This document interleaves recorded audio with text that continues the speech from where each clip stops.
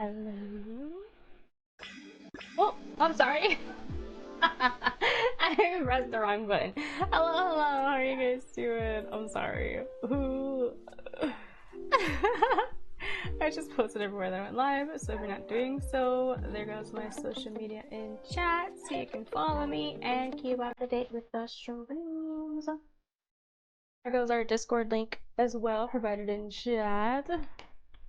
I'm excited. I'm both excited and nervous to play this game because I don't know what it's about.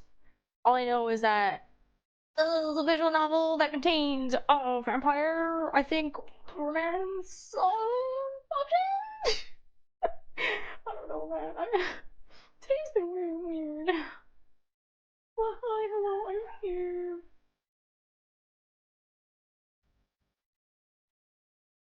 Oh my goodness. Okay. I'm here, ready to play. Sorry for always being late. I self-sabotage is why. I had plenty of time today actually. I just self-sabotaged. My bad. I'll get better. I want to try. I want to try. If you hear dog barking frantically, it's because my mom just got home. That's why she's barking frantically. And my mom has to go back out again because she forgot to pick up my brother from work and now he's spam messaging. Oh my god. Okay, let me boot up the game. I don't know how this is gonna go, but I'm really excited for it. It seems like a really nice game. Oh, Ballads at Midnight is rated T for suggestive material, strong language, alcohol use, and illusions. Illusions? Illusions? Ah! I didn't finish reading that. You guys didn't. Hold on. Let's quit. Let's quit out. Oh frick! Wait. Oh my god. I was supposed to capture the screen. Let's see if I can capture the screen. I don't know how long that stays up. Ballads at midnight. Oop. Let's see. Oh, shoosh, yeah, let's go. I'm gonna quit again. I'm gonna quit again so we can read that warning. I hope you guys will be able to read it. I won't be able to tell. Try one more time. Will the warning even appear? It doesn't! Oh, frick! Oh, shoot. Oh, shoot. What did I do? Oh. Oh, no. Oh, God, I broke the game. Oh, God, I broke the game. Is that better? Oh, frick. As you can tell, I'm not a PC gamer. We go through this every time. Display window. Yes, please. But that's it! Can I like make it full screen and then window to like adjust it properly? I can, okay. That's correct? This is how it was? Yes! Oh, I fixed it! Let's go. I'm so sorry, I'm very dumb. I'm very dumb. I don't know what I'm doing. You guys think I know what I'm doing? I've been doing this for 5 years. Almost 6. You think I know what I'm doing? I don't know anything. But that's the fun. That's the beauty of this. We learn together.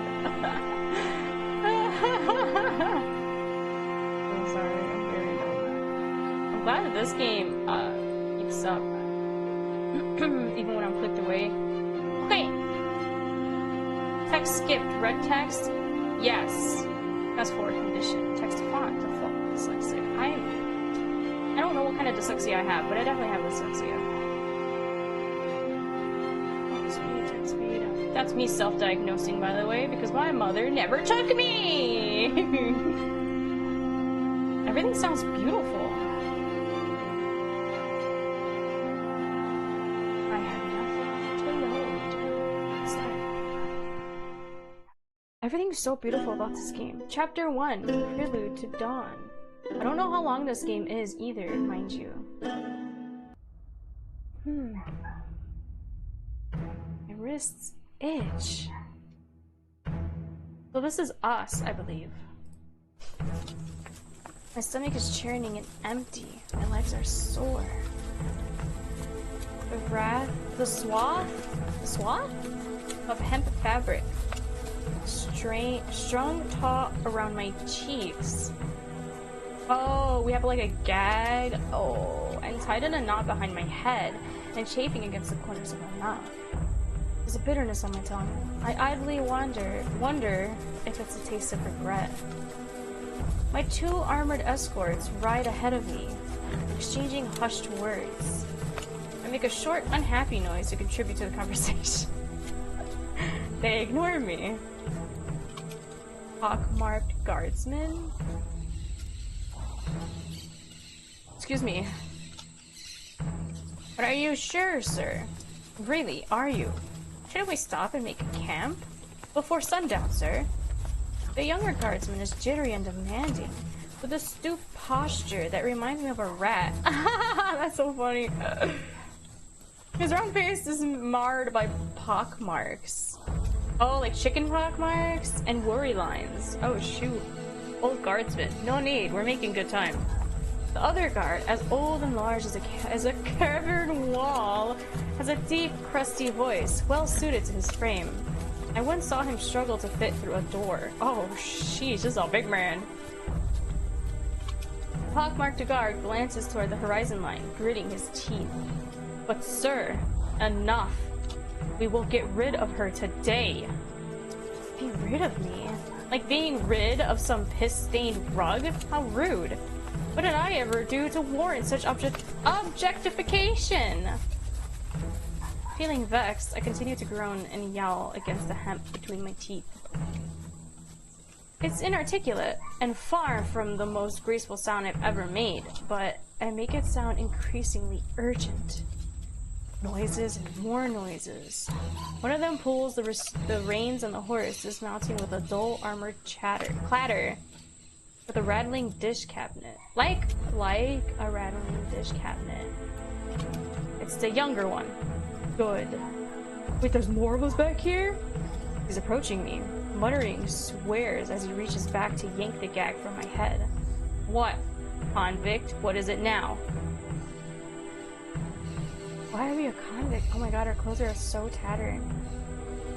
Oh, their expression!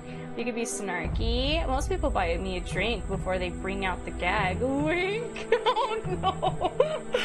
You're all ingrates, you hear me? Low-browed, barbaric boneheads, the whole lot of you start screaming. Oh, I can't even save! Ah! Oh, yes I can. Oh my god. I was so scared. I mean, we're already gagged and stuff. I don't want them to harm us more than they seem to have already done so, right? Look at our clothes. There's no way we lived like this, right? This has to be because of what they are doing. So, let's be snarky. Me, a prisoner. Most people buy me a drink before they bring out the gag. Stop it. He hisses the words low under his breath. Through his ear— though his ears glow a treacherous shade of tomato red. Shade of tomato red. We made the younger guards blush. It wasn't funny the first time, and it won't be funny the next time. There won't even be a next time. At the rate we're going. Say it again pretty— I can say it again pretty fast, I think. Gods. You really haven't learned your lesson. What's wrong with you? He almost sounds amazed. If my hands weren't untied, I'd swirl my wrists and do a curtsy. So instead, I sidle up to him, reaching out to brush my knuckles near his waistband. What's wrong? I wager you know exactly what's wrong. Oh, ooh. I was under the impression we moved past ritualistic sacrifice as a civilization, you see. I thought we were better than this. Yet here you knuckleheads are, dragging me through the woods to feed me to a godforsaken vampire. Oh, so we know! We know that there's a vampire somewhere secluded out here. I stomp on a branch when I get close enough. As what ensuing crack obscures the sound as I unsheath the dagger from his belt. Ooh. I palm it under my sleeve in a quick motion, hoping my rouge goes unnoticed. The guard stumbles away from me. He draws his sword to keep me at bay, snarling. So they have us all walking while they're on horses? You keep away, you heretic! Don't come near me! I raise my bound wrists in front of my chest, widening my eyes to look appropriately frightened. And I still have his dagger. By the time he clambers back onto his horse, his older companion extends his arm and smacks the back of the young guardsman's head. Idiot! Now we have to listen to her belly aching for the rest of the journey. Do we? The younger guard rubs his head, sounding dismissive. She's caused nothing but trouble. Why not slit her throat and be done with it? Let the wildlife take care of the remains. Ah! The old guard hits him again. I find humor in this slapstick routine if they weren't discussing my imminent demise. Shush, boy. We carry Her Majesty's order to the letter, you and I. No shortcuts. Oh. You know the severity of our laws. Underhanded practice will cost you your damn hands. The pockmarked guard hunches further at the shoulders. His eyes dart around like he wants to argue, but he begrudgingly clamps his mouth shut. I, on the other hand, have a dogged penchant. What does that mean? Have a dogged penchant for making my observations known, and am blessed with quick retorts. Or it just costs the fingers if you're lucky. I notice your wise old man here is missing a digit or two. I raise my restrained palms, wiggling my fingers. They glow. What? They glower baleful at me. Oh my god! I'm so dumb. I don't know any of these words. I'm assuming they look at her like unamused, disgusted. I've seen actual battlefields. Harlot. Oh, now we're a harlot. Okay. Do not liken me to your what? Do not liken me to your crooked bar brawling ilk. Convict, heretic, and now harlot. Wonderful. I roll my eyes and comb my nose at him. How about anything that the old man is lying? Alluvia hasn't waged any wars. Hasn't waged. Alluvia? Is that where we live? Alluvia hasn't waged any wars in the past half-century. Furthermore, he boasted to my jailers that he's been assigned to this post for the brunt of his service to the crown. But I know better than to push my luck with him. He's more prone to violence than the other guardsmen. What, the old veteran? Of course, because he's old and crotchety, you know? And that how all old crotchety people are? Or all old guardsmen are? I'm sorry. Excuse me. I used to lag behind at the start of our journey, defiant and stubborn. The old one never hesitated to yank the rope around my wrist, lurching me right into brambles and sharp stones. So we are forced to walk. No wonder why we're so tired. Defying him, I learned, meant having scraped palms and knees at best. Oh. Wait, so if we were just trying to bother the young one... Oh, I'm gonna have to go back to the main menu if I want to be reloading everything. Oh, man.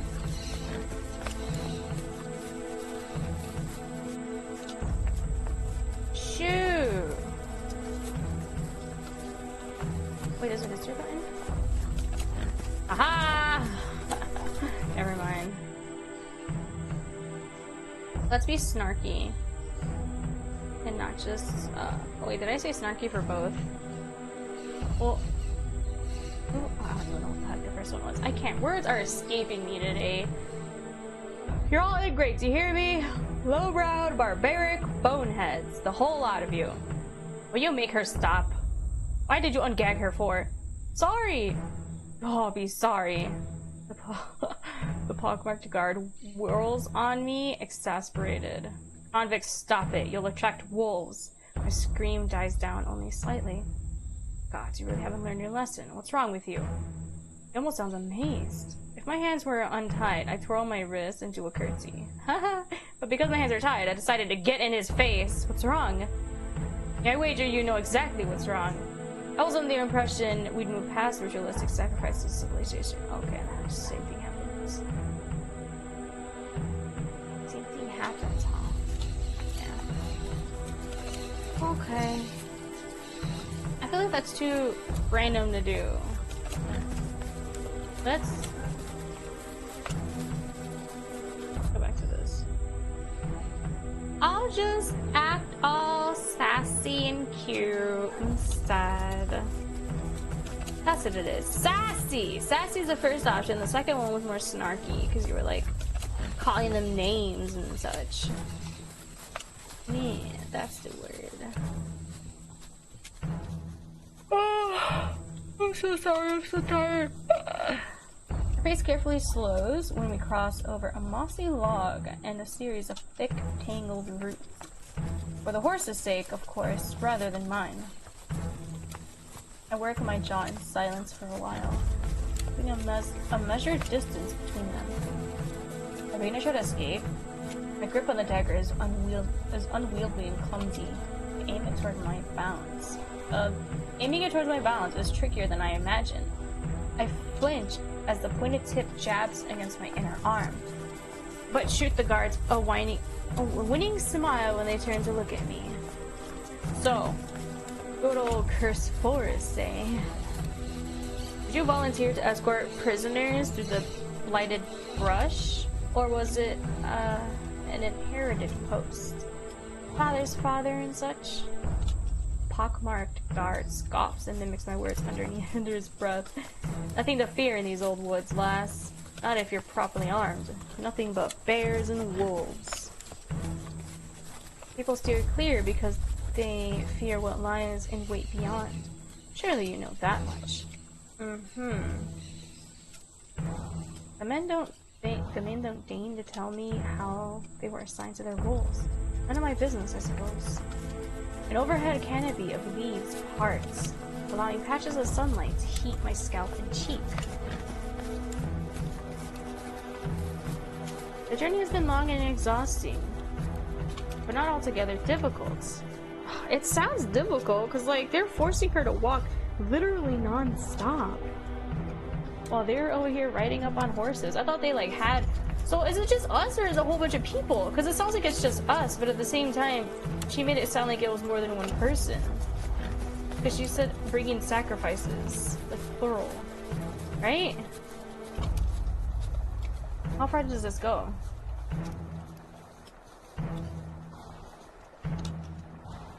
I don't know. Oh man. The journey has been long and exhausting, but not altogether difficult. I'd even consider it idyllic? I don't know what this means. Or how to pronounce it. Idyllic from its perpetual backdrop of birdsong and distant running water. Any sense of leisure sinks and coils at the pit of my stomach as I realize the birds have gone silent, and the sound of water has risen into a dull roar. Before us is a murky disk of water, blemished green with algae, miles long, miles wide, and a harrowingly uncertain depth. Where the heck? We're like in a swamp now? A jagged, ostentatious? Woo, the state? I'm sorry, I can't read.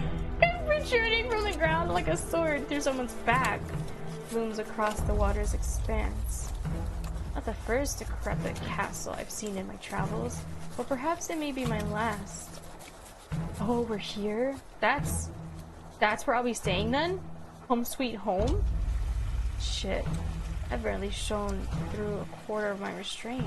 Oh, I've barely shone through... Shorn? What is this wording? Shone through a quarter of my restraints.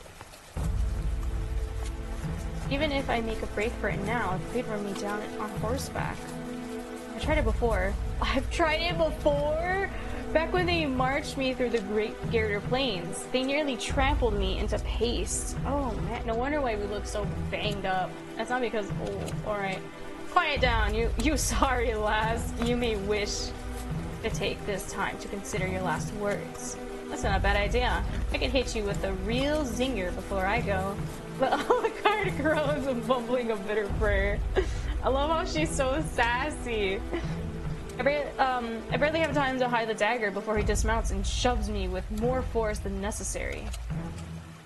He loads me unceremoniously into a ramshackled little boat, leaving the pockmarked guard to deal with me while he tends to the horses. Oh. My breath catches when the remaining guard takes the seat opposite to me. His gawky movements nearly makes the boat capsize before we've even left the shore. Why is a big burly guy getting in the boat with us? What? The boat cuts through algae like a knife. Over the dry land, the guardsman takes a heavy seat in the grass as he watches the sun descend. Oh, it's a more serene view than he deserves. Take a deep breath and open my mouth to shout. Okay, so we're with the clumsy young guard. Overgrown prune, you old bastard! No, overgrown prune. Overgrown prune. The guard bites back a chuckle and clears his throat. I suppose he's freer to find revelry? Now that we're a safe distance away. As I warily crane my neck around, I observe how the water completely surrounds the estate. That makes us a moat. But there curiously isn't a drawbridge in sight. I was gonna say, there's no bridge then? Maybe it's too long to have a bridge?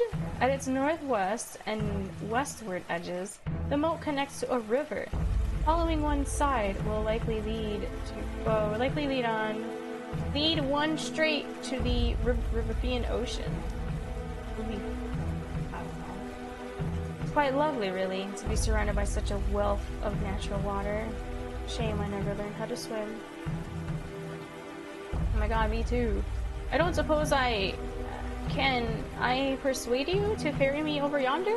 All the way around the estate? On the other side of the shore? The guard elects not to reply. He won't even look at me now. Oh, no, our flirting attempts didn't work earlier. Aside from the oars carving through the water, the remaining boat ride is hushed and nerve-wracking. I sit up straight, stock still, and stock still. Trying to keep my weight centered despite the stinging insects nipping at my neck and ankles. The sun turns red as it dips closer to the horizon. It takes half an hour to reach the other side, if not longer. Oh geez, okay, so it is a large distance away. Beyond the lip of the water is a carved ledge with a pit of trenches surrounding the estate's perimeter. Ooh. The guard wastes no time forcing me upright and pushing me off to the side. I fall into a roll, barely cushioned by the impact of the grassy mud. Oh my god.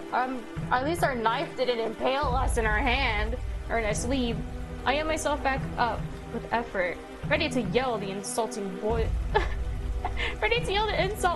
at the tip of my tongue. To my surprise, the young guard is still up there, lingering at the edge. Is he too afraid to come over? Miss me already? Hesitating doesn't make you better than him. No, I'm gonna tease him. Miss me already? I quirk my head to the side and bat my eyelashes at him. His response is slow and deliberate. I won't even remember you by tomorrow. I hardly know you, convict. And you don't even know my name. Who needs names? We're two ships passing in the night, you and I. But it's not too late to change that, We can still run off into the sunset together. Come on, help me out. Oh! Silver tongue, always make fun of the guards. I got an achievement for that. That's so funny. With the sun setting behind the guardsman, his features are cast in an unreadable shadow. His fingers twitch and tap at his side. He casts an uneasy glance over his shoulder before finally he grumbles and rummages through his overcoat. From it, he pulls out the neck of a familiar instrument and throws it onto the ground with me. Is that mine? I cry out as my loot lands in the mud, nearly falling onto my own shoulder as I reach and fail to catch it. You'll owe me in your next life, convict. I hope this accursed thing provides you some comfort in your final moments. Oh, the young guard brought her a freaking instrument! What a sweetheart! Even though, okay, you know what? I'm sorry for teasing you, but thank you. I glare up at him. Old guy made you nervous, didn't he? All that talk about cutting off hands for being underhanded. Shut up. I knew you were acting jumpy for a reason. I just knew it. You were gonna pawn off my poor little beauty here, but now you don't want to risk getting caught with it. Oh, never mind. Harlot! Harlot.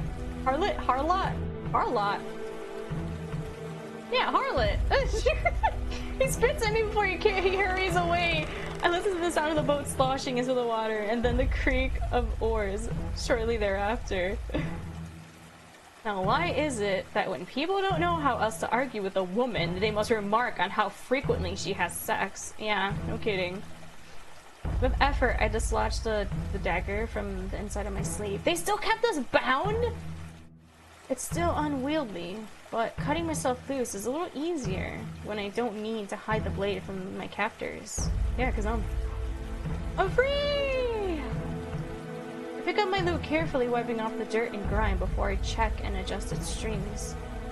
I holster it across my back, where it belongs.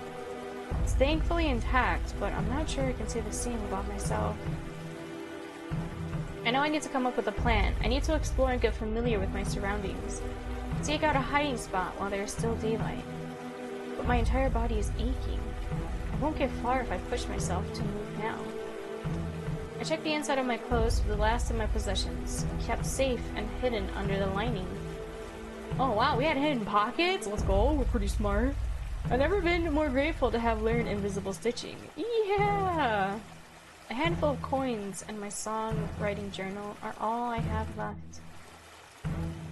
I had hidden a number of small blades on my person, but I was too reckless in my previous escape attempts. Dang. I kept getting caught and they confiscated all my knives. This guardsman's dagger isn't too shabby, at least. But I mean, it took forever for us to cut ourselves free. I took the blade into my belt, careful not to poke myself. I'll be ready to use it when it's dark. The ledge I fell from casts a long shadow. I edge away from it into the remaining light, and I concentrate on taking deep, rejuvenating breaths. This creature of the night, I've heard it can change its very shape. If it pursues me in the form of some animal, I doubt it can outrun it for long. It's wisest to save my strength so I can battle whatever form it takes. After all, I'm determined not to go down easily.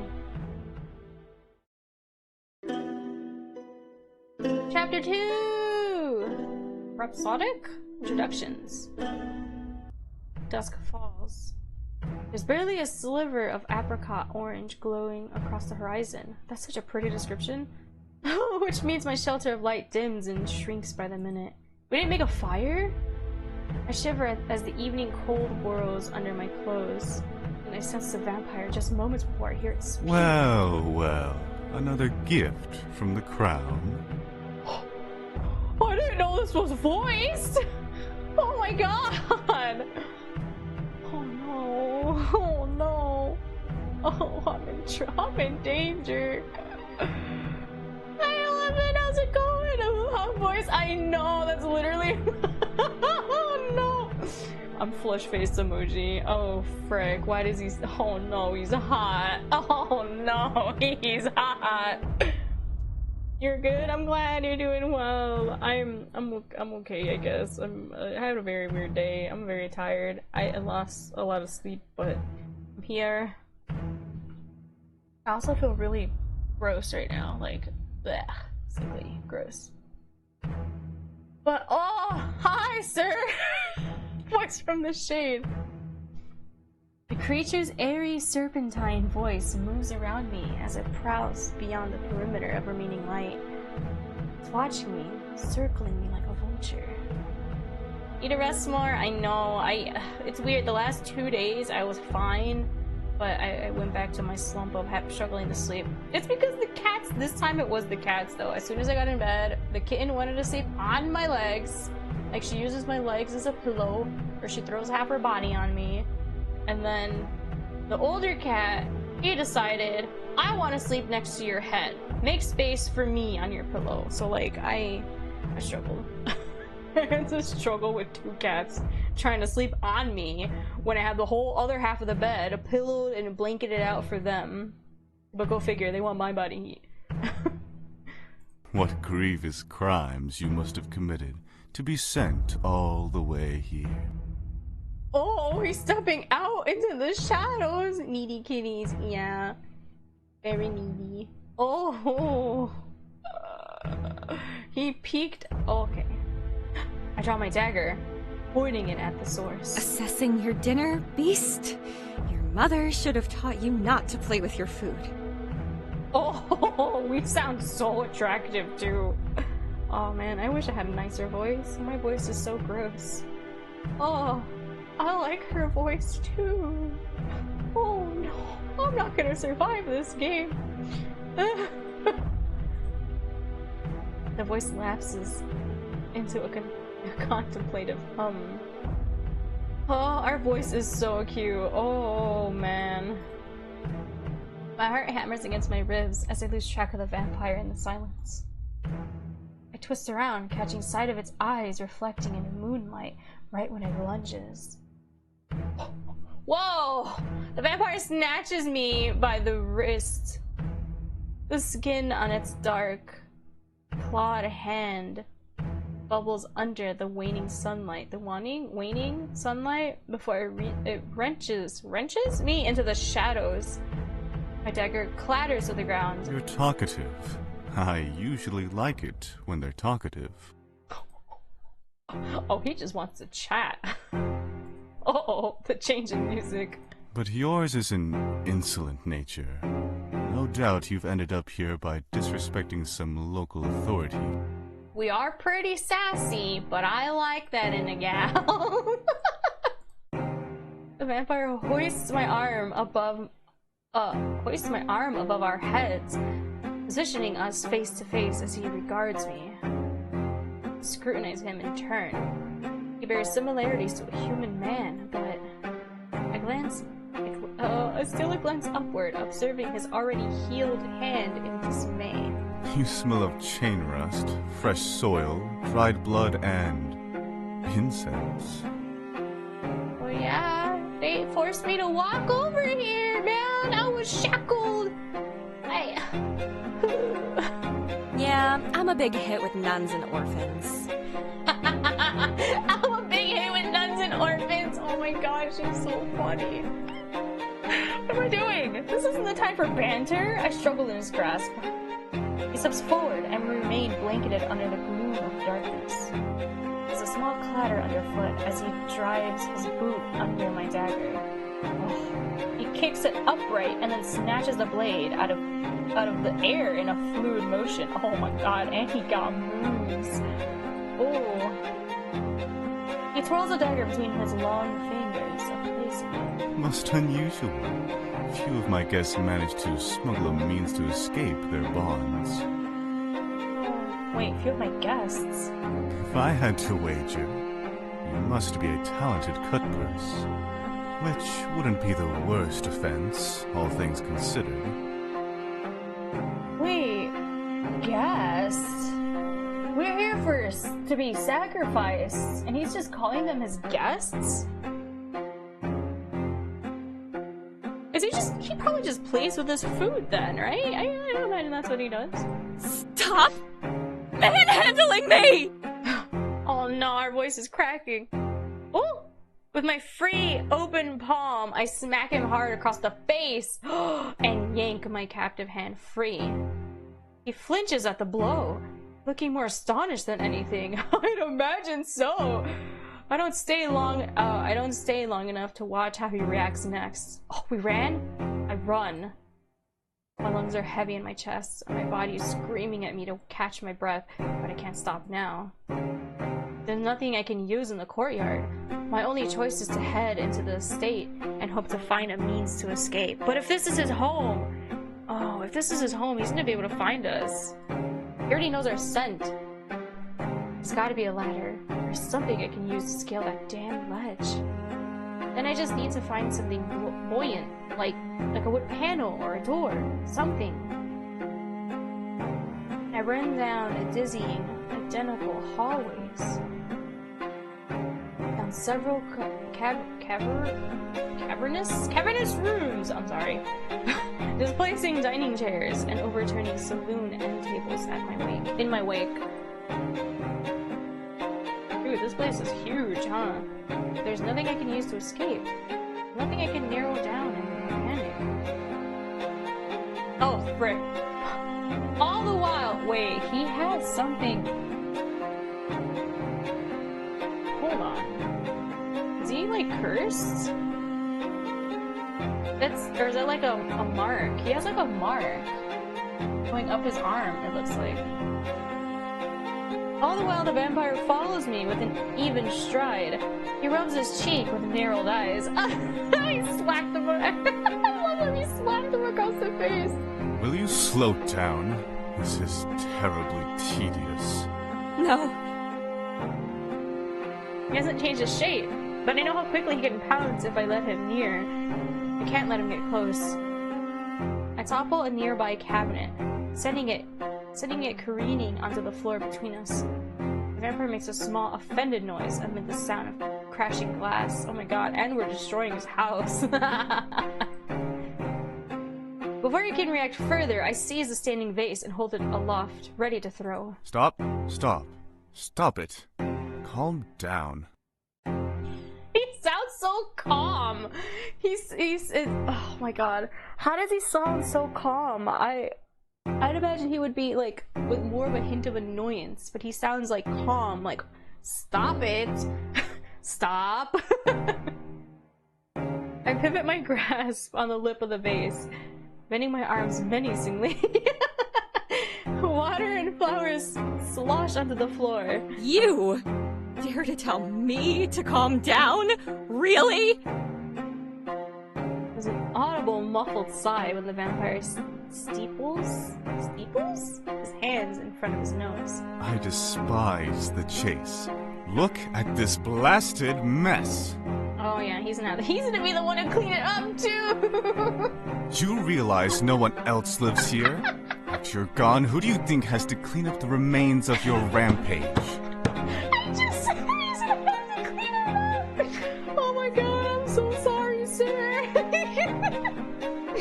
Oh man, I feel that in my soul. I feel bad now. I'm sorry, sir. I'm sorry. I'm sorry. Are you criticizing the way I'm fighting for my life? Not her to getting offended that he's criticizing her. You must understand, mortal. Despite what the good people of Illuvia will have you believe, we have no bestial compulsion to take your life. Alright? Oh. Yeah, like he didn't seem like he was ready to strike. He just seemed more like, oh, welcome, new guest. You're quite different than most. Like, he wasn't... He didn't seem like he was gonna be wanting to eat us, like, immediately. He seemed more like he wanted to toy with his food, not that he wanted to just eat us right away, so... interesting. Interesting, why not? Though I'll admit you have sorely tempted me with the prospect of your demise, Oh. there is a civilized alternative worth considering. Oh. A civilized alternative to becoming a withered, bloodless corpse decorating his hallway? I keep the vase aloft, halfway between willful rebellion and uncertain curiosity. I'm listening. That is all I ask. First of all, this here. He dangles the dagger in between two fingers, as if it's a dirty sock he found in my chambers. As a show of good faith, I will return to you this nasty little thing. Ooh, welcome, new waifu. Yeah, that's basically what he did. Oh, I like your look, girl. Oh, sure. Hi, sir. He's actually giving us back our weapon too. In exchange, you will not stab me with it. No promises. Its blade is neither sharp nor long enough to kill me, but it will deeply annoy me. That's enough. If I'm deeply annoyed, I will be forced to rescind my good faith and tear you to shreds. Oh, he's giving us options. Understood? Yes, sir! Furrow my brows, but I nod. It makes sense. I actually want to incapacitate him. I'd at least need a larger weapon. I've yet to hear any myths where vampires are notoriously weak to standard cavalry daggers. Good girl. Here. He dropped the good girl. Oh. He tosses the dagger over to me. It slides along the floor until I stop it with the heel of my boot. No bend to pick it up. Our next matter at hand is the barter. Oh. I've been known to spare and set my prisoners free in exchange for knowledge or for an item of substantial value. Really? He wants a trade. Fortunately for you, I noticed the loot strapped to your back while you were racing through my abode. Haha, that's what piqued his curiosity then. Yeah, he dropped the good girl. Oh my god. Oh no. I pivot my torso away, trying in vain to hide the instrument from sight. He already saw it, girl! Come now, don't be selfish. Give it to me and you will have your freedom. Wait, you will have your freedom. Why did he say it like that? Come now, don't be selfish. Give it to me and you will have your freedom. Freedom. Oh no. Your life will be yours again. Keep away from Illuvia and lay low for several years, and the crown will be none the wiser. Do you think it's that easy? For several years? How are we supposed to lay low for several years? I can't. What? Oh my god. I've cared for it ever since I was a little girl. How can I possibly give it up now? I can't give it to you. No. I nearly lost it once already. Nothing is stopping you from purchasing a new one once you have your freedom. It's the memories, man. How does he not know that? As for someone who's lived for possibly thousands of years, I don't know what his age is, like, you think he'd had sentimental valuables within his own home, right? I assume somewhere in the cabinet with the way he looked at her. Well, no, he was just more upset that he just had to clean that later, but sentimental value is priceless! Certainly you'll have to save up for a while. I recognize the value of an average instrument, let alone how much an artisan lute must cost now after centuries of inflation. God, however, you'll have plenty of chances to... No. No. I said I won't give it to you. Why not? Why is he angry at me? Hypocrite! I raise my voice to match his tone. I can't help it. I get competitive. You imply me to be insensitive on the grounds of trampling through your home, but what about you? Demanding my only means of providing for myself. Your only means? Nonsense. You're able-bodied, young, far from hideous. Once you have your freedom, I'm quite certain you'll figure something out. He just called us not far from hideous. Oh, thank you. Your venerable age must have impaired your hearing then, vampire, because I'm not sure you quite caught it when I repeatedly said no. I am not giving it to you. Oh my god, that's sad. Fine, then you're not leaving. Oh no, he's boring his fangs at us. Oh, he flings his hand skywards, turning and stalking towards the nearest window. I pray you'll have fun rotting in here for the remainder of your brief and miserable existence, mortal. At which point you and I might have something in common. He's just gonna leave us here? He's gonna leave us here to rot then? Oh, bye-bye! It erupts into a vicious flurry of black mist. As the smoke clears, I see the flapping outline of a bat soaring out the window and into the night. Oh my god, so he could turn into a bat? I groan between gritted teeth, jostling this stupid face that I'm still holding over my head. as tempting as it is to smash it, let's drop it. I set it down and began gathering the displaced flowers with a dejected sigh. The blooms are vibrantly fresh and fragrant. They're going to wilt without water. Gods. I just got into a screaming match with a vampire and upset him so much that he had to, I don't know, go take an angry nap? What do you mean go take an angry nap? He just took off. He got so upset he just ran away from his own home.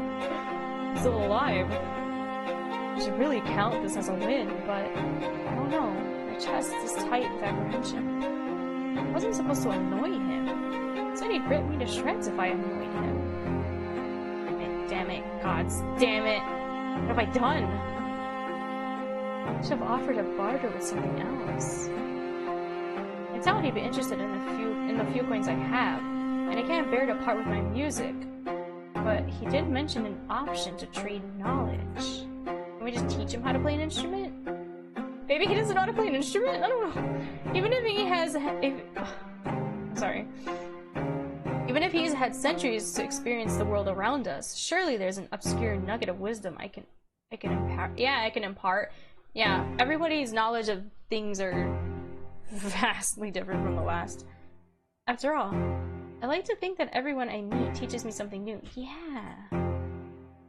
I'll have some leverage if I can figure out what he already knows. And if I can, I need to find something else to protect myself. Dagger will be of little use aside from cutting rope. Chapter 3? Yeah, chapter 3! Stray Dog Serenade.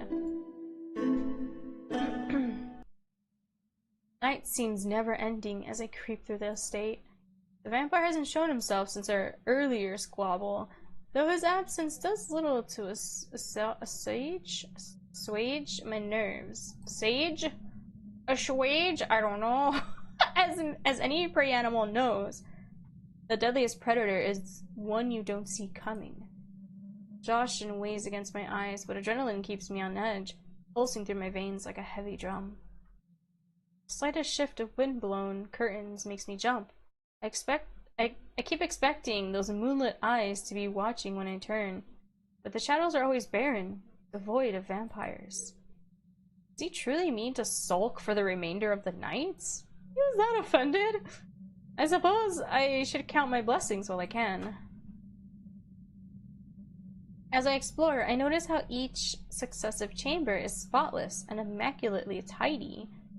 Aside from the furniture I disturbed, which I take the time to straighten, oh, we're cleaning up for him, I uncover an abundance of books crowding the shelves and various surfaces.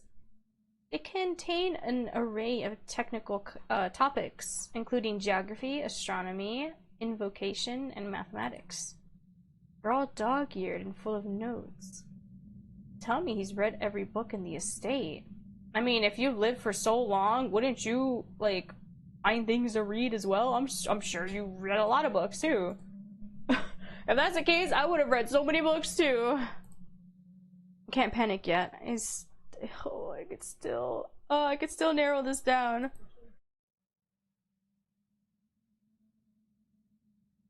Oh my god, excuse me, I had a big yawn. Assuming he takes the time to clean his most frequent spaces, I ought to pay attention to what it is and isn't covered in dust. What is and isn't covered in dust? Oh my god, are we gonna clean for him?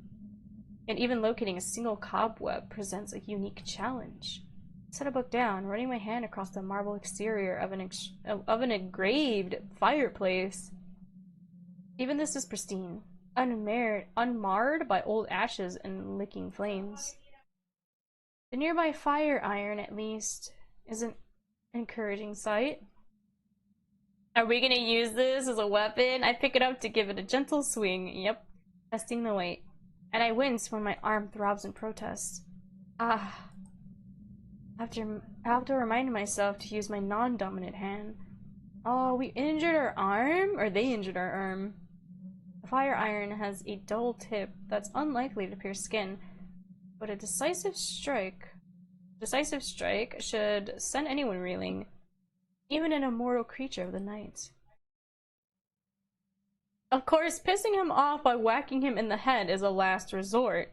I'm more interested in jabbing the fire iron into the ledge outside and using it as a handhold to climb my way up. The idea may sound absurd, but it could work. I won't know until I try. Oh my god, we're so adventurous.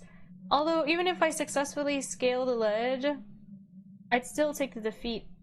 Oh yeah, I'd still have to defeat the moat somehow. We're gonna have to make our own boat. The gaze wanders around the chamber. If someone is wealthy enough to build a castle, they usually enjoy surrounding themselves with larger-than-life portraits.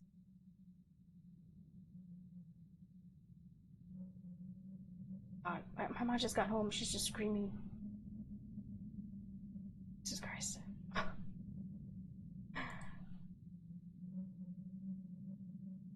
One thing that I'd have found, one would think that I'd have found a big enough painting to pry off the wall and ride across the moat by now, but the decor is tragically modest. There's a lot of things though hung up. As I move to lower my arms, a golden glint reflects off the dark metal of the fire iron. I pivot my shoulders with cautious hope. There, thin rays of dawn's light gleam through the drawn curtains. My body practically moves on its own. I march to the window and wrench the curtains open. She looks so happy and smug. Morning daylight fills the chamber. I'd never been happier to see the sun peeking over the mountains like an old friend. Though, the moment the curtains shift, a small beige shape moves with it across the floor. A rat? I hate rats. I've always been scared of them. When I hop away from the shape, I observe how it doesn't continue to move. I bend to inspect it, using the fire iron for support. It's just a furrowed... Whoa. What is this? It's just a furrowed scrap of parchment, brown and frail with age. It's an unusual sight, considering how free of dirt and clutter the rest of the room is. Would you look at that? He's finally missed a spot. I suppose a vampire doesn't enjoy cleaning under the curtains. Unless the sun's, sneak up on him unawares. Yep. I turn the paper over, noting the smudge of charcoal rubbing off on my thumb. Oh. Part of a larger drawing. Maybe even one of those enamorous portraits I'm sorely missing. Is this something that he's drawn? I'm sure it's worthless, but no harm holding on to it. Perhaps the vampire will appreciate my help in tidying up. I try and fail to hold back a yawn that makes my entire body shudder. Oh no, now I have to yawn. Oh.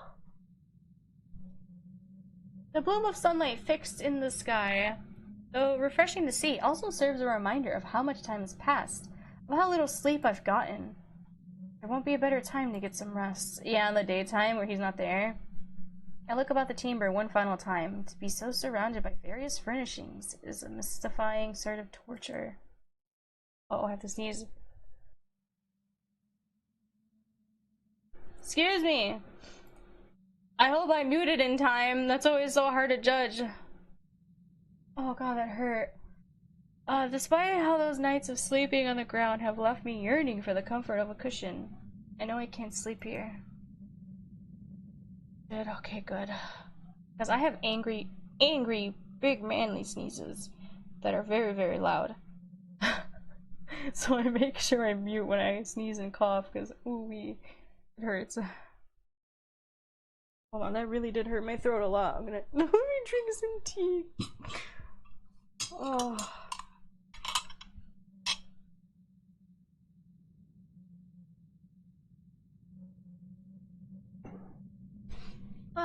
The vampire needs only to close the curtains to accost me in my sleep. Back outside I go. The days are long this time of year. I'll have plenty of time to try climbing the ledge when I awake. We're gonna sleep outside? I grab a decorative pillow from a sofa. It's not much, but it will make my cobblestone bed a little more bearable. I retrace my steps through the estate, practically collapse into the first ring of sunlight I find. I awake from a dreamless, restless slumber into the cold of the evening. Sitting up with a jolt, I'd scan the sky with mounting dismay. I would have just slept inside the building somewhere that's like well lit with the sunlight, right? I mean, maybe they didn't want to because if they wake up at night, maybe he would be there. But what if he like locked the windows and doors and he wouldn't know? I don't know. Somewhere comfortable, man. I don't know. I don't know. I can't sleep if I'm uncomfortable. I'm a very light sleeper. I don't know how people can do this. I wake from a dreamless, restless slumber into the cold evening. Into the cold of evening. Sitting up with a jolt, I'd scan the sky without mounting dismay. Sundown again? Already? Yeah, girl, you went to sleep. How could I have slept for so long? Because you were exhausted and you didn't sleep previously. The clenching ache in my bones and blossoming bruises on my skin reveal the answer to my unspoken question. My stamina is spent. I won't be able to run away. I won't be able to run away the way I did yesterday. Oh my god, excuse me. No, no. It feels like the very shadows are reaching for me, streaking across the ground like long claws. Speaking of claws. Off! Just slides in. Oh, music. From the shade nearby, the vampire looks down at me with flat displeasure. My fingers curl instinctively around the fire iron. We're still here? On the ground, no less? Where else would I be? Why, I figured you would have climbed onto the roof.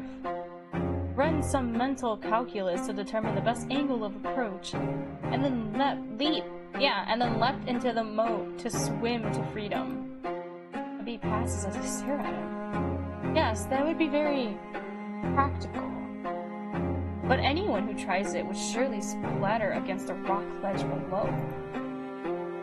Perhaps, and even if they made it to the water, they would discover the alligators in the moat. Alligators? Really? No. I'm gonna say I didn't see any! What is he talking about? What the hell?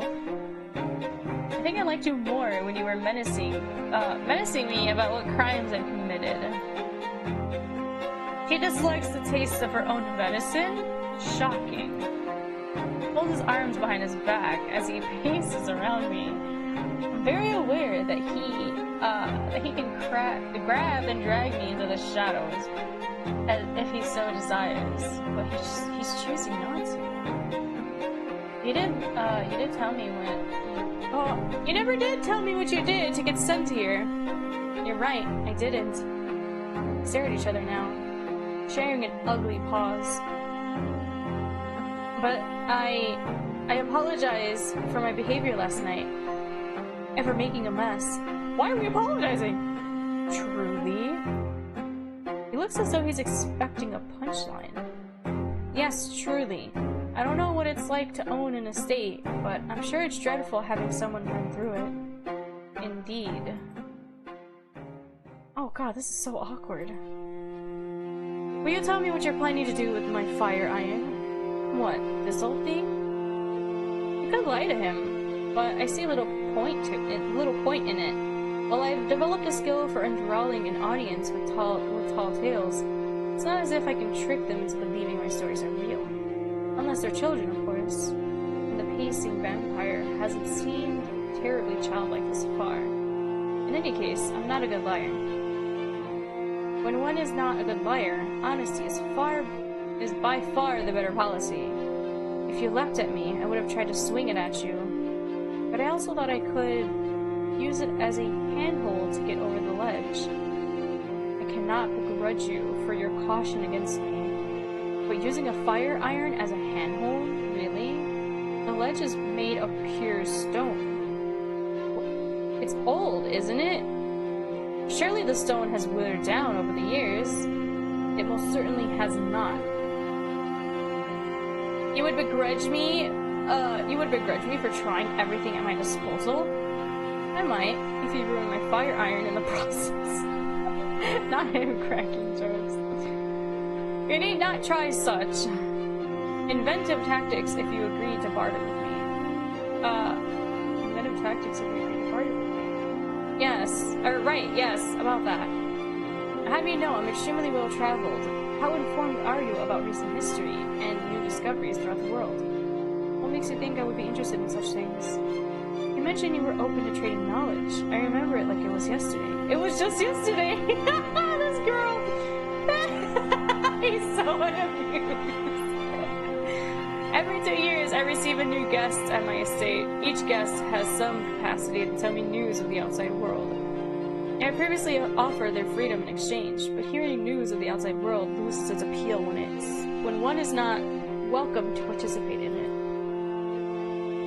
But some men and women have nothing else to give. Surely you would not deprive this opportunity from a future guest when you have more to offer than this. He really wants that frickin' instrument, huh? My flute feels heavy against my back. What else can I offer that amounts to the price of my freedom? Please, I can't give it to you. Scoffs at me. Why does he want it so bad? Just when I thought you were seeing sense. But I may yet be as amendable as you have been to me. Last night, I hadn't fully understood that you play music as your primary profession. Not at first. My recent slew of guests have been cutthroats and highway men. I forget that I have also housed scientists and artists. I presume you must be good at your craft. As such, you need your lute more than I do. Oh? Sudden unexpected empathy leaves me speechless, yeah. He takes my silence as permission to continue. I ought to also admit, it has been a very long time since someone has told me no. Haha, really? It irritated me to hear. It really did. But it is within your right to say. Forgive me for making it seem otherwise. As our cordial conversation hasn't been astonishing enough, the vampire inclines his head toward me. You're forgiven. But wouldn't everyone have fought you to the bitter end? I imagine there must be several no's sprinkled in there. He chuckles wearily. When properly bound and restrained, one's capacity to fight to the bitter end is quite limited. I expect this leads itself to making my guests more amendable to negotiation, and to give me anything I should desire. So like every 100% of the people that were here didn't even try to fight him? They were just like, oh yeah, take it. Oh yeah, well I can give you this. How would anyone have anything on them too? Because before they had taken her belongings. They took all of her belongings, so that means they took everyone's belongings before her as well. I mean, the guard was gonna pawn off our weapon until I guess we kept flirting with him enough for him to like give it back. Like he probably felt bad. We made him feel bad enough to give it back. That's so strange. I expect this lends itself to my guests. I expect this lends itself to making my guests more amenable to negotiation, and to giving me anything I should desire. Yes. Oh, he really wasn't expecting me to break free of my bonds. Enough of this matter. I suppose we approach this from a new angle. What do you want, mortal? If freedom has no strong appeal for you, perhaps you'd be more interested in power, in immortality. I don't miss the Saturn way, he says that last word. No, I'm fairly sure I do want freedom. I can't imagine what price I'd have to pay for the other two. The stomach growls. What it can do with some food. Food. Food. I don't think it eats food. Even if I get out of here, the nearest village is miles away. I won't go far on an empty stomach. You would ask a vampire to feed you. A marvelously modest start to our negotiative relationship. Your empty stomach shall be filled. I should have a surplus of blood lying around here somewhere. Human! I am human! I'm joking. I'm not so old that I've forgotten what mortals eat. Come with me. It begins to lead the way. I struggle to my feet, but have enough difficulty. steadying myself, but he pauses and turns to observe me. I end up using the fire iron to help me maintain my balance, like a metal walking stick. Pitiful. Sure, my apologies for not being the picture of grace after a 9-day hike with slave-driving guardsmen. Yeah. Now where exactly do you plan on taking me? The vampire is kind enough to show his pace. To slow his pace! Oh, that's nice. And walk with me in parallel, tandem. Though he stays in the shadows, and I in the waning light. You are astoundingly paranoid. I'm taking you somewhere I can feed you, like we agreed. He has food at hand? You mean to feed on me, don't you? No. He says it with such disgust that I gape at him, taken aback.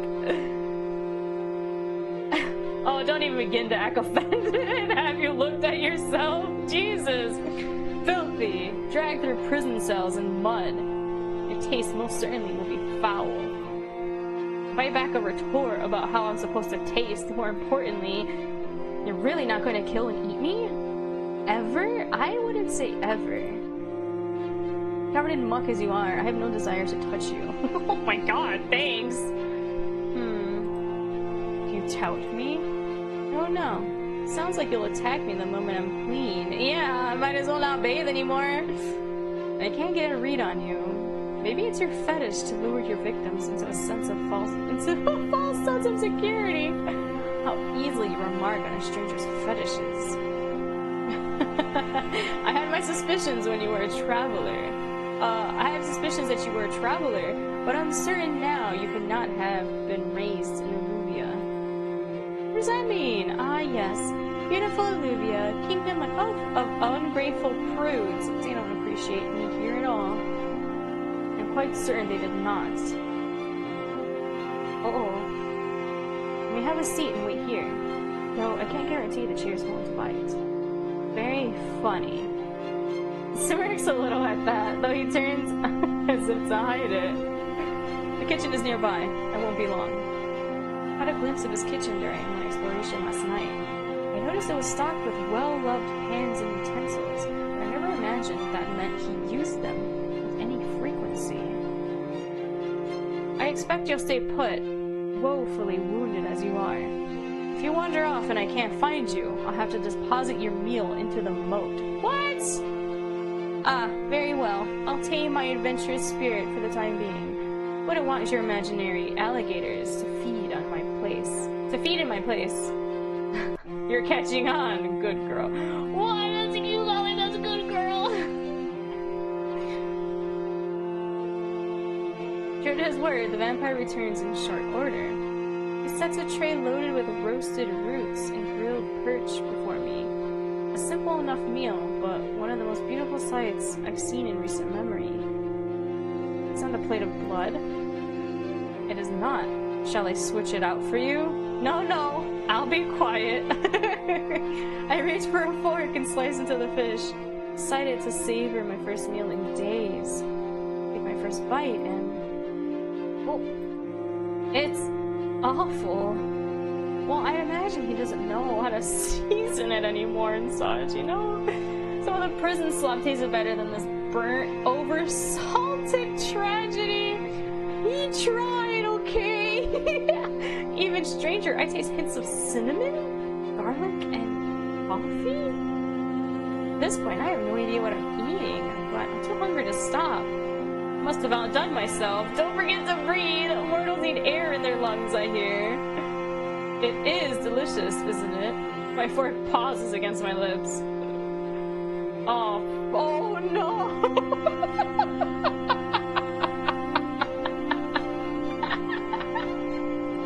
I'm gonna tell him no, it's god awful. It's god's awful. Best meal I've ever had. I'm not gonna lie through my teeth. To be honest, guys, it's really not. This is one of the worst cooked fish I've had in my life, but it tastes better than starvation. The vampire regards me with an unreadable expression. His next words are as slow as they are measured. I've served more than 100 guests in my lifetime. Not a single one of them has described it as, I quote, better than starvation. I like that. Better than starvation. Without constructive criticism, how will you improve? I love she's so sassy!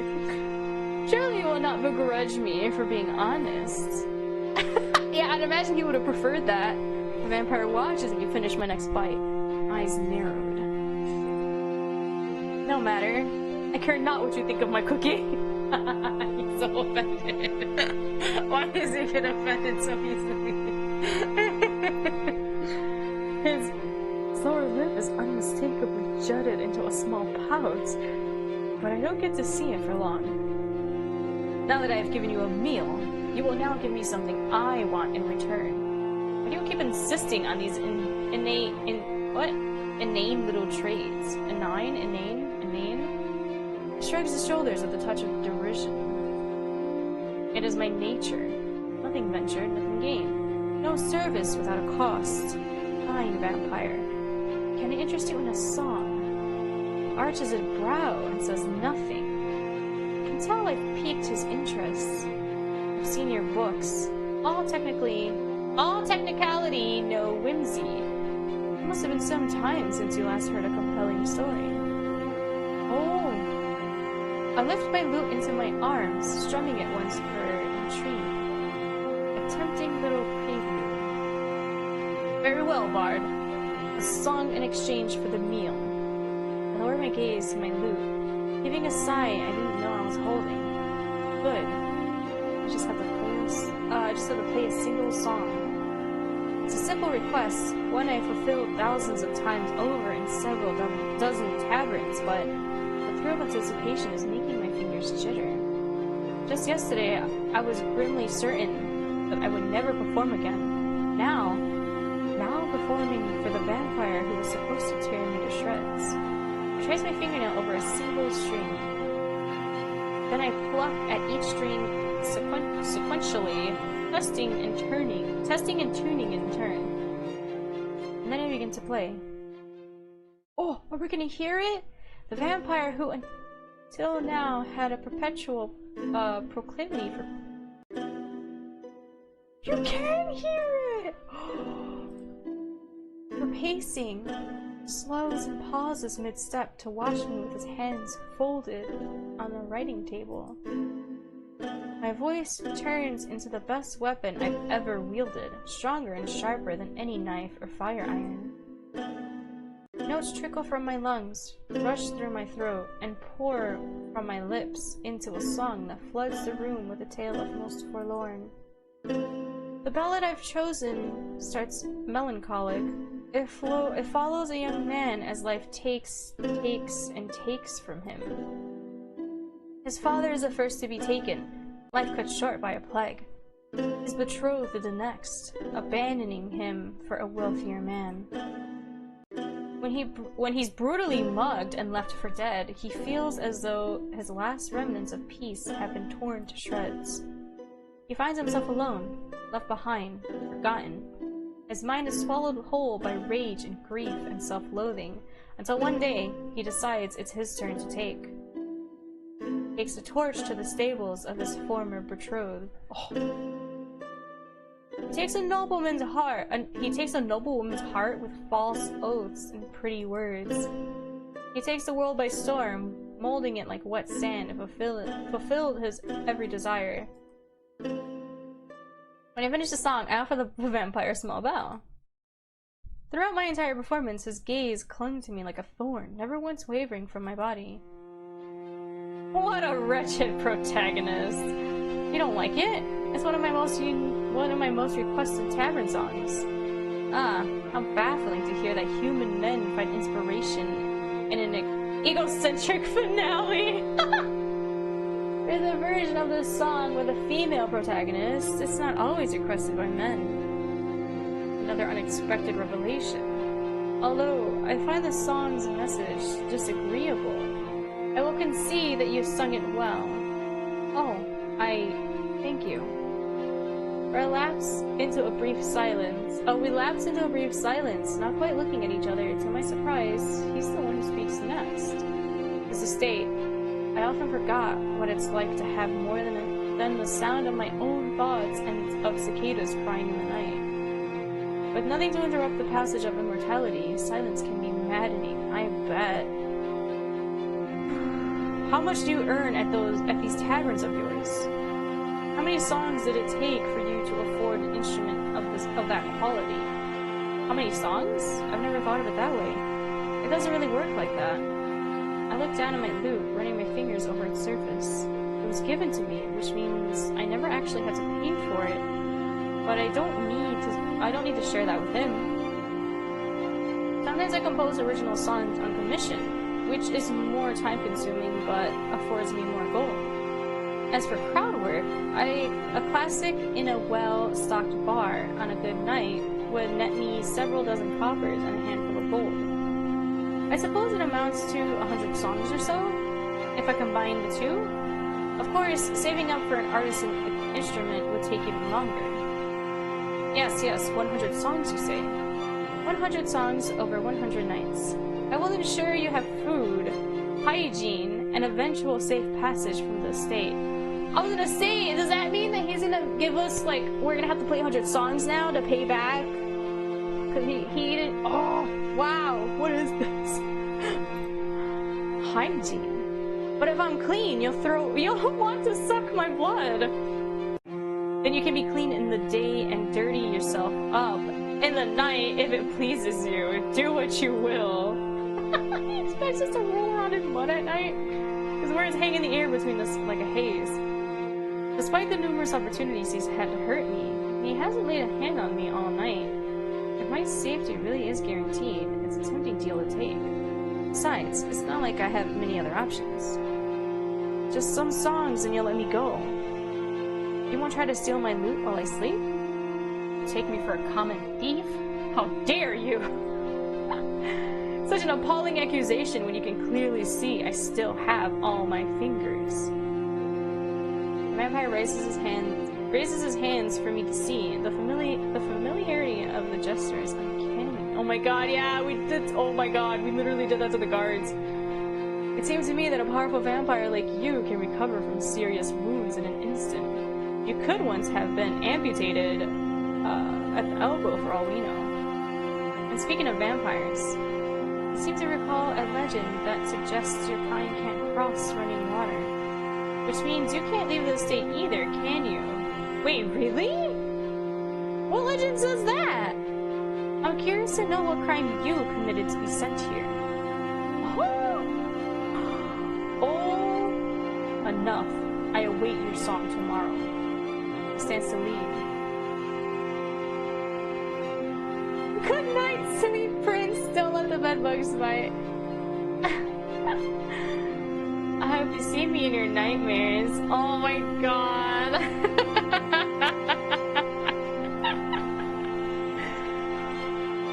We'll flirt with him. Good night, sweet prince. Don't let the bedbugs bite.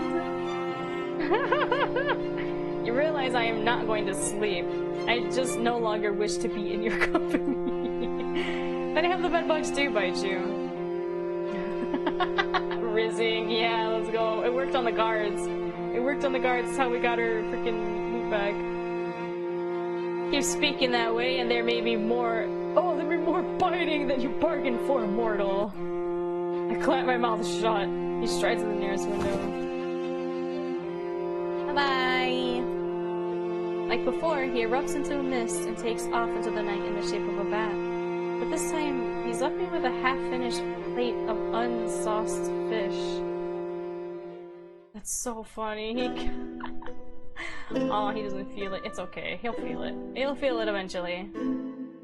Chapter 4, Harmonic Conversations? I'm sorry, I didn't read that. Ugh. Do what you will, the vampire said. I was reluctant to believe it when he gave me free roam of the estate, but he's since made no move to impede me. I was allowed to wander wherever I pleased. I discovered little of note, just more books and the continued absence of dust. Nothing more suspicious than the rent scrap of paper from my first night. Shoot, I was hoping we'd find more papers to like build the bigger picture. Despite my best efforts to distrust him, the vampire only appears to feed me some disgusting fish and claim his song. Stays long enough to make very commentary, sometimes, and rye. Oh, he stays long enough to make wry commentary sometimes, and small talk other times. But in physical proximity, he's giving me a wide berth. Huh? Song, poof, song, poof. It's polite enough, I suppose, and utterly uninterested in causing me harm. That was enough to move me from a cobblestone bed to a cushioned one. The days soon blend together like the colors of a sunset. Other than my fading bruises and brief performances, there's little to mark the passage of time. Shoot, wait, does that mean we only eat once a day too? I just realized. Oh, frick, man. We're definitely not gonna have enough energy to run away, even if we wanted to.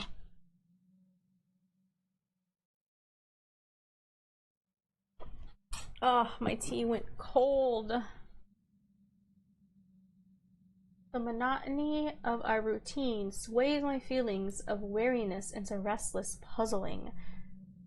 Questions swarm my mind like locusts, and my aimless wandering doesn't yield enough fruit to feed them. I like to sate my burning curiosity with interviewing my vampire. We're calling him my vampire! But I'm not sure how to approach him when he vanishes after my song's final notes. Besides, I still have every reason to sleep with the fire iron wedged under the door handle. Very often so, I'm startled awake by blood-curdling screams. I venture out from my room more than once, fire iron in one hand and my dagger in the other. I noticed the noise I tracked the noise up the many flights of stairs, worried I stumbled upon the vampire feasting on an unlucky traveler who washed up the river. You're watching a movie? And it was...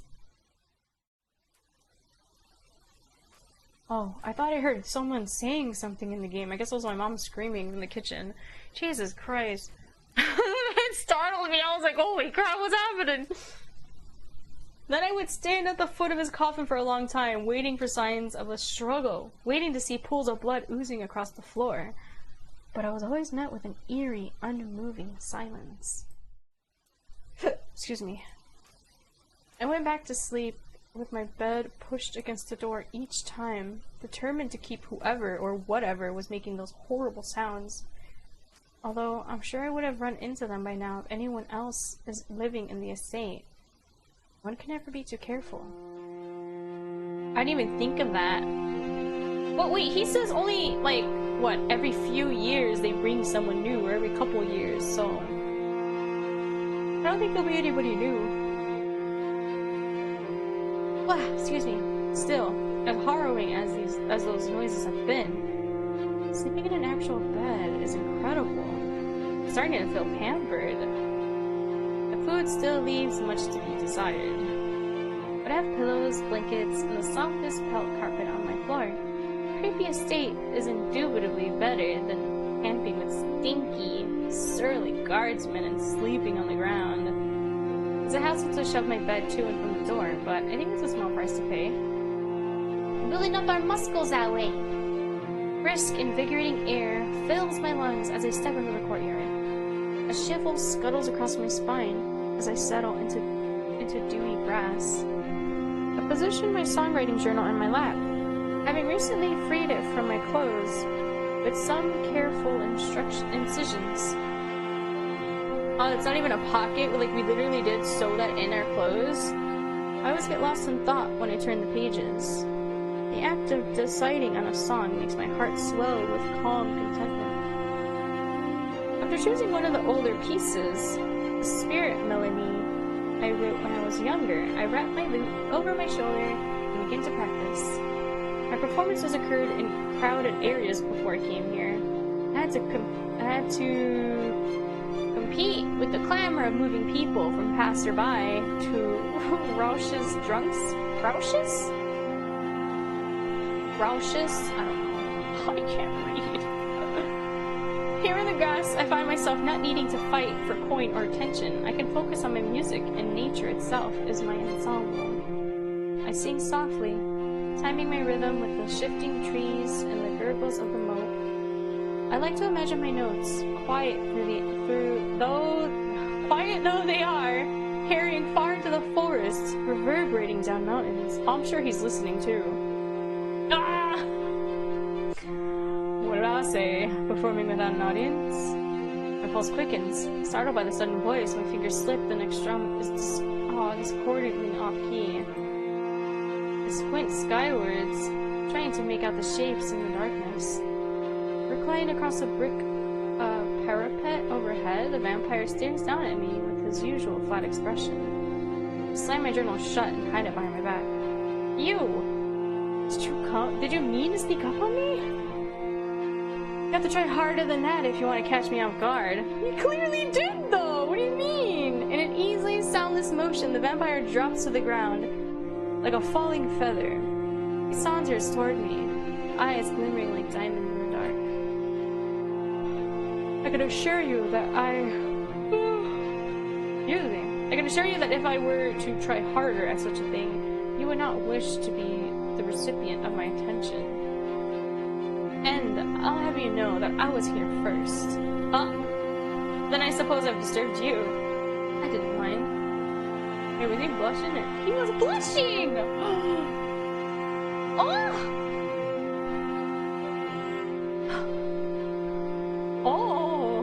Hey, we're rizzing him with our music. His reply was faster and more decisive than I anticipated. My heart hammers harder against my ribs. What is this? Fear? Am I really afraid? Am I really afraid of a ready retort? Ridiculous. In a vain attempt to hide weakness, I hover my hand over my chest. No, I suppose you wouldn't mind a free ballad. Shouldn't you be hibernating in the rafters this time at night? I don't normally perform for another hour or two. Not tonight. He gestures to the night sky. The moon above us looks swollen, rounder and larger than I remember ever seeing it. Even so, is a mere full moon really so impressive? I found my lips to express my thoughts when a warm shadow inches across the moon's surface. Oh, what a moon! Spreading from its left side like a cocoon around a caterpillar. Soon the moon is as red as a sunset, a glowing, rosy marble anchored in the night sky. A blood moon? A total lunar eclipse is a total lunar eclipse is a technical term, though you may call it what you like. It only occurs 3 times a year. The people of Illuvia insist that a blood moon is a bad omen, and seeing one during my travels was a foreboding sight. Yet, the vampire watches the moon with such earnest intensity. I fear his admiration for it is contagious. It's beautiful. They are really pretty. I don't understand why people keep saying it's an omen. What does it mean for you? Are you more powerful while it lasts? The vampire barks out a small, surprised laugh, and his eyes cut away from stargazing to glance at me. No, not at all. I simply pulls his arms behind his back. I enjoy the view. The parapet is the best spot to... Oh, the parapet? This is like where we are? Is the best spot to observe the heavenly bodies in the sky. The ground is a close second. The vampire tilts his head, watching me with an expression I've never seen him wear before. Confused guilt? What is it? My hand twitches, ready to seize a dagger at my belt. Why is he... does it, like, make his vampire-ness, like, more intense? What the heck was that? I have been referring to you as a bard. Oh, ornate and immortal all this time. I don't believe I ever asked for your name. I rest my hand over my lute, relaxing somewhat. You're right. We yelled at each other in the hall and never even introduced ourselves. You can call me... Oh, our character's name is Abigail? That's cute. Do I do my name or do I keep Abigail? Oh, this font's so pretty. I did my name. Change the default name, barred by any other name. Oh my god, frick. Alright, when I go back, I'm gonna use Abigail. Pikachu, yes, it suits you. That's it. Ah, oh no! He smiles at me enigmatically. Oh, you can call me Lucius. Lucius? Lucius. Ah, his name weighs on my tongue like a stone. I never imagined myself learning it. How often he's alluded to his immortality. It slipped my mind that he must have been a human man once. I mean, I'd imagine he was, with the way he said that he could also turn us. Maybe it's because he was, I don't know. I'm sorry. It's a humbling thought. Moreover, it's the longest amount of time we've spent without the distraction of music or bartering. He's even feeling affable enough to learn my name. Did I try asking him my questions? I may not get a better chance than this. Lucius, if I ask you some questions, will you insist on making it a barter? The vampire doesn't respond for a while. Depends on the question. Suppose that's fair. How about this? You don't have to answer a question if you don't want to. I can move on to the next one, and we'll talk for as long as you're willing to entertain me. Ah, now I am the one entertaining you, and at the generous cost of nothing? What an amusing turn of events. I'm surprised you're so eager to talk to me. I believe you said something about the maddening silence of eternity. I began to understand what you mean. I see. Ask your question, Pikachu. I will not ask for you to trade your possessions, but I may like to quell my own curiosity in exchange. You agreed. I wet my lips with anticipation. There's sometimes this noise. It sounds like screaming.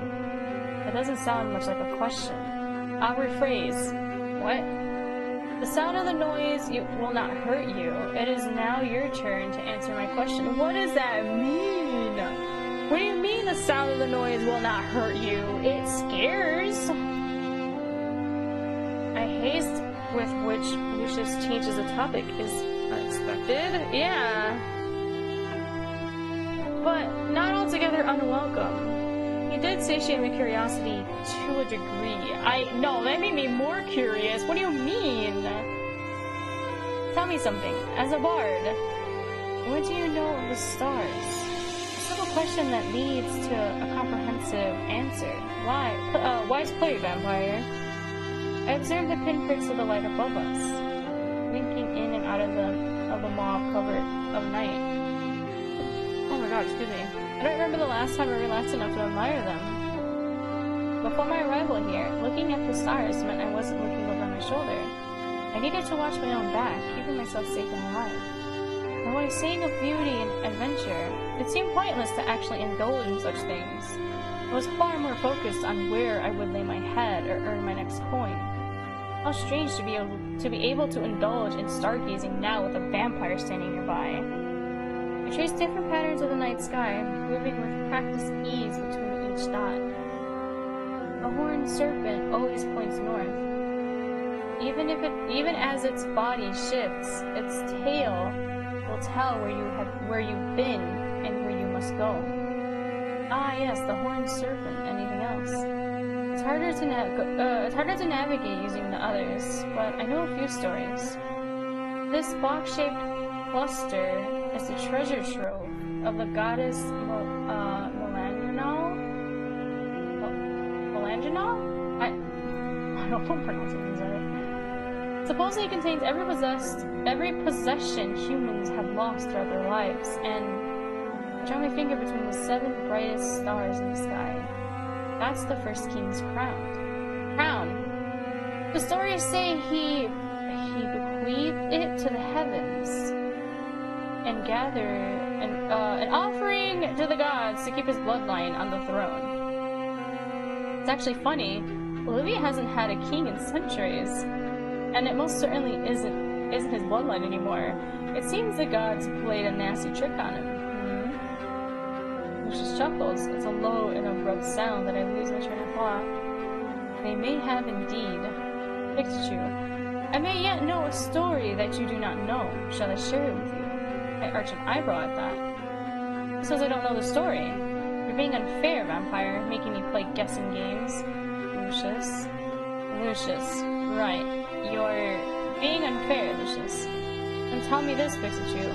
Do you know the story of when the stars first appeared? Huh. You're centuries years old, and what do you mean? Obviously I don't.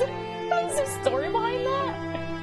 Aside from the idea that each one was placed in the sky by the gods, I suppose I don't know this one after all. I knew it. Oh, don't gloat. Are you going to share the story with me or not? He lets out another little chuckle before he deigns to continue. I suppose no one's for certain how the stars were created, but one of my guests shared with me a tale from his own land. Unlike the self-serving stories Illuvia dictates to its children, his kingdom believes that humans were not always a fixture in our realm. He believed that once, a very long time ago, the world existed in an endless night, a quiet, pitch-black quilt of eternity, unbroken by castle spires and bonfire smoke. When humans began roaming the earth, they would hold their newborns up to the divine darkness. The stars above them, dotting the skies in this peacefully lonely world, were believed to befriend these infants and provide protection. The stars were there when we first arrived, and they will persist long after we are gone. That is what he believed. Thus, watching the night sky is when we are closest to glimpsing what it is like at the beginning of the world and what it will be at its end. Oh god, did your guess earn his freedom with this story? I would have given it to him, yes. I would have given it to him, yes? What do you mean? This cryptic phrasing gives me a pause. And Lucius falls quiet. His gaze remains transfixed on the sky. Meanwhile, I'm having trouble tearing my eyes from him. And from the melancholic air he wears like a heavy cloak. I don't know how I ever could have missed it before, because I think that sadness has always been there. Oh yeah, that loneliness, right? The more time I spend here, the harder it becomes to see him as the monster Olivia led me to believe he was. Perhaps that's what makes him dangerous, or perhaps... I shiver again, rubbing my arms as a breeze whisks through my hair and clothes. Lucius turns promptly away from this guy, flicking his tongue at me. If you are cold, head inside. It will be challenging to play a lute with icicles or fingers. No, I like to stay here I like to stay out here a little longer. Monsters aren't supposed to watch the sky and tell you stories about where the stars came from. Monsters aren't supposed to spare your life and cook disgusting fish for you. The wrongness of my perception of him is eating away at me. I need to ask him my next question. You were a human one? Were you human once, Lucius? How? It doesn't take him long to pick up where it chilled off. How did I turn into this? Oh frick, why did we ask it in that way? He holds up his hands to stop me. He's not bothered by the exact phrasing of the question. I was human once, Backseat, and in many ways I still am. If you're well aware of the standard method of vampiric infection, I'm sure be bitten by one, mix their blood with your own. Then there's usually some manner of death or near-death experiences, but then, voila, you're a ravenous immortal of the night. But I suspect you're also aware that I was not created in the same way as others have been. I'm often alive rather than undead. I'm quite alive rather than undead, and I have no sire or coven to compel my allegiance. Oh, so he's like, oh, well, even if he did, he's kind of trapped on this island. I was not aware of all that, but from the subtext, I gather that the blood-curdling screams aren't coming from another vampire. Good to know. Additionally, as I hope you've noticed, I have not lost my mortality to bloodlust. Morality?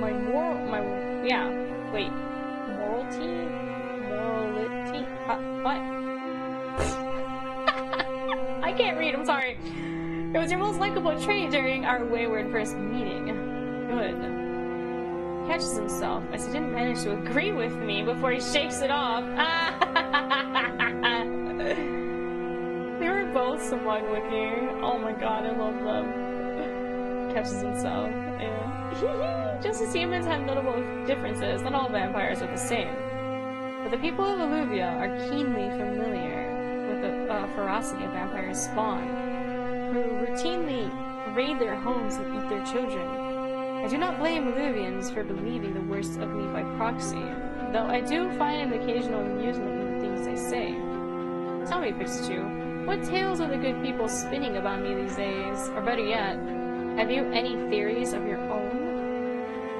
Theories of my own? I don't think so. I've heard bits and pieces of vampire lore, but I've never felt the need to speculate. I've never even seen a vampire before I met Lucius. There's all sorts of legends about you, but some are more akin to tall tales.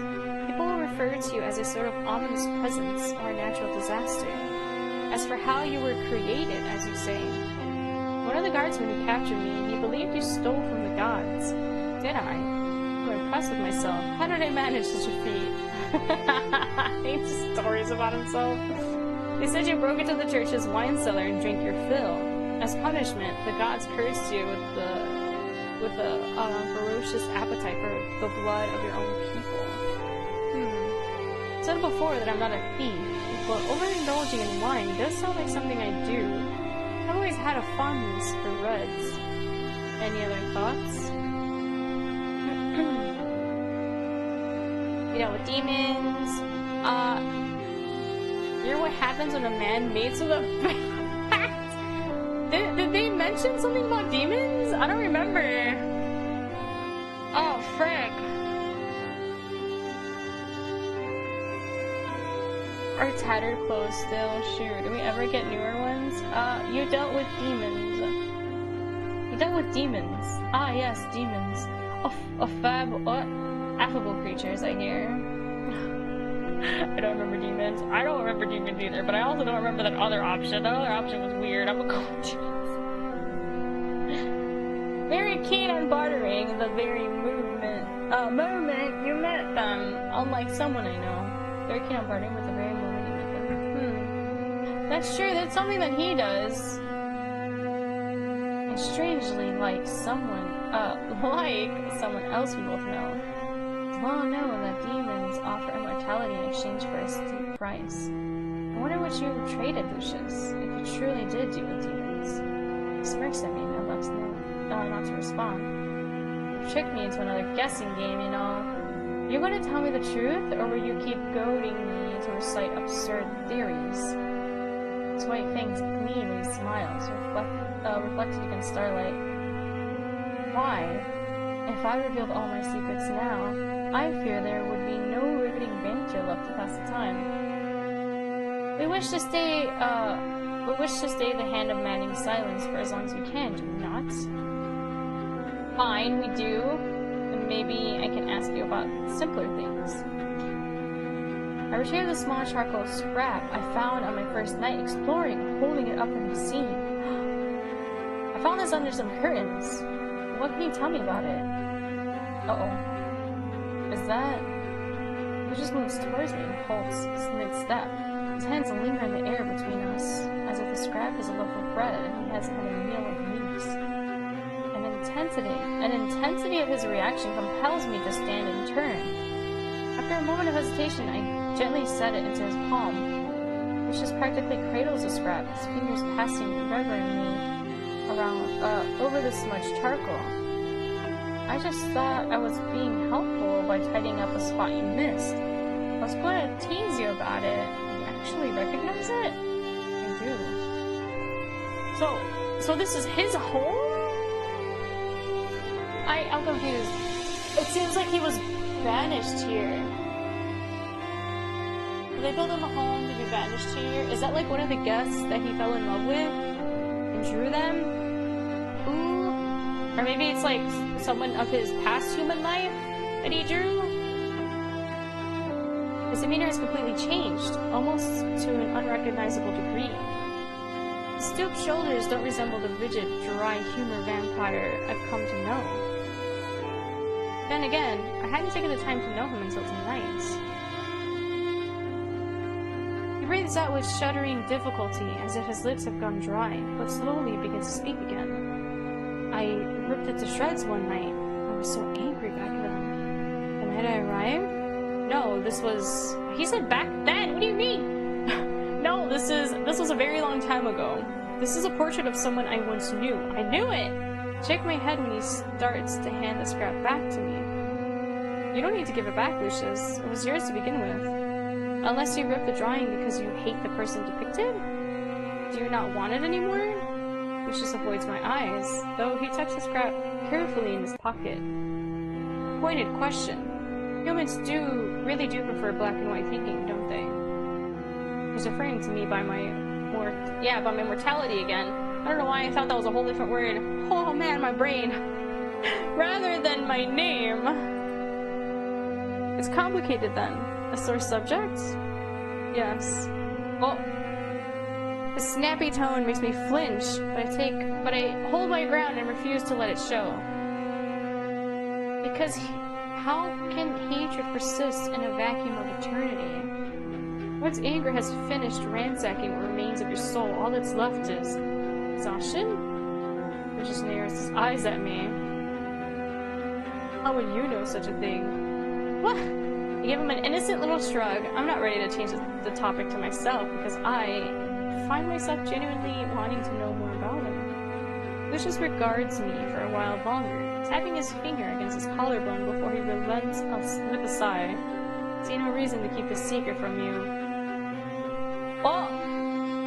The portrait depicts the reigning monarch who exiled me here over 300 years ago. Her Majesty, Hildegard Edgehaven? Oh. I had suspected we'd both been punished by members of the royal family, but to have it confirmed. My mind races and I bite my lip. I don't want to upset him any further with a poorly timed question. Carry on. Ask whatever you like, Ichichu, within reason. I will indulge your curiosity.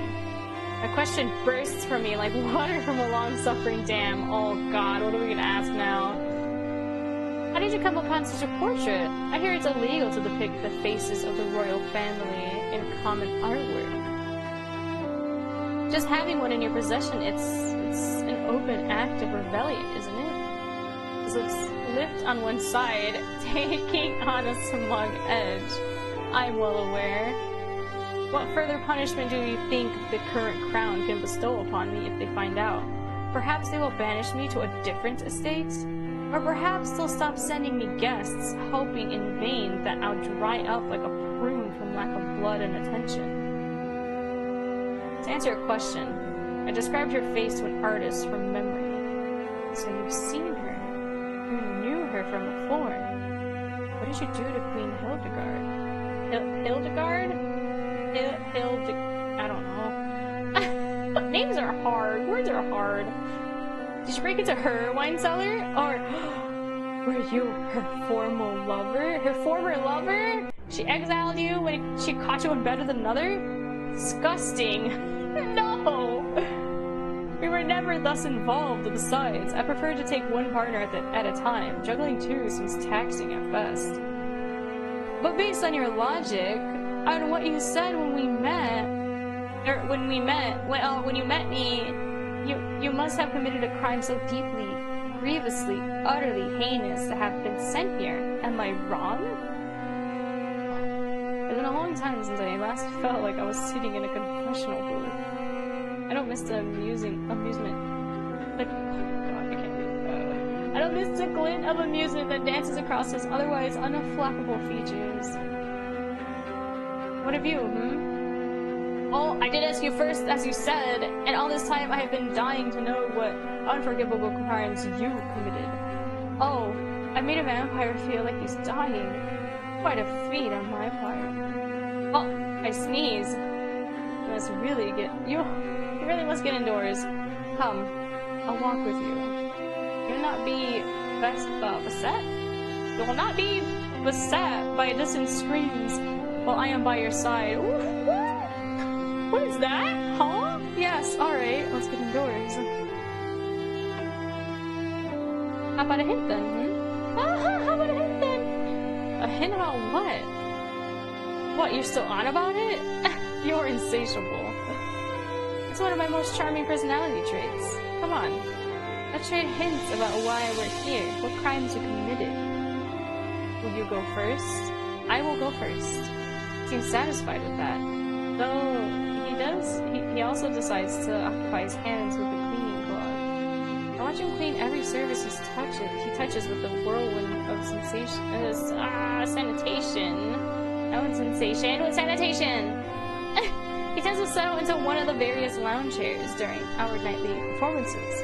But without the backdrop of music, I notice he seldom likes to hold still. Well, I'm waiting on your hint. I haven't come up with a hint. I glanced down at my lute and songwriting journal. I'm trying to remember when it was, like when I first held them in my hands.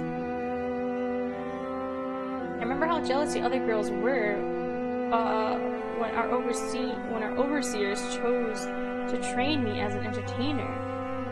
It was a coveted position, and I was so proud. I remember the crushing delusion when I realized they would never allow me to play or speak freely. The strict, inflexible lessons, where they wrapped my knuckles with the cane, for the slightest mistake. I remember how I swore that one day I'd say and do whatever the hell I wanted. Damn the consequences. You already know what I have. You already know that I have a dogged penchant of speaking my mind wishes. I grew up in a stifled home. Stifled home? Where this attitude was deeply discouraged. Once I broke free of them, I didn't want to hold myself back. I was drawn to everything I couldn't do while I was growing up. I wanted to see the world, and I did. There are times I've been relentless, unreasonable, and careless, all in the name of acting freely. It's gotten me into trouble more than once. Being sent here is the latest in a long line of consequences I've brought upon myself. I see. You grew up among people who wanted to break your spirit and punished you when you did not bend. Oh my god, he got it like immediately, what the heck? The stifled home he describes is a lot like an alluvian one.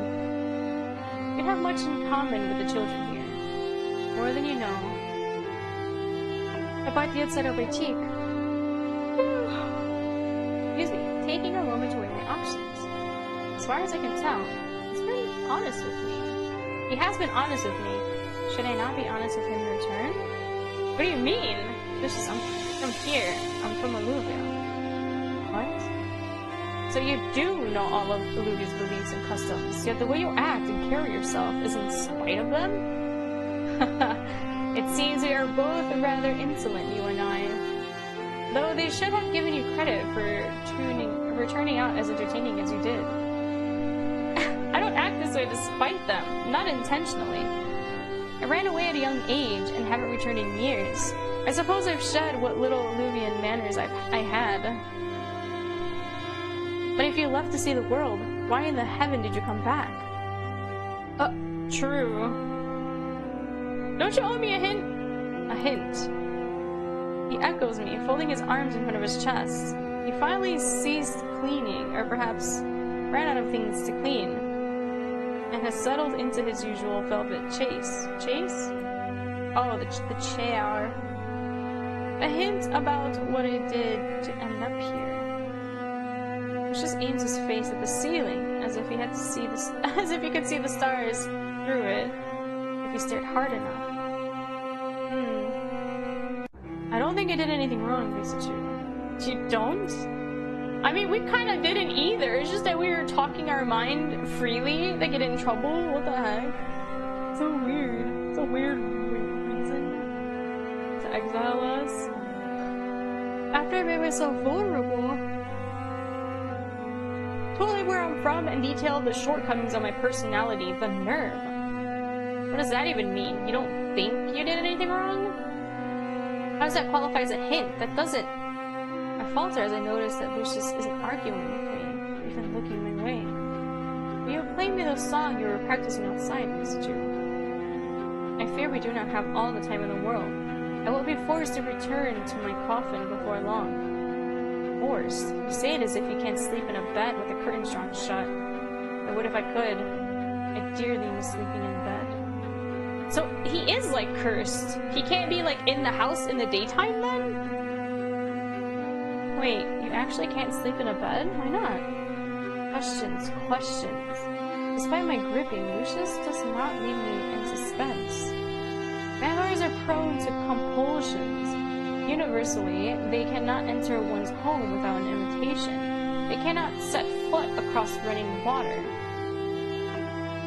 I hear some vampires are even compelled to count spilled seed and grain. Wait, vampires? I thought that was supposed to be like fairies and gnomes.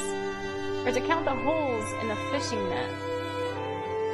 I have an additional compulsion, a curse, courtesy of Her Majesty, Hildegard Edgeheaven. When she had me exiled, she also used sorcery to bind me to a coffin. I cannot stray far from it, lest my insides twist upon themselves, strangling me from within them. Oh. Strangling me from within. Dang, I knew it! They cursed him? What the heck? They exiled and cursed him and turned him into a vampire. What the heck did he do to deserve that? Last night I rested in the coffin's call. The first night I resisted the coffin's call and slept in a separate chamber. I awoke vomiting blood. Naturally, this is far from ideal. I need to retain all the blood I have. You asked me if I hated the subject in the portrait. While it's true that my anger has faded into exhaustion, I do still find her abominable.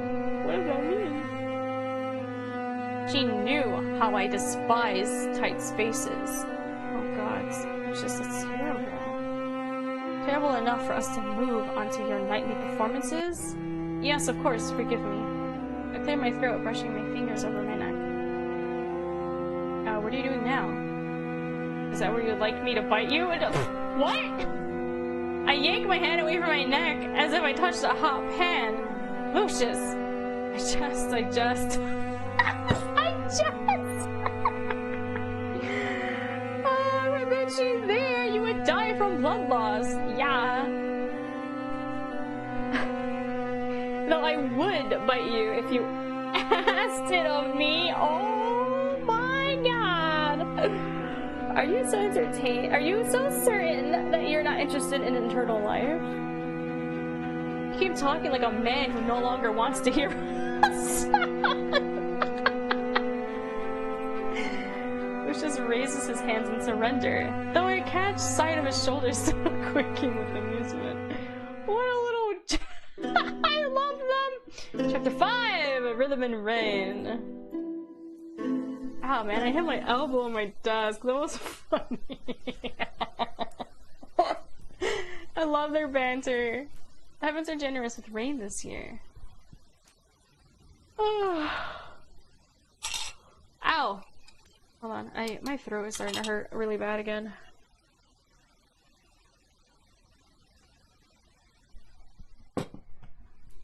Within a fortnight of my stay, black clouds had begun blotting out the moon. A few days later, we were neck deep in Alluvia's rainfall season.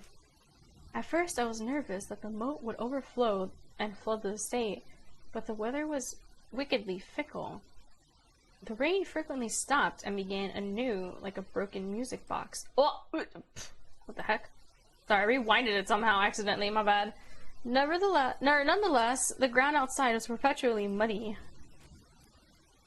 Oh my god, excuse me, my voice gave out. I spent a lot of time indoors. I was reluctant to soil the only boots I owned, and Lucius gave me hell whenever I left dirty footprints in the halls. Take off your shoes at the door then! What the heck? Tonight, a thick fog hangs like a curtain outside. The windows shake and rattle, straining against the storm. Because I'm disinclined to set foot in violently dreary weather, I decided this is an optimal opportunity to write some new songs. I was surprised to find the number of brushes, parchment, and writing quills stowed away in a cupboard.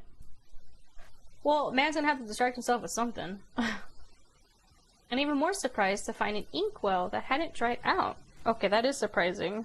Because how is he getting new ink? I recall how the vampire told me he housed an artist once, and tried to picture whether said artist could have single-handedly smuggled in all these materials. It is weird. Hey Yuki, how you doing? The game I'm playing is in the title. I'm playing Ballads at Midnight. It's a really, really good game. We're a bard that's been banished to this, island? It's literally just a house surrounded by a large moat. And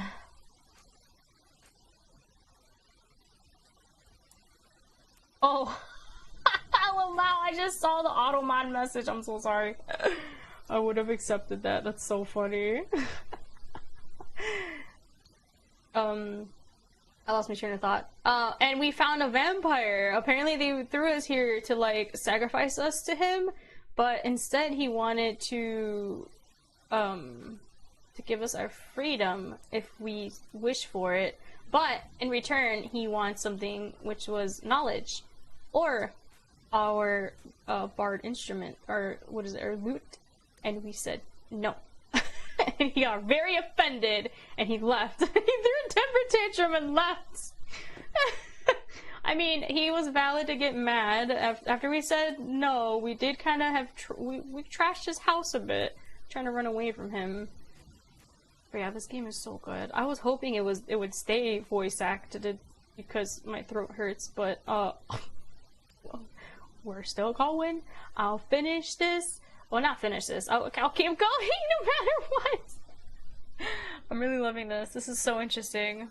We just found out that he was turned into a vampire, or exiled here, turned into a vampire, and was cursed to live in, or to sleep in a coffin in the daytime. So like the poor man can't even stay in his own home to rest, to sleep in the mornings. He has to go out to the coffin every single morning by daybreak. Well, that sucks. And he's an awful cook. He's an awful cook. So far, we're exchanging 100 songs to him, so that way we can leave, or we can be free.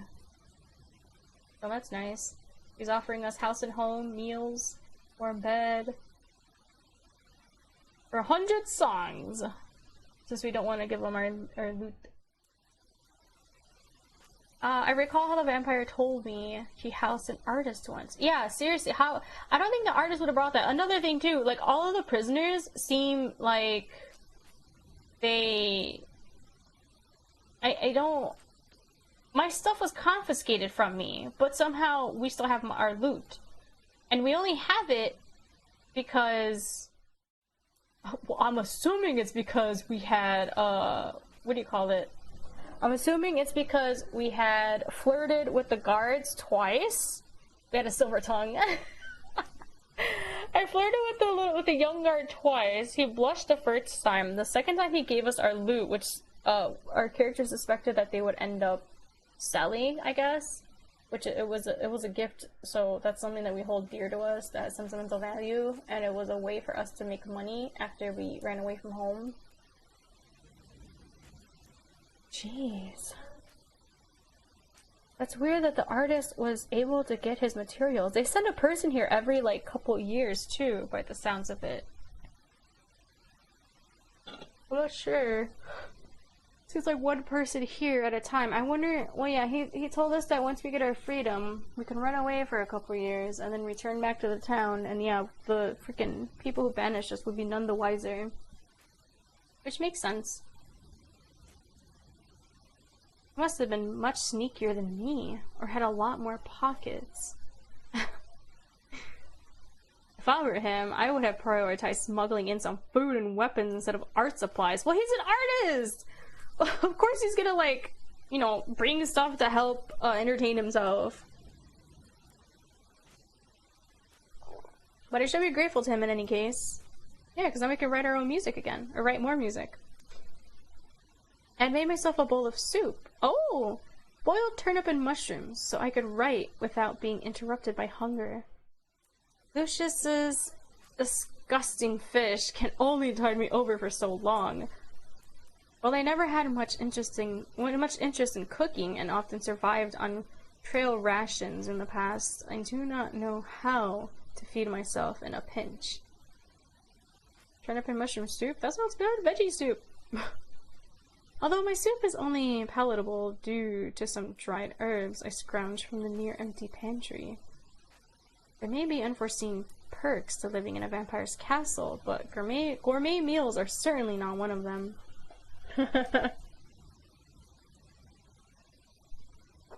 Thankfully, I've never had much interest in the finer things. While my soup cools, I start a small fire to keep myself warm. On the whole, my impromptu little workspace is comfortable.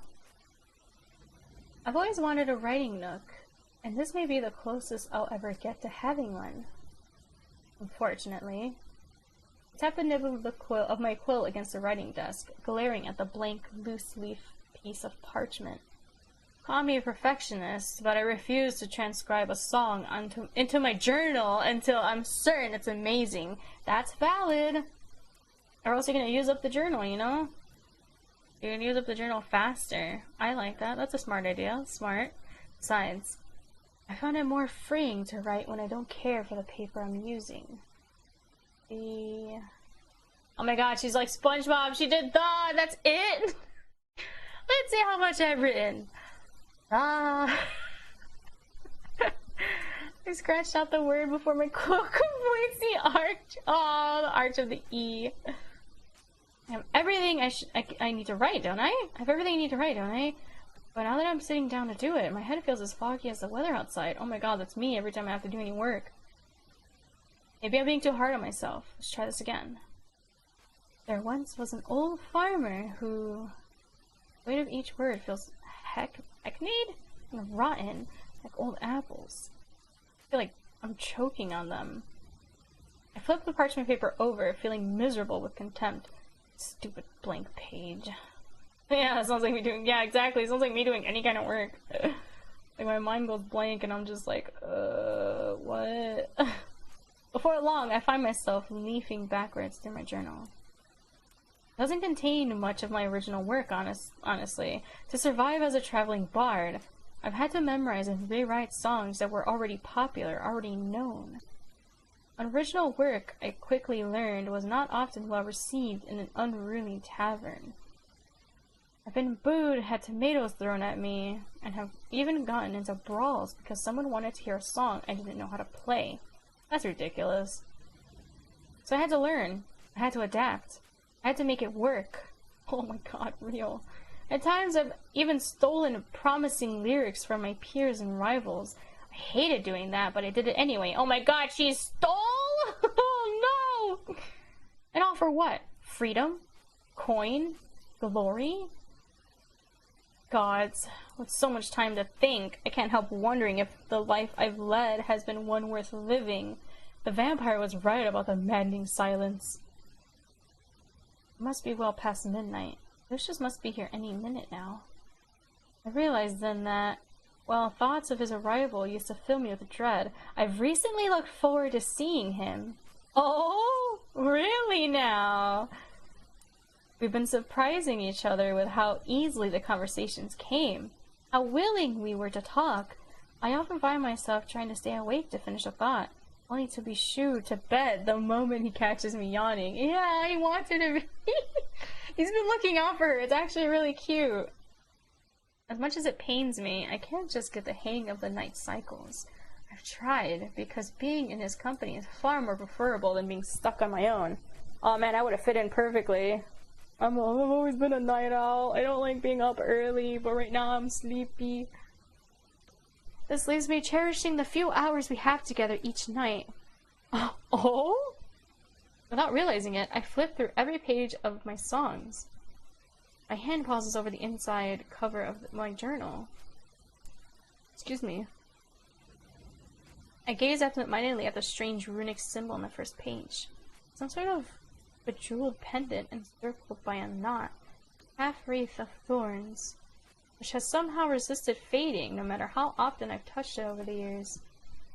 Brushing over the bold red ink, I wonder if I'm imagining the faint sharp prickle across the pads of my fingers. Below the symbol, written in a hurriedly clumsy scrawl, are the words, "Keep safe," signed O. Who's that? I once felt at ease with such simple words. Looking at them now only tightens the knot in the pit of my gut. Maybe this is a sign that I just need to move on to bigger and better things. That I've been too rooted in the past. I shut the journal. My chair squeals against the floor as I stand up, resting my palms on either side of this blasted book. I could toss it into the fireplace if I wanted to. Why? Here and now, I could break the final chains linking me to my past. Keep safe. Those were her instructions to me. Try as I might, I can't defy them. Her mother? Who's she? I gather the journal into my arms, cradling it against my chest. For a moment, I could still feel the blossom of warmth from the words. Keep safe. I'm going to find Lucius. The silence truly is maddening. I gather my things, striding out into the hall. Only to collide unwittingly into the vampire lurking outside. He catches me by the forearms, taking a step back to keep us balanced, although my journal and supplies tumble to the floor. Lucius? Pixie you? Lucius releases me once he's sure I'm steady and immediately bends to pick up the mess. No, don't! I seize the journal and hold it away from him. He eyes me with some measure of confusion, but shrugs and picks up the loose parchment instead. I see you've found some old supplies. I'm glad they're getting some use now. I'm glad they're getting some use, though I really thought the ink would have dried out by now. What have you written so far? There once was an old man in a farm! No! You read it! I snatched the documents from him. I won't have you making fun of my first drafts. What are you doing out here? I didn't wish to disturb you, and you looked like you were trying to focus. In vain, perhaps. There was not much to disturb. But you were trying to be considerate. Thank you. Aww. Which is not dismissive but polite. He doesn't like to acknowledge gratitude. For you to rush out of the chamber like a bat from a cave, why? Rush to seek inspiration elsewhere? No. The blush! She's so cute. God, I can't just admit that I wanted to talk to him until I forget my grievances. Isn't it time for our nightly ballad? Oh, he watches me through narrowed eyes, but favors me with a small smile. You need not hurry for such a thing. If you wish to write tonight, then you may write. Come. What? Wait. Lucius all but pulls me back into the chamber, coaxing me to be seated once again at the writing desk. I scowl at him, drawing my knees to my chest. Lucius, you don't. Heels off the furniture. I scowl at him harder, but lower my legs to flatten my heels on the floor. That's a lie! I'm so short, my feet never touch the floor when I sit in chairs. I wanted to write, but I couldn't think of anything. You also never finished your soup. It's gone cold. Oh, frick, our soup! He looks pointedly at my bowl. You're a terribly slow eater, aren't you? I may yet expire before you finish it. I am not a slow eater. I am a distracted eater. Why do you want my soup? Why? Do you want my soup? Here. I push it toward him. He gently pushes it back. No, thank you. My taste buds aren't quite what they used to be. A mortal's meal may as well be a mouthful of dust. Oh, really? Oh yeah, the music is so good in this game too. I love the way it changes and shifts too. That explains your cooking. Lucius arches a brow at me. Man put coffee in fish. That's weird. Forgive me. That was uncalled for. Have I done something to annoy you? No, No, not at all. I chew my lip. I don't think I want to write anymore. And I don't want any more of this soup. Did we even eat it? I was presumptuous then. We wouldn't go that far. Look, can we just talk for a while? That was what I wanted. He extends his arm, gesturing for me to take the opposite seat to him. I relocate gratefully away from the writing desk, slumping onto the cushioned bench. You have something on your mind? Yes. No. Yes. But I don't want to talk about it. You just said you wanted to talk, but now you're like, I don't want to talk about it. I understand. What would you like to discuss instead? Lucius leans forward with his elbows propped on his knees. With a candid way he's staring at me, I almost feel like I can tell him anything. But I'd rather not talk about myself. Not yet. What do you eat? I mean, you sustain yourself with blood, but if you only get a guest every couple of years, then even then, sometimes you let them go or don't feed on them at all? I can do with small animal blood, fish mostly, as the moat is rich with them. Oh, that really explains his cooking. It's another thing I've been wondering. If you can't cross the water, then how do you get the fish? By using the tools like any civilized mammal. So a fishing rod, you fish? Sometimes use a net, sometimes use a spear, and some rope. I have a very strong throwing arm. Against my better judgment, I observe his shoulders and upper arms, searching for any hints of bulging muscle under his sleeves. If Lucius notices me doing it, he keeps it to himself. Hello! He does have muscles! Jesus Christ. For that matter, I'm surprised you haven't asked how I intend to ensure your freedom when I myself cannot cross the water. Because I haven't thought about what I'll do when I leave. The thought feels like an anchor in my chest, a heavy reminder of the future. I presumed you'd tell me when it was time? Of course. I can also tell you early. I will simply throw you across the moat like a javelin. You wouldn't! He practically cackles as I recoil from him. You're just gonna yeet us across the water?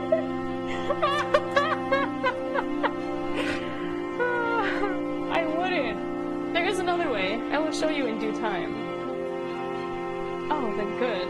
Wait, if he can show us how to leave here, why does... Oh, he can't leave here because of his coffin. Oh, man! That sucks. Oh, then, good. We lapse into a hollow silence as my mind wanders back to my troubles, until the vampire starts making a tutting sound at me. He studies my face with intent, and I realize too late that my pleasantly natural facade had at some point fallen into a frown. You're in low spirits tonight. Is the weather bringing you down? How else can I help? I suppose I could try telling you a joke, but I only know the one, and no, I shouldn't. I will refrain. It's quite filthy. That piques my interest. I don't mind dirty jokes. I've spent a lot of time in taverns, you know. I'm almost certain I've heard them all. No, he's way older than us. I'm sure he's gotten one dirty joke in there we haven't heard yet. No, Pixie, you don't understand. This is not meant for polite company. Oh, we're polite company? You don't need to be polite company all the time, do we? We can be a little impolite. It is not a little impolite. It is unforgivably dirty. Please, Lucius. Oh, very well. You can't say I didn't warn you. Too late to change your mind. Lucius, you're killing me. Do you want me to beg? I don't think I can go on without hearing it. He laughs a low rumble in his chest, and he still makes me wait several seconds before he finally delivers his dirty joke. Oh no! Ready? The music shifted. A white horse falls in waist-deep mud. What? That's it? That's the dirtiest joke you know? What? Wait a minute. Tricked me. He played me for a fool. Oh, I should be so furious with him. But indignant laughter is already bubbling from between my lips. What? How dare you? It's not even funny! You're the worst! My laughter rippled in a snore, and I know it's futile to try to contain it. Lucia smiles at me all the while, incorrigibly satisfied. God, I hate this vampire. I had a similar reaction when I first heard the joke. It pleases me to do it some justice. You burst out laughing? I don't remember my reaction. I don't remember my exact reaction. It was a long time ago. Well, do you remember who taught you that joke? A former guest, Julian. Lucia's face softens and her laughter stops, like a clogged drain. There's that sadness again. He didn't try to barter with that joke, did he? Oh god, can you imagine? No. This is before I began bartering with people. A darker time. Weird dark times lifted with a joke about a white horse? He just smiles at me weirdly. How would you like me to tell you? Would you like me to tell you about him? I'm surprised at myself when the words spoke from my mouth. Not if it troubles you. I mean, if you wish to tell me, I will listen. She just hesitates, tapping on his collarbone until he musters the initiative to speak. When I was first exiled to this estate 300 years ago, there truly was no escape. I frequently fought with the desperate men and women who were sent here. They feared me even when I showed them kindness and reason, and made a point to attack me when I least expected it. It's just a fear. It's their fear of unknown, because yeah, they don't know him. So that makes sense that happened. Frequently fought with a desperate men. Yeah, it's understandable why they did that, but yeah, if he was just being so polite, then like, weird. My spine stiffens. That frightened, desperate outlook sounds grimly similar to my own back when I first arrived. You had no choice but to defend yourself. I did try other methods in hopes of coexisting, or earning their trust, but yes, they tended to turn on me regardless. What a bunch of jerks! That makes sense! It deserved it! It often resulted in a fight to the death, their death, at my hands. I could never resist untying them. I felt a certain kinship for them, I suppose, for it was inevitably dashed. It was never difficult to overpower them. They were mere humans, and I was an immortal being. I was becoming more powerful with age, until one day, when I was careless, I had subdued an intruder and left her at the brink of death. Unbeknownst to me, conditions were right for her to turn. Oh! As a vampire spawn, she was vicious. Her anger overpowered my compulsion I had over her, and she managed to run me through in the same moment I ripped her throat out. I ripped out her throat! Oh! So he's changed someone before, and they were still attacking him? Holy Christ. Lucius' hand hovers over his chest. What his wound must have been. I was alive, but I was pinned down, paralyzed in place. I was lucky to have fallen in the shadows near my coffin. The vampire spawn was not so lucky. She was well and truly dead, and so she began to decompose, though those claws remained embedded in my chest as a parting gift. Ouch. I was perpetually awake, but I could not move. I must have laid there for nearly 2 years. Lucius, I'm so sorry. You run into a lot of strife when you become as old as I have. It is not unusual. Yes, but it must have been harrowing. Mostly. I was just bored. I mean, he was laying there for 2 whole years. I would have been bored too.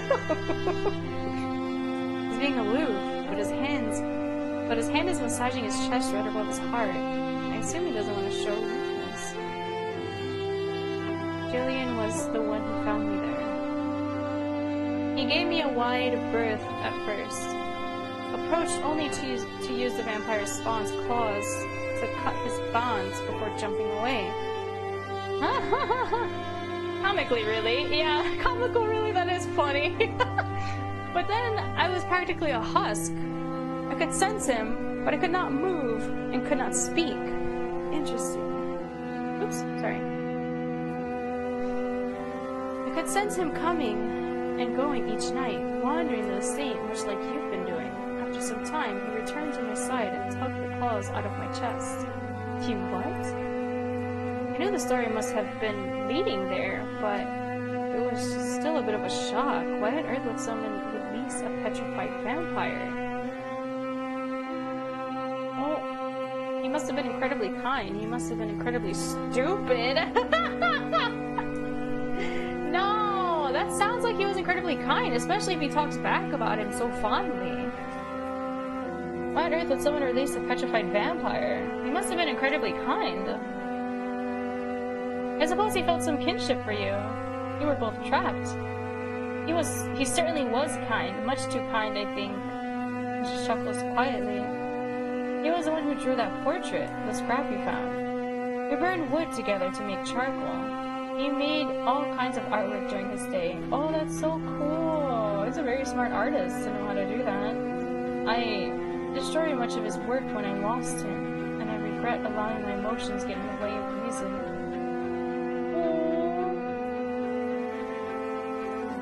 He lost a friend and he just went insane over it, Pharaoh? Oh my god. It just wasn't fair. The way he convinced me to have compassion for others, the way his gentle nature allowed us to gather a motley little group, it wasn't fair. The way he... So the group of guests I had, they're the ones who figured out a way to escape this blasted estate. Oh. He stayed with him for so long, even after more and more people appeared. I encouraged Gillian to go with them. Gillian? I'm gonna say it either way. I'm sorry. But he wanted to stay behind. He wanted to stay with me. Aww, he didn't want him to stay lonely. Which meant, of course, that my very next guest was a cruel one.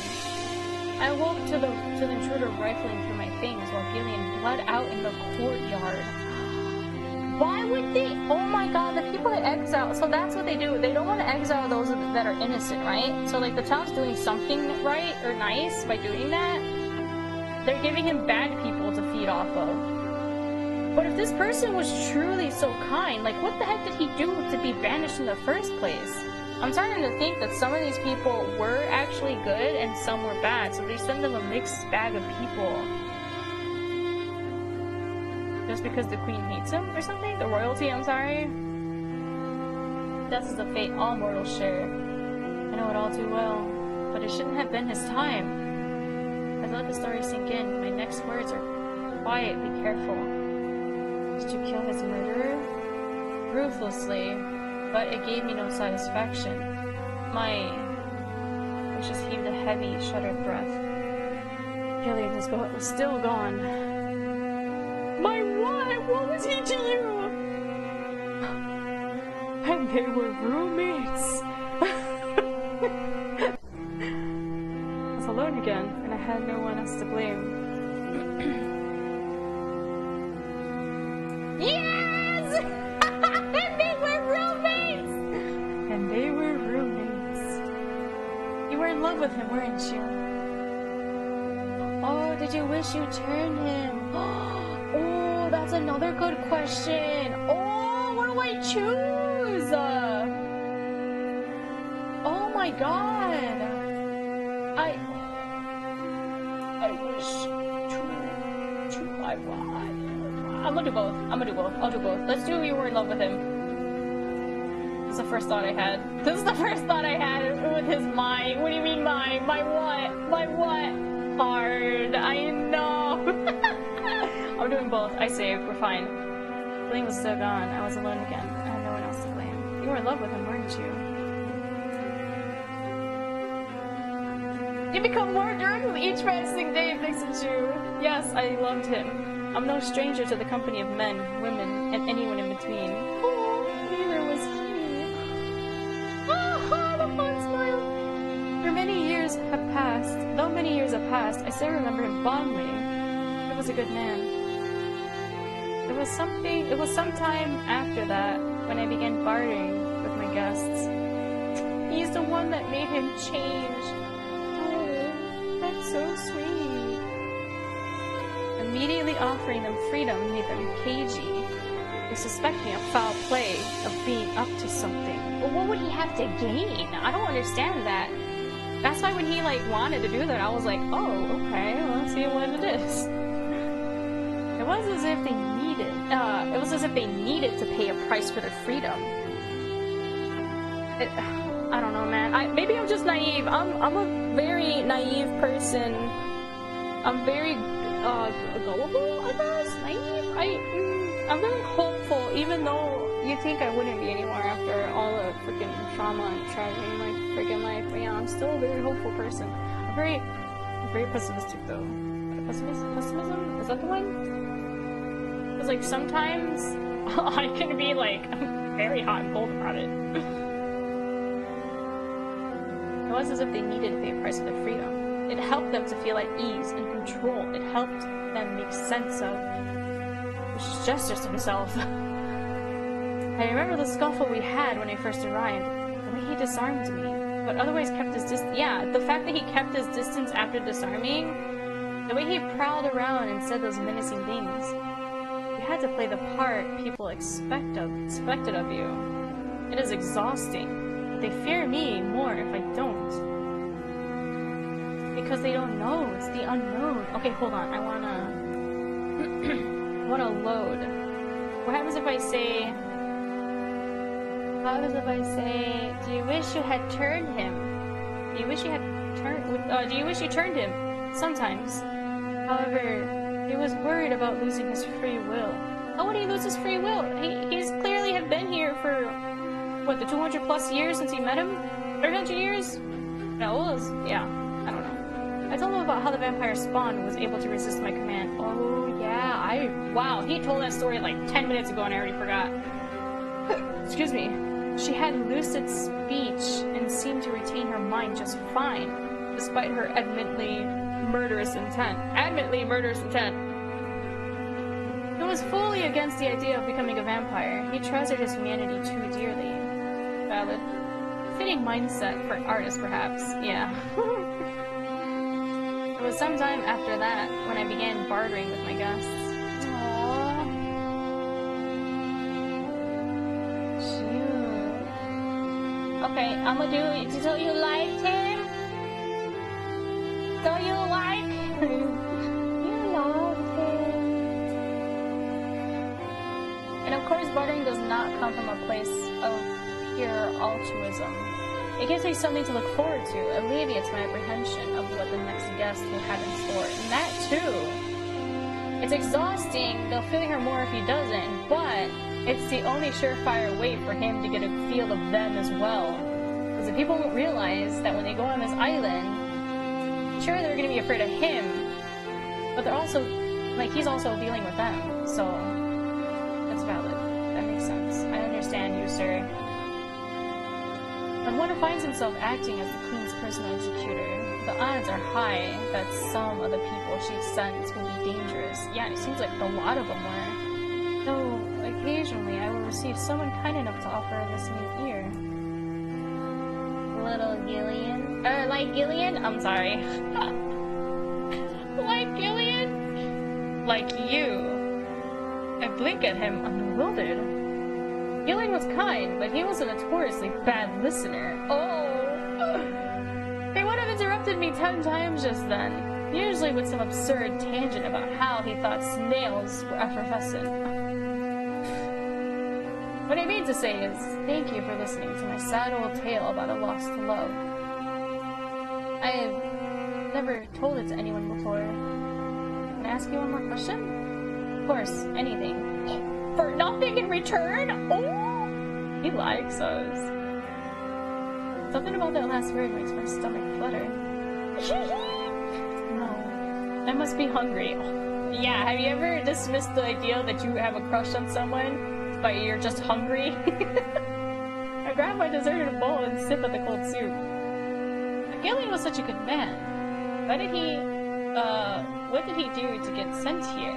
What was his crime? That's literally what I was asking too, because like, our crime I feel like is literally nothing. We're just sassy. That's it. We're snippy. That's it. It's just outright grinned at the question. He edged a little closer to me as if he wishes to rope me into a conspiracy.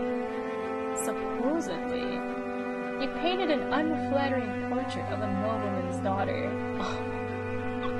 That just means she wasn't attractive? What? That's it? Yes. And Gillian couldn't help it. He was both an architect and a prestigious painter, lauded for his accuracy and attention to detail. So he just drew her as is, and everybody was like, ooh, that's gross. To willfully make the girl more beautiful than she was, well, it would have been a lie, and it would have tarnished his good name. The daughter's betrothed took one look at the portrait and cancelled their arrangement, leaving the nobleman high and dry with an unwed daughter. Oh my god, that's that's so funny! The nobleman needed someone to take the fall and convince the crown to send Gillian here. Gillian? But it wasn't Gillian's fault. The man had an ugly daughter. I closed my hand over my mouth, my giggles are punctuated only by the sound of crackling fire. I hadn't anticipated that Lucius would make me laugh more than once, let alone show such vulnerability tonight. Oh my god, the blush? And it's so odd. It sounds like the artist was punished for revealing the truth, even if it wasn't entirely his intent to do so. In a way, I suppose I swiveled my lute into my lap and gazed down at it. Owlish in glowing firelight. I think I'm ready to tell you what I did, Lucius. Oh, he straightened, immediately at attention. Really? Yes. You kept me waiting for so long. I didn't expect... Hold on, just a moment. I need a drink. Oh, oh my god, can I have wine too? Shall I fetch you a glass as well? I think it would be nice to keep my throat from going dry. Yes. What do you have on the menu? Wine. He said he likes wine. You have wine? Where? Since when? I mean, sure. If you don't mind sharing.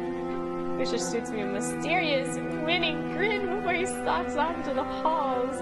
Oh no, I like him so much. Where does he hide these things? Every so often, Lucius will present me with some object or tool from God's nowhere. A magician never reveals his secrets. Just earlier this week, he fetched me a ladder to climb the ledge when I complained about running out of bathing water. Once I climbed up, he made me promise not to attempt the perilous journey of swimming across the moat, and then handed me a bucket and told me to take all the water I needed. I could swear I've walked through every hall and peeked in every room. Not once have I ever seen any ladders or buckets until he materialized them into existence. Maybe he knows creation spells? Conjuration magic? A vampire who knows magic? That would be the day. Lucius returns as I muse over the idea. Presenting me with the promised glass, deep red wine sloshes gently within, glistening like black opal in the room's low light. I would have brought you an entire barrel, but wine is hard to come by around these parts. Better to be frugal with it. Yeah. You can carry an entire barrel? I told you, I have a strong arm.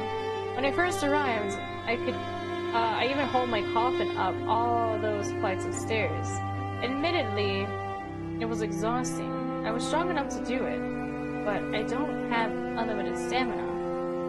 And why were you hauling your coffin upstairs? You wanted to be closer to the sky? You know me so well already. Lucius returns to his seat and crosses his legs. Oh, I didn't realize it. So his coffin's in the house? For some reason I thought it was like outside of the house with the way he keeps running away from us every so often. Lucius returns to his seat and crosses his legs, sipping his wine and peering at me over the rim. He looks very at ease indeed. At ease and powerful. Too powerful? I take a slow gulp of my own wine. It's sweeter than I expected, with an undertone of prudence and plum. Well, hang on. You're so strong. How was I able to escape you? I yanked myself free when I first arrived. He let you, you dingus. It sounds dangerously close to a complaint, Pixie. I'm just curious. I don't begrudge you for it, but surely you've realized by now that I am very disciplined and have incredible self-control. I released you because I had no desire to restrain you. Yeah, you were acting like a street cat who didn't want to be held and did not wish to be scratched. Gee, thanks. And we slapped them across the face too, did we not? Disciplined, incredible self-control. You are full of praise for yourself tonight, Lucius. I'm serious. Those attributes of my character ensure that I would never bring harm to you. Not unless you asked not unless you asked it of me. Why would I ask it of you? I coughed into my wine. What was that supposed to mean? Did you need water? No, I'm fine. Oh my god, now he's flirting with us. Can you hear how fast my heart is beating? Can you hear how fast my heart is beating? I pluck absentmindedly at my lute strings, still uncertain if I'm ready to reveal the parts of myself I'd rather forget. But he has been vulnerable with me. It's only fair I be vulnerable with him in turn. There's no time like the present. I should start with some context. I told you before that I grew up here in Alluvia. I neglected to mention that it was in an orphanage, Nightingale Gardens Home for Girls. His lips just barely twitches, as if he recognized the name. Wouldn't be surprised if so. It's a very old, long-established institution. One of the previous guests might have mentioned it, or grew up there, like me. Everyone told me it was an enviable place to be, especially the matrons, who were always so proud to work there. They told me girls would go as far as to murder their own parents in hopes of being sent to Nightingale Gardens. I've never heard of it actually happening, but that was the prevailing attitude. Because the girls of this orphanage were guaranteed to have a place in high society, we were educated vigorously in matters of court, history, handwriting, sewing, and entertainment. Once every several dozen years, the best and brightest girl was even chosen to become Alluvia's next queen.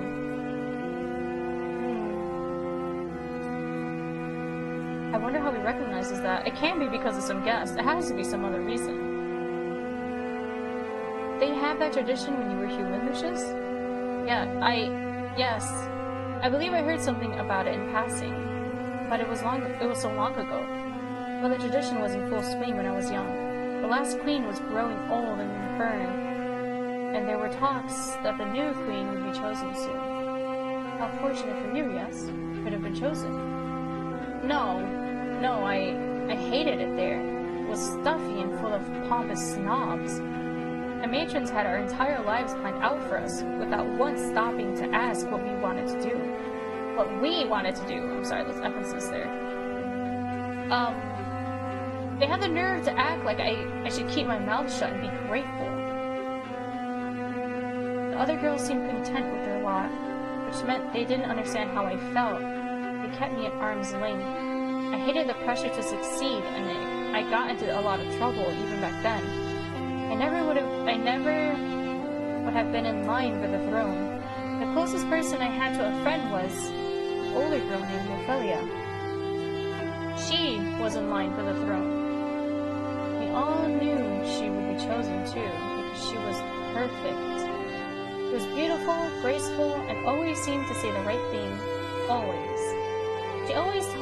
She was always talking about the changes she'd like to make, the way she'd like to improve our kingdom. She does sound lovely, but Pixie, forgive me for saying this. No one is perfect. Surely your Ophelia is not exempt. He looks a little surprised and I start laughing. You're right. You're absolutely right. Ophelia was a godforsaken rascal. She lied through her teeth with a smile, and no one was any wiser. That she let me see her naughty, conniving side. I felt special, you know? And she truly did want to make things better. She was as clever and sharp as a knife, but she did care about the people around her. At least, that's what I believed. More wine? Yes, please. Drink deeply from my refilled glass before continuing. So when Ophelia was chosen and packed her bag, she promised me up and down that she would write every day, every single day. I knew that it was forbidden for Illuvia's crown to contact the world outside. We both knew that. Every queen was meant to cut all ties with everyone she ever knew before she was chosen. That was the rule. But I believed her, you know? She was so much smarter than me and so crafty. I really thought she'd find a way. I read the cover of my songwriting journal. Oh my god! She sent that for her? Oh, that's actually really cute! The O is Ophelia? I already forgot her name. It's not Olivia, it's Ophelia, no? Yeah, Ophelia. I had the cover of my songwriting journal, which I had placed at my side. I always try to keep it near, even when it pains me. But all she ever sent me was this book with its empty pages, and a hurried little note on the inside cover. I thought she was encouraging me to write my songs in it, and it made me happy for a time, but I never heard from her again. Lucius is watching me with his full attention. Can't stop now. So what else could I do? I begged the matrons to grant me a position in the castle. I begged them day and night. All I wanted was to see Ophelia again. Until finally, they snapped at me and told me to stop asking. They told me they barely managed to secure a position for me as a court entertainer in a faraway land. That I needed to be grateful. But I wasn't grateful. I argued with them until they took me by the ear and showed me what for. Excuse me. I've never forgotten how they told me to grow up and stop being childish while they raked me across the back. Ow. Apparently my destination had no complaints about women with whipping scars. Oh man. Is it true? I ran away soon after that. With just the clothes I wore, and honestly, the very things I have with me now. The loot they gave me, the songwriting journal from Ophelia, and a handful of coins. Lucius spoke slowly, reluctant to interject, but unable to contain his curiosity. The crime was running away from this wretched orphanage? Oh no, not at all. I gave them the slip. Shoulders sag in relief. I wager he feels some kinship with the little girl I once was. I went on to become a traveling vagabond for many years. I performed everywhere I could and saw the world. It was difficult in its own way. People just distrusted in your face, and meaningful connections were hard to come by. I was even accused of witchcraft sometimes for some reason. Something about corrupting their women and stealing their men with siren songs. Oh my god, of course. Some days were freeing and exciting, but back then... Some days were freeing and exciting back then, while others made me feel like a ghost in search of a final resting place. But no matter what I did, or where I went, I just couldn't stop thinking about Ophelia. Did you have feelings for this Ophelia of yours? Odds, Lucius. She was practically an adult, and I was 6. Which means yes! I was absolutely obsessed with her! Oh my god, that's so cute!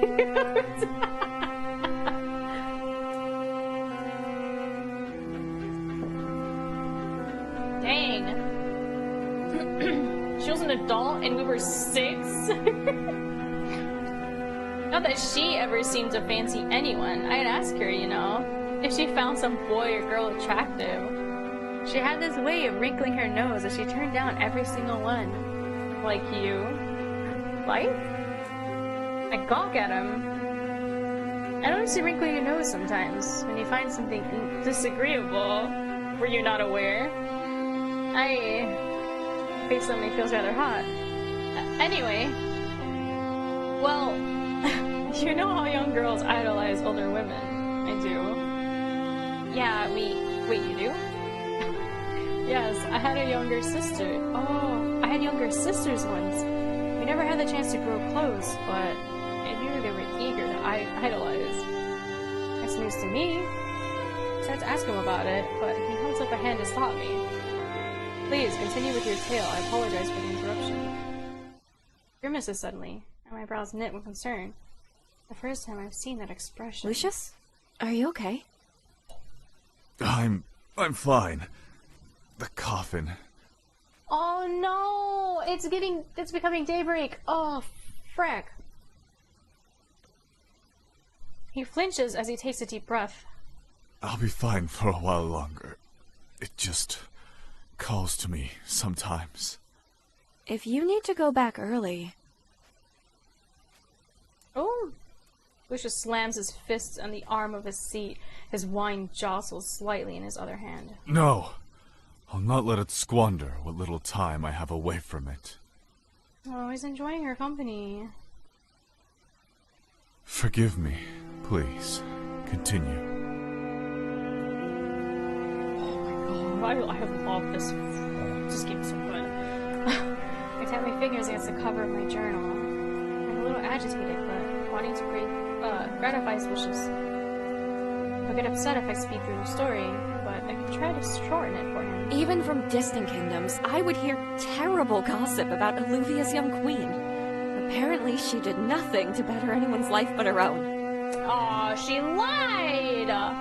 She kept our cruelest traditions intact, torturing and slaughtering people in droves. Most notably, she kept the tradition of sacrificing people to the crown's pet vampire. No offense. None taken. Inspiring such unease in its people helps the monarchy stay in power.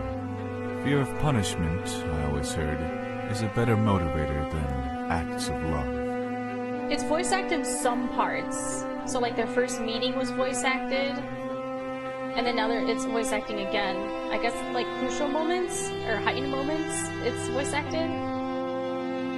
It's so good. Oh my god, I love the voice actors. They sound so good. Oh wow. But Ophelia was supposed to be different, and the people were unhappy. There were talks of a revolt. I'm sorry, I don't remember what he said. What the heck?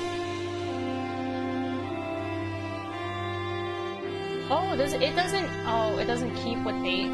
Inspiring such unease in its people helps the monarchy stay in power. Fear of punishment, I always heard, is a better motivator than acts of love. Wrong. Cause in the orphanage, this girl was like, I'm a better everything for everyone. And no, she didn't. She made everything worse for everybody. But Ophelia was supposed to be different. That's what she said she would be. The people were unhappy. There were talks of a revolt. Although I wasn't the most talented bard in the lands, I was starting to get some renown and make strong connections. I can still scarcely believe it, but I managed to get an audience with Queen Ophelia. No way. With her friend? She managed to get an audience with her? I was meant to perform for her. Lucius' eyes slowly went wide with realization. You didn't. I maybe, kind of, definitely spoke my mind in front of the queen and her entire court. But I did it through song. I was gonna say, she did not sing about Ophelia's past and how she's lied and oh wow. Oh yeah, her character's name is Abigail, by the way. You could choose to keep it as Abigail or you can change it to your own name. I changed it to my own name. But I do want to play through this again, but as Abigail. And see how that story unfolds. Like, will I get an achievement for that? I'm curious. Because I got an achievement when I changed the name, and instead of Bard by many names, so I was like, oh, that's cute. Oh my god! She sassed her friend, who is now queen, because she lied to her. Wow! So her own friend banished her? Our own friend. You didn't. I did. Lucius is torn perfectly between horrified and scandalously amused, clasping his hand over his jaw with disbelief. I did. Do you want to hear the song? I did. I love her. I did. I did. Just imagine like twirling her hair, looking up, like with her head like tilted. I did. Do you want to hear the song? His gestures were enthusiastically erratic now. He waves me to go on! And can hardly sit still as he pours himself some more wine. As for me, I set my glass down and clear my throat.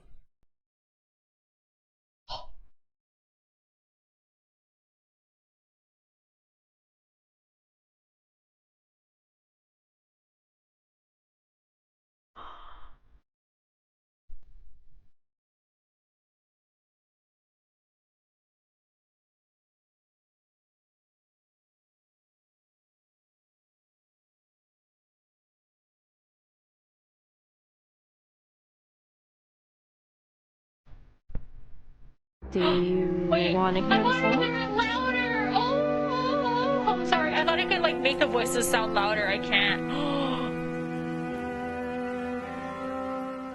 Okay.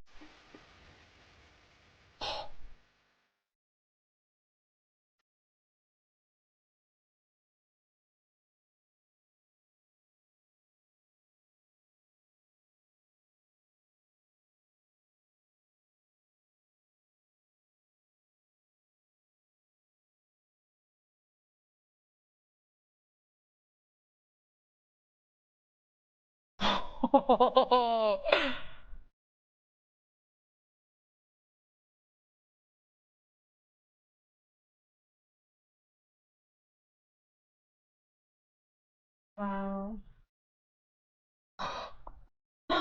Oh, that was good. I wish it was just a smidge louder though. Lucius applauds me. He is gradual. It's as gradual as it is resonant. The very furniture around us seemed to shudder in response. Gods! That was a more subdued version. Back in chord, I was screaming the lyrics at the top of my lungs. I only wish I could have seen it for myself. You must have been radiant. Oh. Lucius looks at me with plain, unmistakable admiration. My cheeks growing warm again, but I tell myself it's just the wine. I always knew Illuvia was full of busybody moralists. To think they'd punish you so gravely for such a thing. Well, yeah, 'cause she clapped at the queen! Simply ungrateful. Oh, I don't know about gravely. I think I like it here. And I like having you here. Oh, what's happening? Our eyes meet with a slow yet abrupt understanding of each other. We're so alike in so many ways. I can hardly believe it. The storm had stopped at some point, quiet enough that I can hear his breath steady and strong even from this distance. And then he grimaces again. I pivot in time to see the sky now clear of black clouds, shifting into the first dusky hints of daybreak. Oh my god, he stayed away too long from his coffin. Lucius saying, "Oh, yes, I'm going." No need to rush me.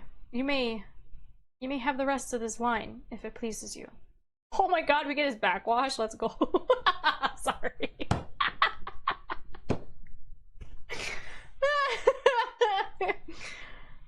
He smiles at me one last time, straight and fleeting, before he turns into mist and disappears into the shadows.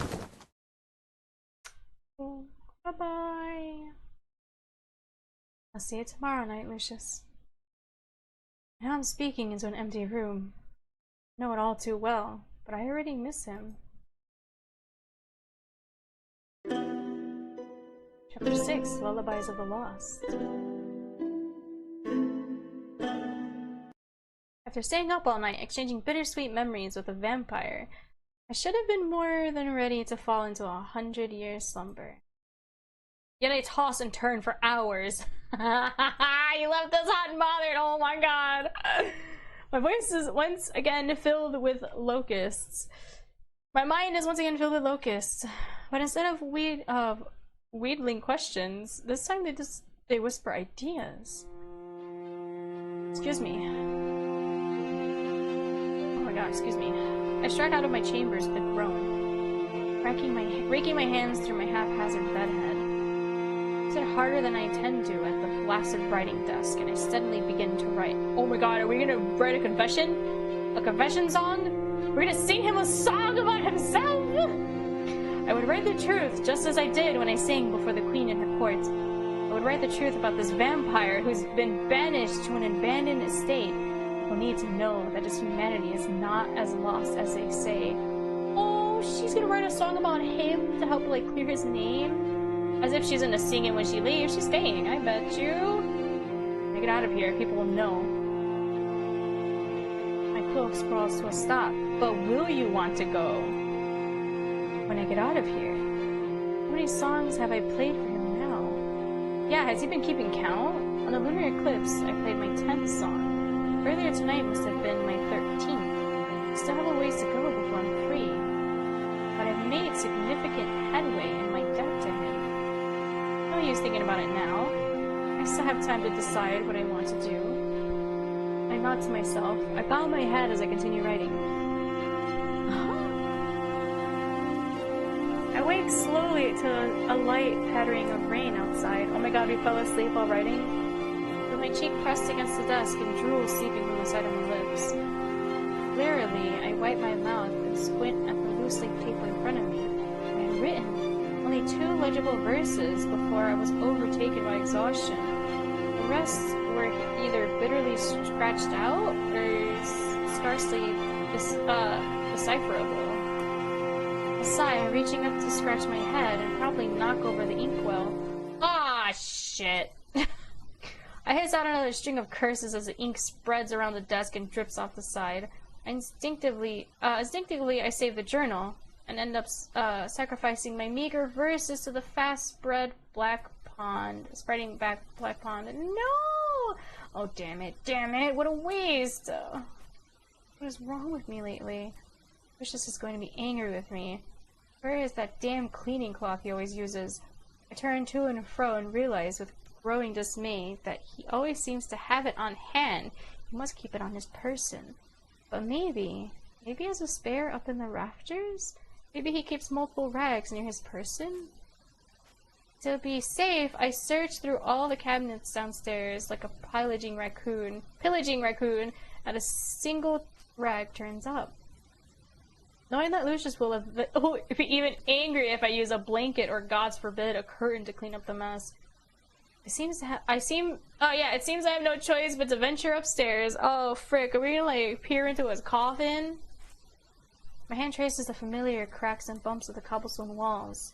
A tactile map I've learned to use for the abysmal lighting of the stairwell. There are no windows to light my path, and the torches must have burned themselves out to smoldering husks an eternity ago. As I climb, I try to plant my finger towards the edge of each step. Wait, really? Your finger is on each step? Are we crawling up the stairs like a kid would? Crawling up their stairs? Not only to keep my balance, but to reduce the chance of stepping on a groaning center plank. As a general policy, I've found it best to avoid making undue noises. Oh. I'm winded by the time I reach the highest point of the estate. I brace myself by resting my palms on my knees. When the heaven decided it was a good idea to build something with so many stairs, I want to give them a piece of my mind. I spent the next half hour carefully rifling through the attic. There's an annoying number of decorative boxes and trinkets up here. Not nearly enough cleaning rags. I jerk to a stop as I wrench open a jewelry box and see the contents within, realizing with abrupt horror with how my actions mirror the person who killed Lucius' artist. Rifling through his things. Oh, wait. I jerk to a stop as I wrench open a jewelry box and see the contents within, realizing with abrupt horror how my actions mirror the person who killed Lucius' artist. Stifling through his things? Oh god. I don't intend to steal anything. Lucius won't see me. I should still have another hour or two before he wakes up. But Take a slow breath, willing myself to calm down. And if Lucius acts irritable sometimes, he never hesitates to forgive me. The same way, I never hesitated to forgive him. I find myself fixated on a particular point within the open jewelry box. There's an oddly familiar sight there, a hint of a small engraved shape that tugs at my memory. I didn't notice it immediately because it's practically buried beneath strings of pearls and gemstones. I gently shift the valuables aside, allowing the subject of the focus to be laid bare. Oh, a ring? It's a chunky, ornate ring. Quite gaudy, really, and not something I'd ever be seen wearing. I pluck the item out of the box, peering at it in the dim darkness. There's no way. At the ring's center is an enormous opal stone, which glitters like a rainbow of fire. Carved delicately into the stone is a crest I recognize from the guardsmen's shields and from the banners adorning the queen's courtroom. Without thinking, I put the ring in my mouth and bite down on the shank. Tuh, blech, why did you— what? It's dusty, yuck. But I can feel the marks from my teeth imprint in the metal. The body of the ring is made of pure gold. An actual, genuine royal signet ring? Did a member of the crown barter for their freedom with this? Or maybe it was stolen and traded here by a thief? Because it can't be that. A scream cuts through the attic and threatens to burst my eardrums. I fumble and nearly dropping the ring. I cram the ring back into the jewelry box and slamming it shut before whirling around. The noise definitely came from the coffin. Oh, he has night terrors? He screams at night? Lucius? As I call out, I'm met with another scream, or even more frantic and agonizing than the first. The wooden box is tremoring hard enough that I worry it may topple over. I approach the noise. Every bone in my body shrieks for me to stay away, but my tremendous concern for him overwhelms every ounce of fear I have. The coffin is carved from blackthorn wood. Even the small divot imperfections chipped off the edges. Definitely fallen over before. Oh yeah, probably when he carried it all the way up here, probably got dented or something on the way up. I wrap my knuckles gently against the wood. No differently than I'd knock on a bedroom door. Lucius, can you hear me? Coffin lids thuds. What? The coffin lid thuds as if in response. It continues to thud over and over as Lucius pounds his fists against the inside surface. Let me out! His roars are followed by the terrible, desperate noise of nails clawing against the wood. Lucius, it's me! It's Pixishu. Are you hurt? Oh, he's like reliving his— oh my god, is he like reliving how it was for him when he first got here? Oh no.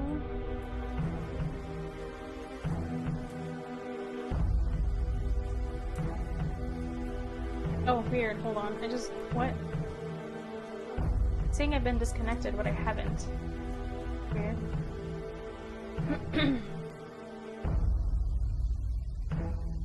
Stop this at once. I beg you, release me. I command you to release me this instant.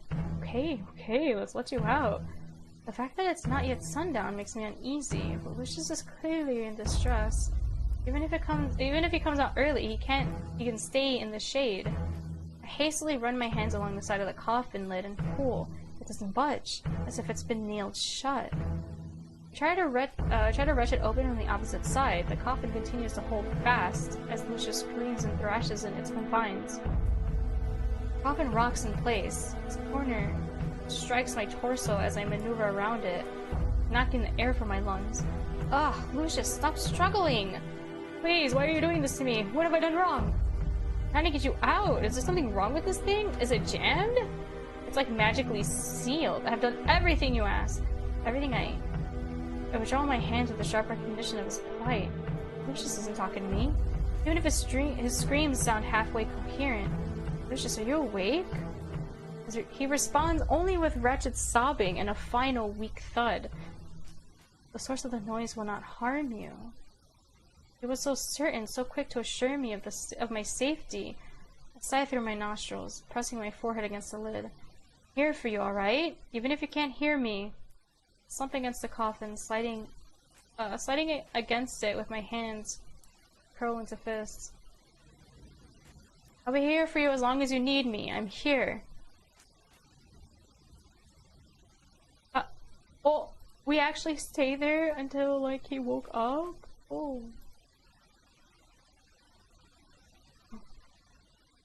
Hours pass. I continue speaking to him softly, even if he seems to be addressing someone else. And I hold the coffin steady, straining my arms when it threatens to tumble onto its side. Sweat drips from my brow to my cheek, both from physical exhaustion and the emotional toil. But I don't want to abandon him. He doesn't have anybody else. It probably, like, magically seals, and then it's gonna probably magically unseal? I don't know. I know, this is so sad! What the heck? Oh, poor guy has to live through his trauma every single night. After an excruciating amount of time, he answers me with more noticeable coherence. His voice is gravelly and hoarse, discernibly calmer compared to the earlier bellowing screams. Oh, yes, I'm still here. He knows, he knew we were there the whole time. Oh my god, I'm embarrassed. Fixture, are you still there? Yes. The sun has gone down, hasn't it? Yes, at last. Lucius makes a small, curt noise of acknowledgement before he clears his throat. With a hollow wooden groan, the lid of the coffin begins to give way.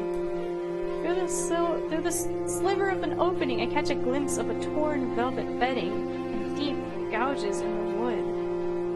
Man, he's gonna eventually— wait, how is he not eventually, like, scratched his way out there? If he scratches out there, if he scratches at it so often that he's, like, you know, it's hollowed out. The lid barely— hold on.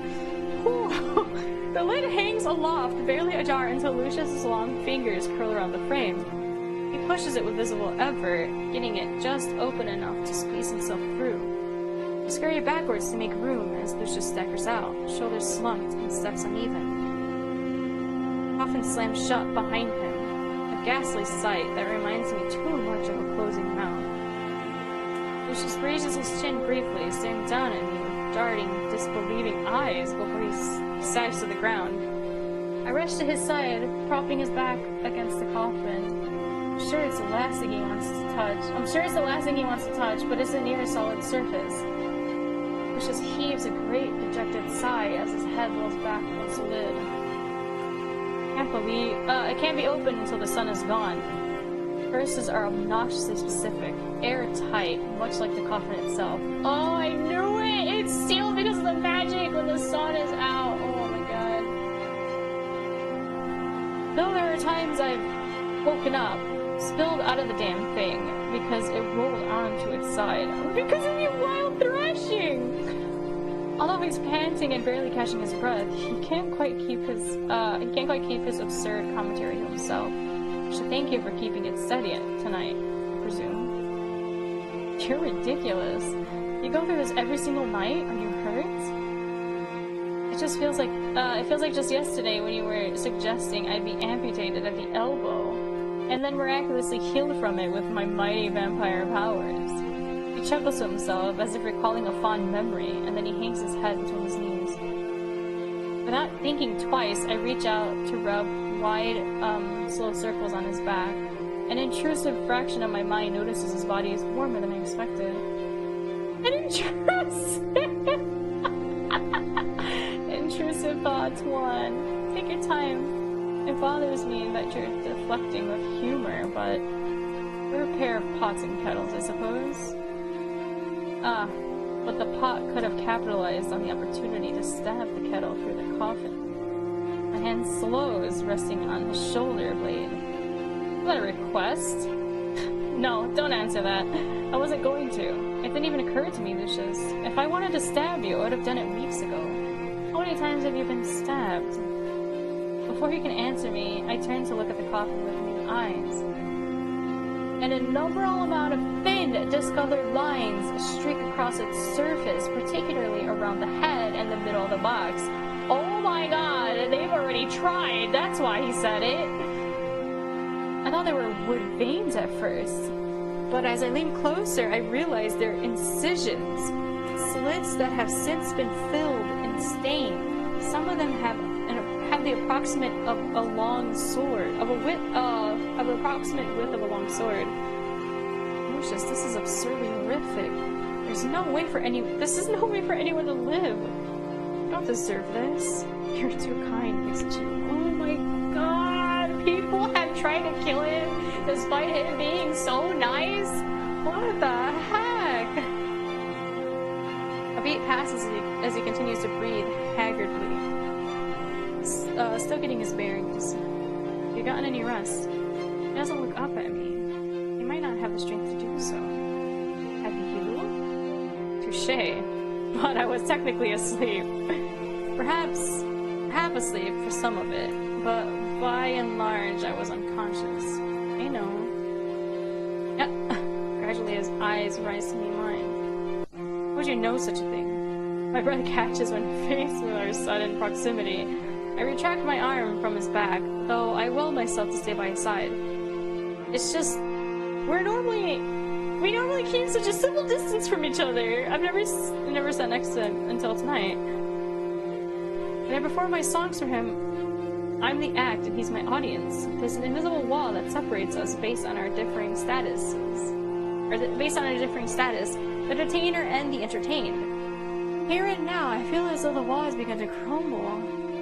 You must think me a terrible housemate for screaming all day. No, not at all. Sorry, I'm tired. I bumped my shoulder against his, fingers fidget and lace together on my lap. An absent-minded little distraction that proves me a small measure of comfort. I remember what it was like. I used to get night terrors when I was a girl. Did you now? At the orphanage? Nightingale Gardens? Yes, and it was the worst place to get night terrors. Half the matrons thought I was possessed. The other half thought I was being intentionally maliciously disobedient. I could imagine. It was usually some reoccurring nightmares about rats, too, which was the worst. I still get them sometimes. What's with this girl and rats? What is her trauma with the rats, man? If you don't mind me asking, what did you dream about? Do you remember? I don't know that I'd call it a dream. It's more akin to reliving a memory. The memory of when I was first exiled here. That's what I thought it was! He's reliving. Oh my god, this poor man! Oh. He taps the surface of his coffin with the back of his knuckles. My surroundings in there look roughly the same, no matter the time period. I'm sure it contributes to my confusion. I become convinced that this just looks at me, his eyes full of meaning that I can't quite decipher. This is a dream, and inside of the coffin is my reality. Oh. I feel so trapped. Is there anything I can do? Can I get you something? Where do you keep your wine? I shift to stand, but Lucius catches my hand before I'm fully upright. Stay. He blinks rapidly and then drops his gaze to the floor as if he's uncertain and surprised at himself, but he does not let go. Oh! His hand around mine is gentle and apprehensive. Please, stay seated and stay with me a little while longer. Okay. Oh no! What is... Will you sing without difficulty? I don't know. I lower myself onto my knees. Seems to breathe more easily when I'm by his side. We stare out at the expansive glass window for a time, intent to be quiet together. Of course, Lucius doesn't like to remain quiet for long. You know, I may feel better if you regale me with more miserable tales from your childhood. I wrinkle my nose at him and whack his shoulder with the back of my hand. He flinches, but I feel his body quaking with quiet laughter. I'm serious. You mentioned something about rats? Why would they plague your dreams so? I'm afraid of them. They seem to have taken it upon themselves to haunt me. Though this estate has been marvelously rat-free. Yes, they'd have to try quite hard to cross the moat. Yeah, I was about to say that. Maybe it's a giant body of water around us. Is there a story behind this fear of yours? Did you lose your parents to a drove of rats? Oh no, plague tale! I don't remember enough of my infancy to say either way. My earliest memories were in Nightingale Gardens. Although, there was this one time, I got myself off with a snicker, which makes Lucius tilt his head at me with a weary, curious smile, a wordless request for me to finish my thought. Forgive me, it's just the stupidest thing. It was a time when the food was going missing from the kitchens. The matrons gathered us up and announced that we had a rat infestation. Oh, frick. I was upset by this news, to say the least. I nearly stopped eating, worried I'd find hair or whisker in my meal or worse. Ew, that's valid. I shudder for comical effort. I shudder for comical effort when Lucius pats my hand encouragingly and shoot him a small, grateful smile. It's just, I was just so frightened whenever I saw those beady little eyes and that flick of a tail into a crevice. It haunted me every moment of my little life, day and night. Fairly sure that's when the nightmares began. I'd wake the whole orphanage just shrieking, and apparently I'd even lash out at the matrons with swinging fists. But I wasn't awake, not really. I remember some of my outbursts, but I couldn't tell what was real. They talked about getting rid of me then. It was even more terrifying and confusing than the night terrors. They discussed my fate right in front of me, like I wasn't even there. Which just doesn't say anything, but he watches me with furrowed brows. Are you sure my miserable childhood tales are making you feel better, Lucius? No. But tell me anyway. What made your night terrors go away? That's the stupid part of the story. I didn't know Ophelia very well back then. I knew she was a picture-perfect angel of Nightingale Gardens, and I knew she was beautiful, but I was much too shy to speak to her. So one day, she yanked me by the arm and pulled me aside, dragged me all the way into the cellar where we wouldn't be seen, couldn't be overheard. Of course, this was very upsetting for me as well. Cellars are notoriously full of rats. Did he get upset by that? Oh, he did! She shushed me fiercely, eyes ablaze, and she shook me so hard I was nearly dizzy. Stop screaming every night, she said. There are no rats in the kitchen. I just sobbed and wailed in her arms. I didn't believe her, and I didn't like getting yelled at. I mean, how could she try to lie to me like that, right? It wasn't unreasonable for me to be afraid. I was just a little girl. God, she was so frustrated with me. She groaned through gritted teeth and insisted there were absolutely no rats. That's when she told me. She made it all up. The rats? The entire infestation. She made it up. She was lying to the entire orphanage about it. Why in heaven would she do such a thing? To see if she could get away with it. Isn't that awful? Oh my god. No wonder why she's the queen. What the heck? She's so good at lying. She manipulated the entire orphanage. Whoa, excuse me. She was stealing extra helpings of food for herself and then planting false evidence, rat droppings, and fur to ensure her lie held water. Each day she'd tell the matrons she was going to go into town to find a cat, you know, so the cat could eat the rats. But she never actually looked for one. She just went out and had her fun in town, then came home with one of those apologetic doe eyes that made everyone melt for her. Anyway, Ophelia showed me where she kept her spoils. She said she would share with me as long as I kept my mouth shut. I had to not only stop screaming, but I also had to keep her grubby little secret. Her reputation was spotless after all. Revealing her mischief would damage her chances of becoming queen. I was offended at first. I suffered so many nights because of her. Then was intrigued. I promised I would keep quiet, but from that moment on, I saw her in a new light. I watched her like a hawk and followed her like a shadow, curious what other lies she's been spreading. Yeah, she's been spreading. But the night terrors didn't stop, not right away. I guess Ophelia became fond of me at some point because she sneaked into my room to sing softly to me every night. Every single night. Even when my nightmares were gone for good. Aw, so she was a genuine friend. Then what the heck happened? Jeez. I don't think I ever forgot that lullaby. May I hear it, Pikachu? That knot at the pit of my stomach returns, twisting and aching. No, I can't. From the corner of my eye, I noticed a blotch of ink on my lap. I rub at it absent-mindedly, smudging it with my thumb. Oh my god, we forgot to clean the ink. It's probably all dried. I'm sorry, it's just... No need to explain, I understand. No, you don't understand. When I confronted her in the throne room, gods, I wasn't planning to be treacherous, you know? Treasonous? Treasonance. I don't know that word. I'd spent months writing a beautiful song for her, but when I saw her, I knew it was forbidden for the crown to see anyone from her previous life. I knew that, so I hid who I was. I used a false name and pretended that it was my first time setting foot on Alluvian soil. All I wanted was to see her again.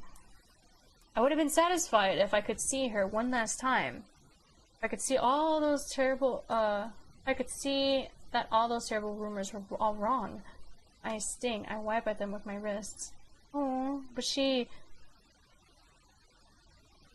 What? Was it not really her? Whoever was sitting in that throne, it was not my Ophelia. It couldn't have been her. Whoever it was, she had her face, but she didn't have her eyes. Not the eyes I knew. Those eyes were hungry, yet full of disdain, watching me like I was some sort of worm under her heel. Oh, she let the power get to her head. And she had this ridiculous harem that was dancing around. And every so often, she'd call one of them to come sit in her lap and kiss her in front of everyone. It didn't make sense. Ophelia didn't like anybody. To make sure, I started making small talk.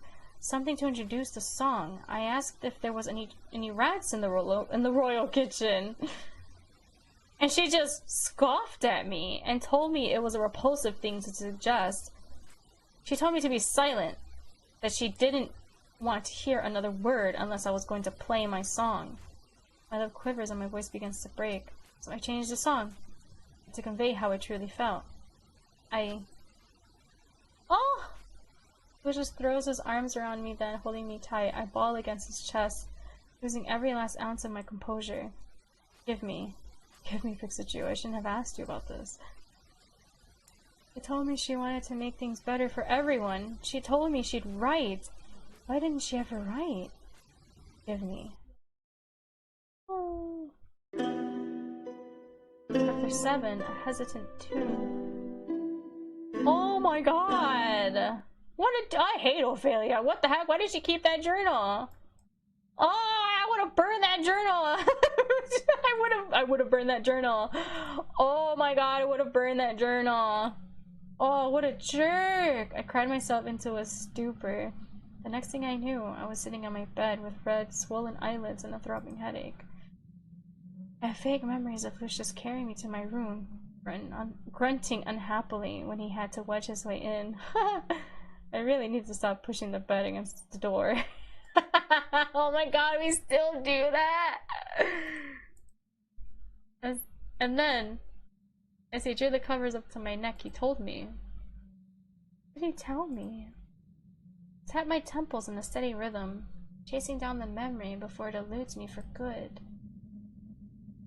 He wanted to meet me in the courtyard. He said he would wait for me there until I feel well enough to see him. I think he said he had something to tell me. I pressed my palm into my eyes, hoping to reduce the swelling. Even my throat is raw from shedding years of pent-up grief. The Grief's place, a new flip-flop of emotions swirl in my chest, and my heart is pounding in an erratic staccato beat. I think I'm gonna be sick. I can't believe I told him everything. I even cried in front of him, slobbered all over his clothes. God, it was mortifying. I never cry in front of people, let alone on them. Oh my god, Smooth! You cry yourself to sleep so you're able to sleep at night with your tired eyes. I know how it goes, girl. I was so distracted by my own melodrama that I completely forgot to ask him about that ring. I shake my head, telling myself that it's fine. I have plenty of time to ask him later. He just stands like a pillar under the moonlight. His hands are linked between his back as he observes the heavens. The first time in a long while, the sky is clear. The yellow crescent moon hangs among the stars with a lopsided smile. I wince at the soggy squelching of mud. Ooh. With every step I take, gross. But since he was the one who asked to meet out here, I don't think he'll begrudge me for any muddy footprints. Hey, did I keep you waiting long? It just doesn't turn. I have something to show you. It was show, not tell. Is it another astrological phenomenon? No. His hands tighten, imperceptibly? I'm sorry, reading is so hard for me. Behind his back, Lucius turns just enough to glance at me, and I shoot him a sheepishly puzzled grin in response. Something about seeing me renews his resolve. Follow me. This just leads me through a side entrance of the estate, through empty stables and servants' quarters. Why are there servants' quarters if he was supposed to be banished there alone? Like, why did they go all out for this mansion for him if it was just going to be him?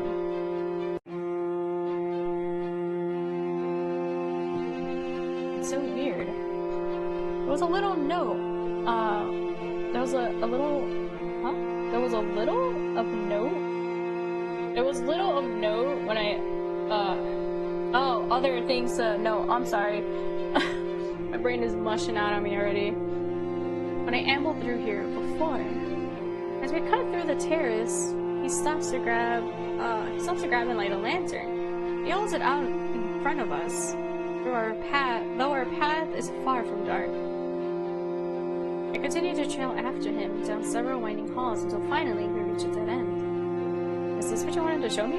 Lucius, I've already seen every inch of this estate. What? Lucius pushes his palm against the furthest wall, revealing a door-shaped indent. A hidden room? Of course there's hidden rooms.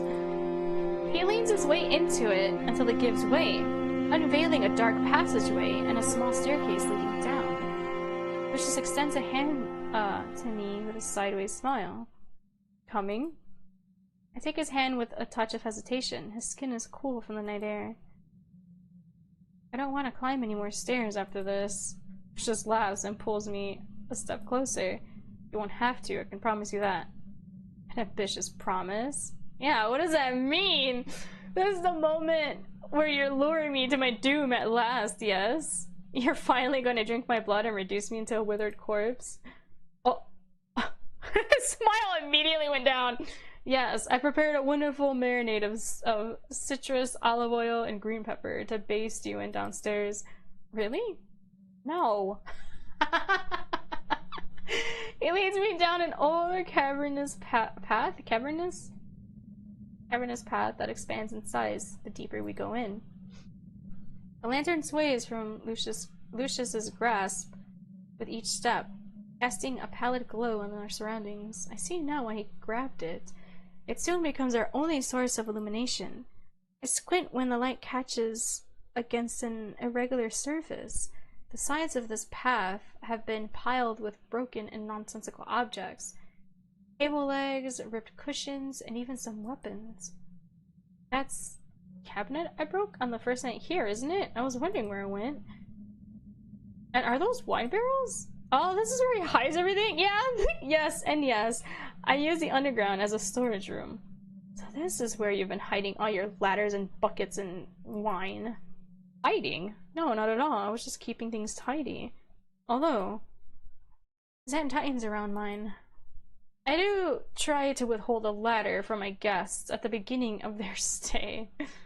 The number of people who have tried to brave the moat and drown in the attempt, Aww. I didn't want the same thing to happen to you.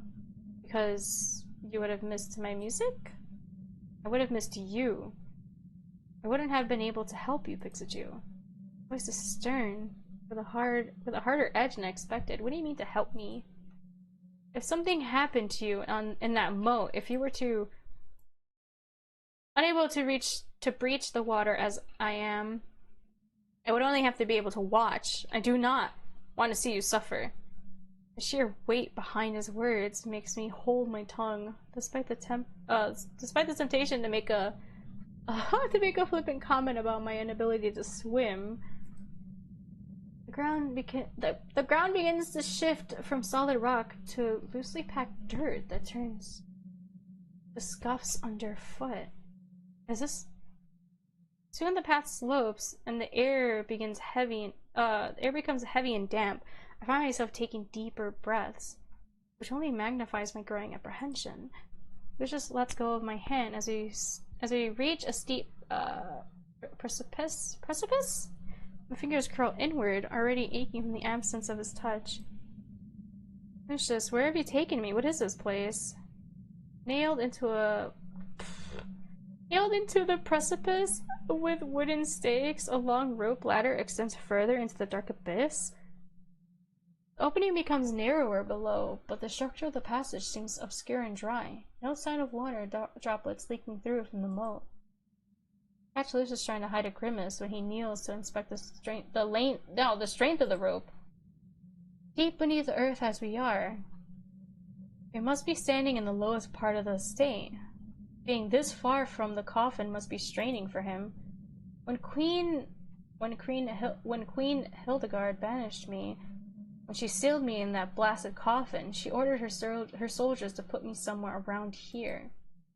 Originally, this was an enclosed wine cellar attached to the estate, where my exile began, and where I first awoke.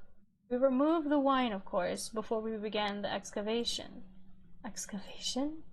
I told you before that I had a motley crew working on a way out. There were 5 of them, including Gillian. They dug for months under my supervision. You see why I had to relocate my sleep upstairs, I'm sure. Where are you going with this? Is it not obvious? I'm setting you free, Pixiju. This tunnel will lead you safely under the moat and out the other side. I must have misheard him, I'm sure of it. That's the only reasonable explanation. He must have said something like, go fetch me some tunnel fish, or I'm trapping you down here forever so you can never cry on me again, you disgusting creature. You look as though you wish to argue with me. I understand verbal sparring is one of our favorite pastimes, but please listen to me this once. Every day you spend here is a lost opportunity. This is the time you will never get back. Why should you endure such a fate when you did nothing wrong? You do not deserve to be punished just for speaking your mind. All this over a mere song. You understand, don't you, Pixiju? Your freedom should never have been up for bargain. Your freedom... Yours is priceless, Pixiju. Lucius, wait, this is so sudden. Can wait no longer knowing the injustice you've suffered. Please, Pixiju, live your life and be free. You are not an immortal like me. You should spend what little time you have in happiness. But haven't you also suffered injustice, Lucius? Don't you also deserve freedom and happiness? I cast my eyes down the dark passageway, searching. This leads under the moat. You should be able to travel beneath it, right? Oh. He no longer tries to hide the flinching grimace, that cold reminder of his reality, the coffin, a secondary measure that guarantees he can never leave. Can't you bring the coffin with you? As long as it's nearby, you can't go anywhere. Can't you go anywhere you want? And what? Carry it all the way through miles of tunnels and woods, stopping each day to clamber in and howl through my night terrors, terrifying the local wildlife? That's true. That's not ideal, girl. Oh man. And eventually, when we do reach civilization, will gain a name as a woman who travels with a possessed coffin. We'll both be social We'll be like Tanjiro and Nezuko. Guys, let's go, Demon Slayer. This is a Demon Slayer reference now. We'll be like Tanjiro and Nezuko. I'll have to bulk up first though to put you on my back, but like, we can do it. No, thank you. Besides, I believe I told you how deeply I dislike tight places. The tunnels beyond this point disagree with me. I'm better off here on my own private estate. How can you believe this is better? It's the only choice I have, Pikachu. It's the only life I am allowed to lead. You'd best worry about your own choices, especially now that your debt is cleared. I'll provide you with a week's worth of rations, along with enough coin from my personal coffers to compensate you for your performances. Now, are you ready to go? What?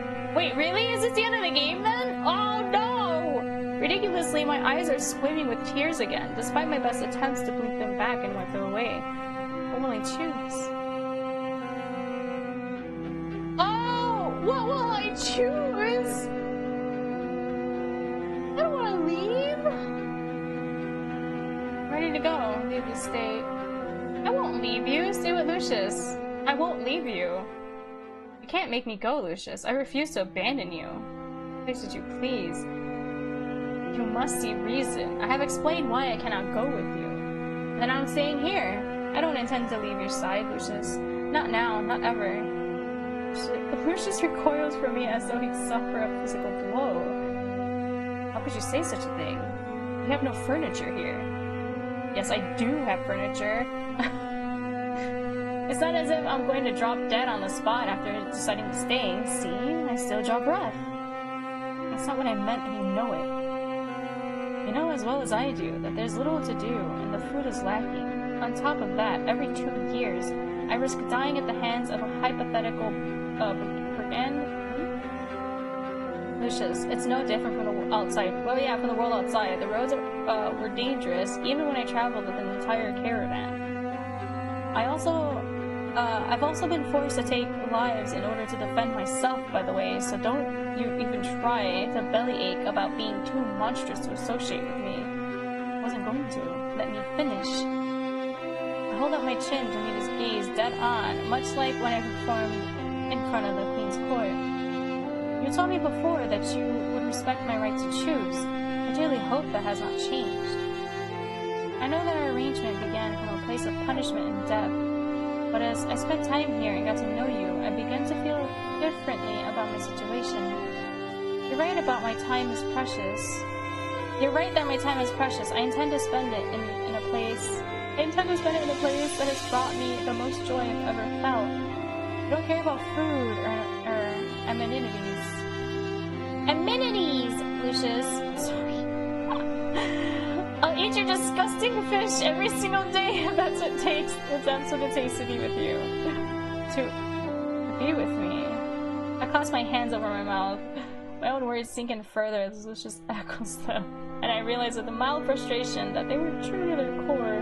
Nothing is more important than being here for him. Somewhere beneath the surface, I've always known that my budding feelings for Lucius amounted to more than mere loneliness. I convinced myself I was fine with being a companionless, traveling bard.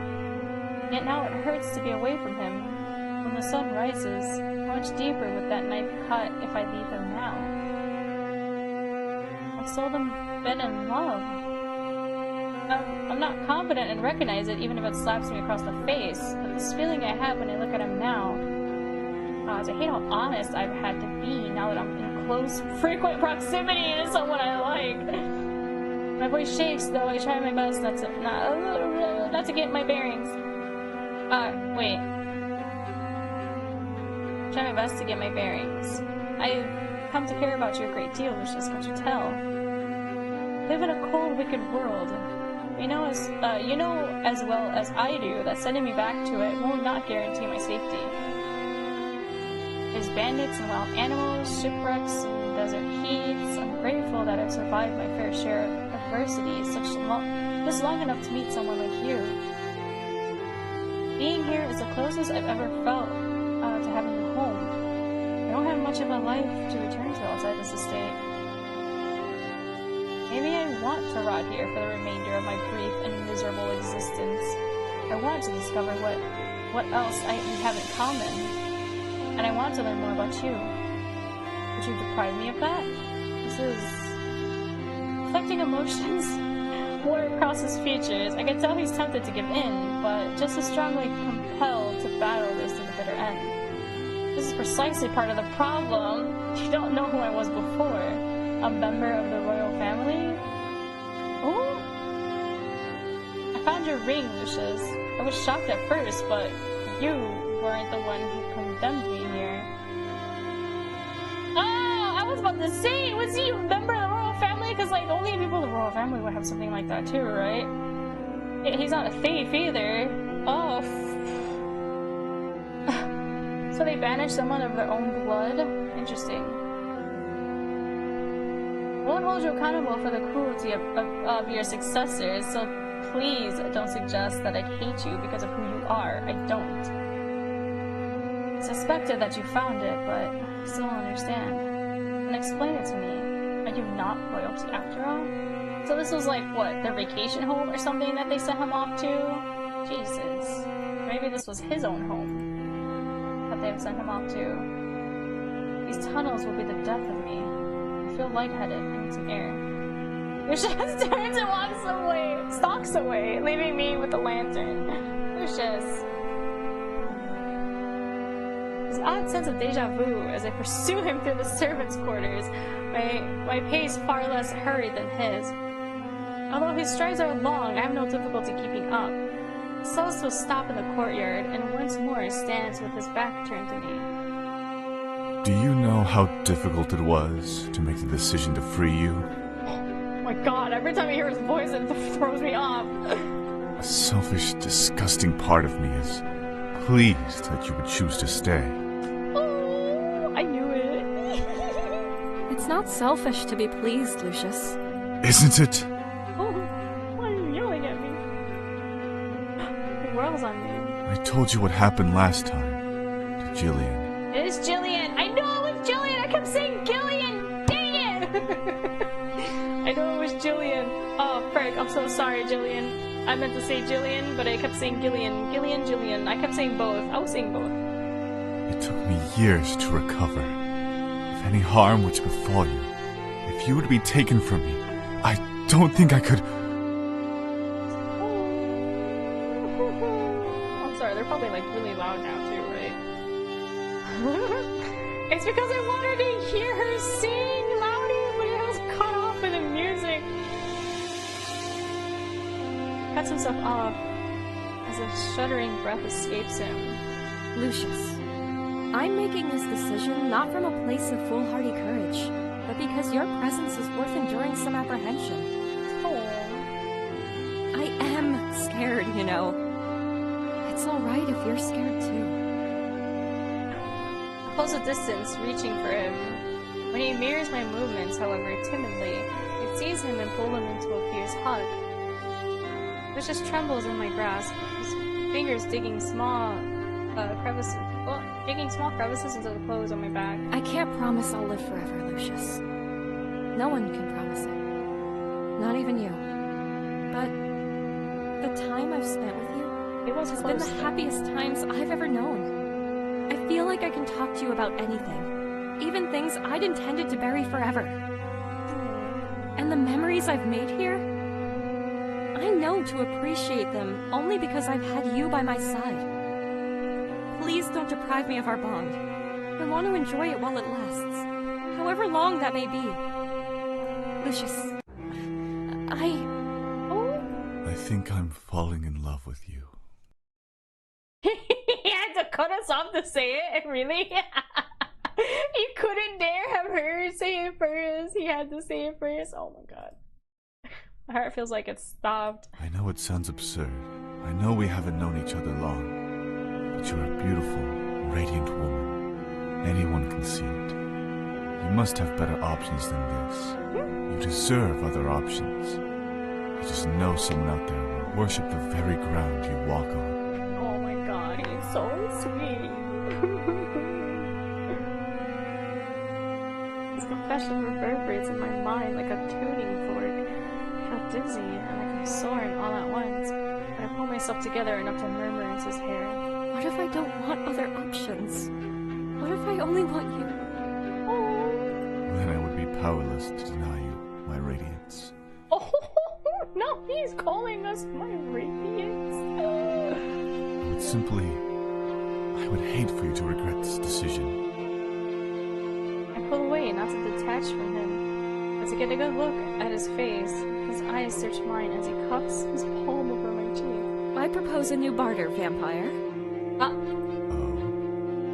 I would have your heart in exchange for mine. Oh my god! Oh, I love her so much. Despite himself, Lucius scoffs out a small laugh. If you have thought this through, if you are truly, wholeheartedly certain, then to rot we shall go together. He tucks flyaway strands of hair over my ear. Such a tender gesture from someone I once feared so deeply. Can I kiss you?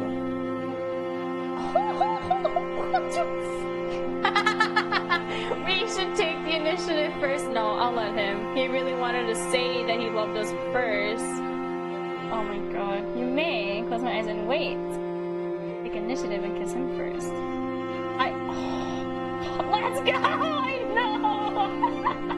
Oh my god, they're so stinking cute, man! You may. My lips flutter close as he caresses the palm of his thumb against my lower lip. Oh, he said I love you! He murmurs the words softly, but close enough, and his breath grazes my skin. Really, truly, and deeply, I love you. Lucius leans in then, and brushes his lips against mine under the midnight sky. Oh, yeah, I'm gonna go back and do let's kiss him ourselves and see what happens. The world feels so suddenly weightless. I recede to come up for air, but Lucius pulls me back in, kissing me with the force of a crashing wave. I breathe him in, along with the crisp, earthy scent of moist soil. The night air normally has a cold bite that sticks to my skin like molasses. When he holds me in his arms, it feels like velvet.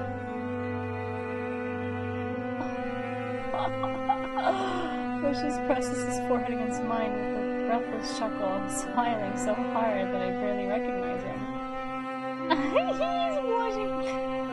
In all my long years, I have never met anyone like you. And in my comparatively very short years, I never imagined I'd fall in love with a vampiric clean freak with the driest sense of humor I've ever known. Clean freak? Oh, fine, you're not wrong.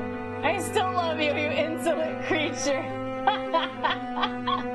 Which just catches me around the waist and it's me, spinning us into a triumphant half arc. Oh my god, they're so cute. Lucius! Don't tell me to contain myself next to you. I won't do it for all the riches of the world.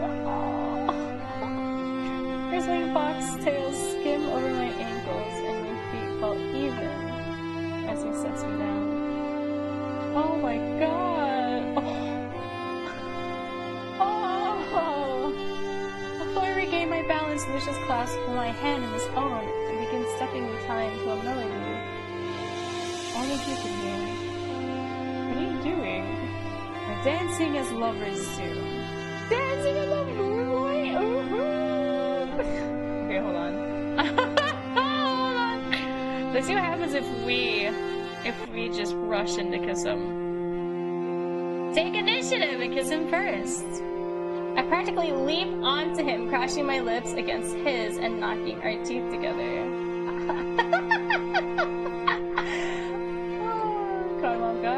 He makes a surprise sound, but he doesn't protest. Lucius encircles his arms around my waist and leans in, kissing me harder. Mutual laughter bubbles between us, and I kiss him all over his ridiculous face. Oh my god, they're both so good! The second option is so tender love, though, and this one's just chaotic love. Actually, yeah, I'm gonna say their love is more chaotic love. I'm gonna keep it as this one. This is the one. This one feels right. Thanks to you. He scoffs out another laugh, looking as bashful as a schoolboy. He cradles my face in his hands and plants a final chaste kiss on my forehead. I'm the luckiest man in all the land. I love you, Pixie. All along, I have loved you. Oh my god. All along, I've loved you. You're so silly. I love them. Me too. Oh. And then he kisses me again, pulling me close under the midnight sky. Oh, the world feels so sudden and weightless. Okay. Yeah, no, we're keeping that one. That one's the one. That one's the one. She's a very headstrong character, so like I love it. Oh my god, I love them. I love them so much. I stumble as he guides our bodies into a revolving turn. Whoa. I don't know how to dance, Lucius. I've been tapping my feet along to my own melodies at most. He maneuvers me under his arm, then pulls me close enough to kiss my knuckles in a fluid motion. But it's a good thing you'll have all the time in the world to learn. Cicadas buzz all around us, like a steady hum of applause. In the distance, a single fox frog begins the chorus of its song, another joins in, then another. So the moat itself seems to hum with their reverie. The very stars feel like they're sweeping around us in a prevailing dance, embracing us in the wind-blown curtains of midnight, of the night. I'm sorry. As Lucius dips me back, I realize there aren't stars at all when one of them lands on my nose. Oh, are these lunar flies? There are so many. Lucius, I think these are the bugs that stung me when I first crossed the moat. Oh god, we need to get inside. Oh. We rush into the estate together, holding on to each other and giggling like children. Lucius slows only to pat me down and make sure none of the insects tagged along. Nasty little bastards. The worst stings will itch for days. I forgot how aggressively lunar flies breed during the rainy seasons. My cheeks burn from grinning as he tends to me, diligently checking my hair and under my arms. Lucius. Yes, my readings! Oh, nickname! I nearly burst out in laughter at the pet name he's chosen, but I regained enough control to pass it off as clearing my throat. I give him a quick peck on the cheek. Oh, redirecting his attention and I'm checking for bugs to look into my eyes. Oh! He tilts up with a smirk as he backs me gently against the wall, pinning me in the frickin' Cabadon does? Oh! He Cabadons us? Wait, is that even how you pronounce it? Cabadon. Oh my god. Jesus Christ, this man's gonna be the death of me.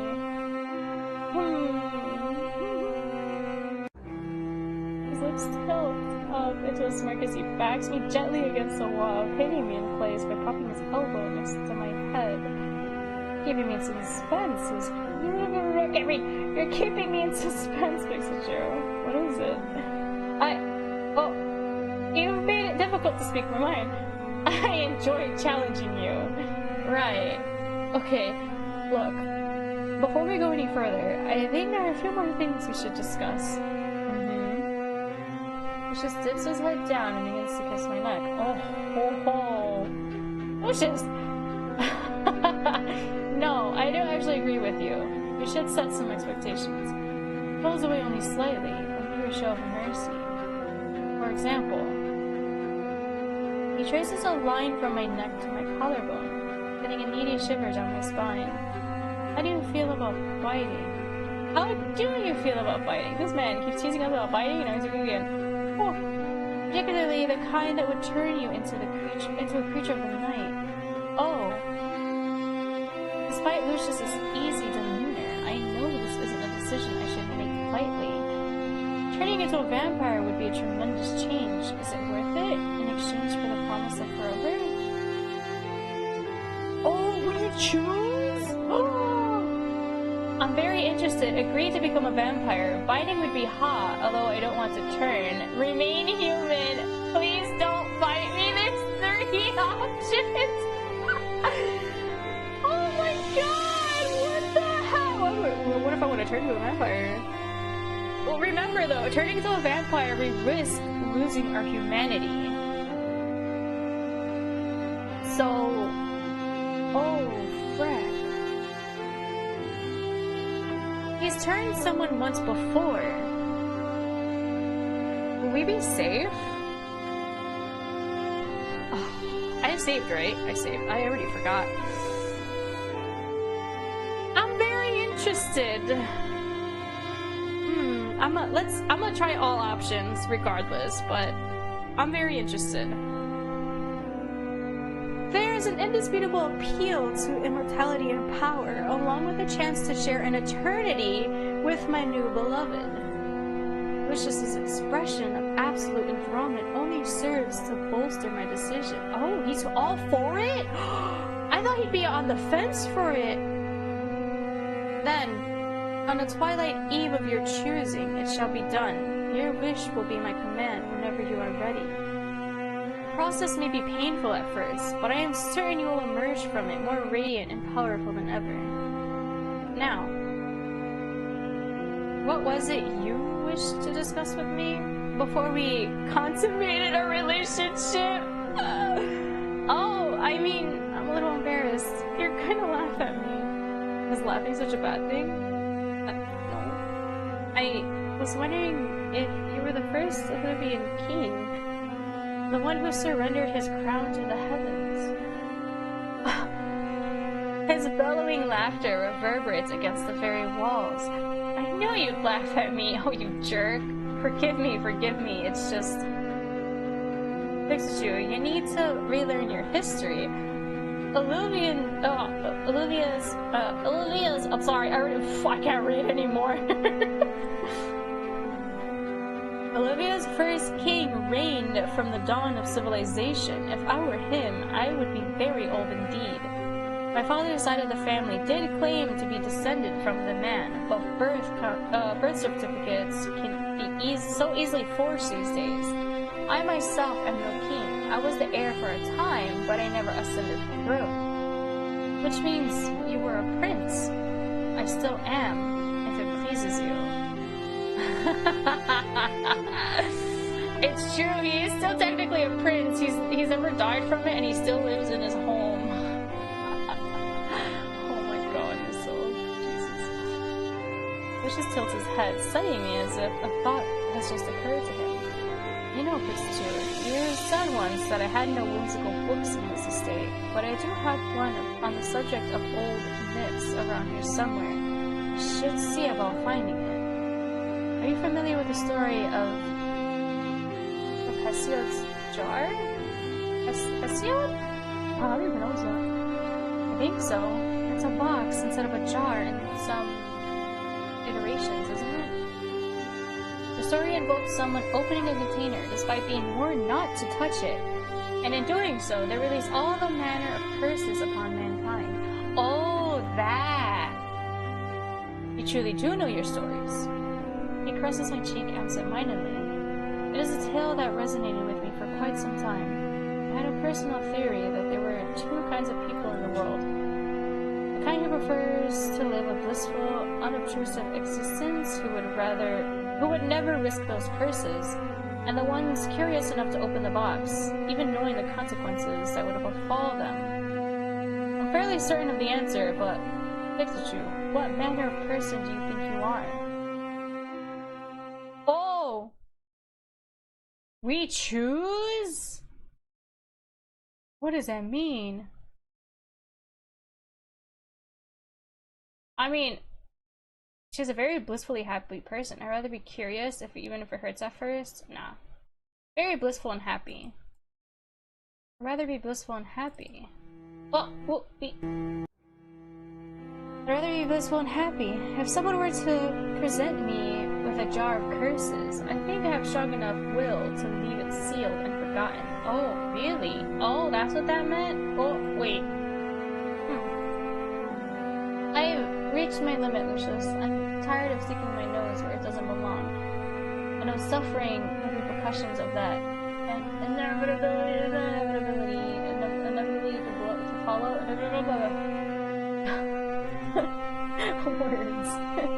Pursuing something to its bitter end is an idealistic dream. A dream is all it is. And at the days, a dream is all it is. But a dream is all it is at the day's end. I'm sorry, I can't read anymore. This game broke me. I've chosen to stay here, safe and content by your side. I intend to see my decision through. This is a surprise to hear, but it is not an unwelcome one. I must have changed a little. Perhaps it's the influence of your illustrious self-control. Your illustrious self-control? You have certainly influenced me in turn. Perhaps it's about time for such self-control to waver. This just draws me into another kiss, heavier and more heated now. I fail to hold back a flustered sound as his fang nicks a dry spot on my lips. Sorry, should I stop? Oh, why are you... You're giving me a lot of options now. Keep him and take me. Wait, what is this gonna do? Am I gonna have to block the screen? What is happening? Yeah, he said let's go. Keep going and take me to bed. As if I can deny you. The grin he wears is ravishing. Oh my god! I let out a delighted scream as Lucius bends and hooks his arm under my knees. He carries me down the hall like a new bride. Oh my god, no, it's so spicy! Can't expect this! Oh my god! He carries me down the hall like a new bride, nearly kicking down my bedroom door in his haste to undress me. Oh my god! I yield to him completely and utterly. Lucius leaves me a gasping mess, shattering every semblance of my self-control like a glass pane. Every breath, every touch, every kiss lingers on my skin long after the sun rises. Once my choice was made, I needed to ensure I would never look back. My future deserved to be unchained from the ghosts of my past. I've kept safe for long enough. I used the journal as a kindling the next evening. Yes! And I watched, enwrapped, as its pages blackened and curled into itself. It was like witnessing the end of a living thing, a death and cremation all at once. Wait, but like, I hope she wrote down the song she liked from there on a separate area before burning this. Lucius strode in as its cover began to resemble charred sludge. He expressed dismay, surprised at first, but I shook my head when he asked if I would regret it. I told him I wanted to write my own songs from then onwards, even if I had no one else to share them with. New songs dedicated to the new chapter of my life, and he could sing it to him. They could be their songs. In silence, we waited for the flames to crackle and dance until all that remained was the final hiss of ash. Lucius draped his arm across my shoulders and pulled me close, kissing the top of my head as he whispered how very beautiful I looked that night. The headstrong orphan from Nightingale Gardens disappeared after she ran away, and similarly, the traveling bard Quixoture would cease to exist. Everyone would believe she died to the cold-blooded vampire in the abandoned estate. I made peace with the knowledge that I'd be unable to challenge the stories that would spread. Outside the lonely estate in the middle of the moat, there would be nothing left of the treacherous woman, traitorous woman. I know the word now. I'm sorry. I keep reading everything wrong because I'm so like my brain's off. I'm so tired. The freaking love scene woke me up, man. It's so cute. The treasonous woman. I already forgot the word now. Was sitting before the court to save an old friendship. Oh, didn't see that coming. Stay with Lucius and become a bloodthirsty vampire with him. I was not afraid when Lucius punctured my flesh and drank deeply from me. I knew what I wanted, and I would not be denied. I would have my eternity by his side, even if it cost the sun itself. I don't care about the sun anyway. This is scaring me though. Does it go bad or good? My transformation was a gradual one. My skin would become much paler than his. Just as my heartbeat grew fainter and my hunger grew stronger. My fangs were by far the most uncomfortable change, and I wept as they pushed and strained my gums. However, after they fully sprouted, I found them quite fetching. His night terrors died down considerably once I crawled into his coffin with him and curled in close. That's so cute! But how do we fit in that small coffin together? We would hide away from the world together, just he and I. At first, I starved off on mortal boredom in the same way Lucius had, using our guests for bargaining and conversation. We would feed only on the vicious ones, the ones who staunchly refused to see reason, as you should. However, once I gave into the cycle of violence, my hunger grew into avarice. The years faded into decades. The agonizing, insatiable starvation to become a vampire spawned evilly in my soul. The motefish were not enough. The unruly prisoners were not enough. Nothing was enough. No! We gave in! I began venturing through the tunnels, taking care to...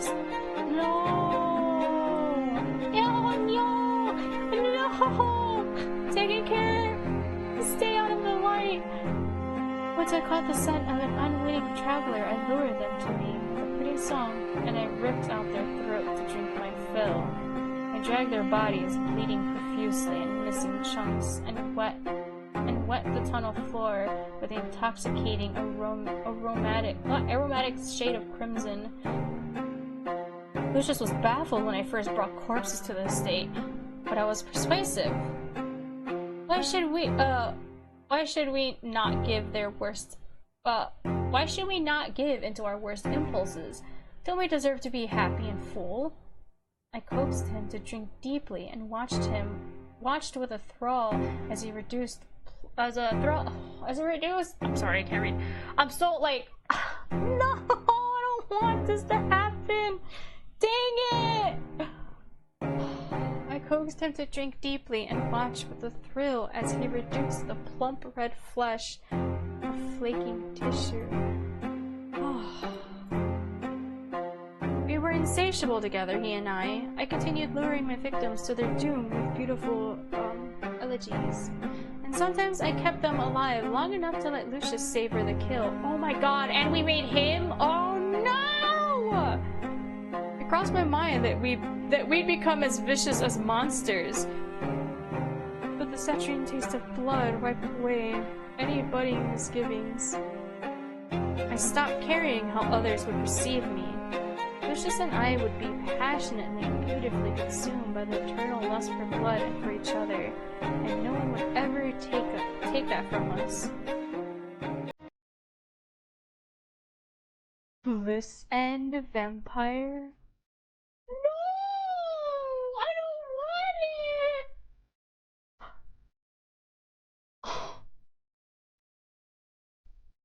Oh my god, this game was so good. And this is the bad. Yeah, I'm assuming this is the bad end. Oh no.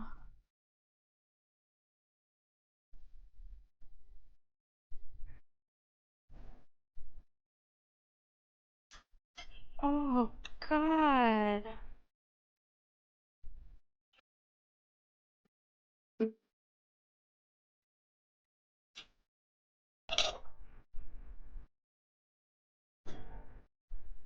Oh, sorry. Drank the last of my tea. Oh my god. I didn't want that to happen. Oh no. Oh. I wonder what happens if we're like, fighting's good, but don't change me. Oh, don't stop the credit. Watch. Oh, I didn't know. Ooh! Thank you for playing the game. If you'd like to consider checking Imperial Grace. Ooh. Okay, I'll check that after stream. Oh my god!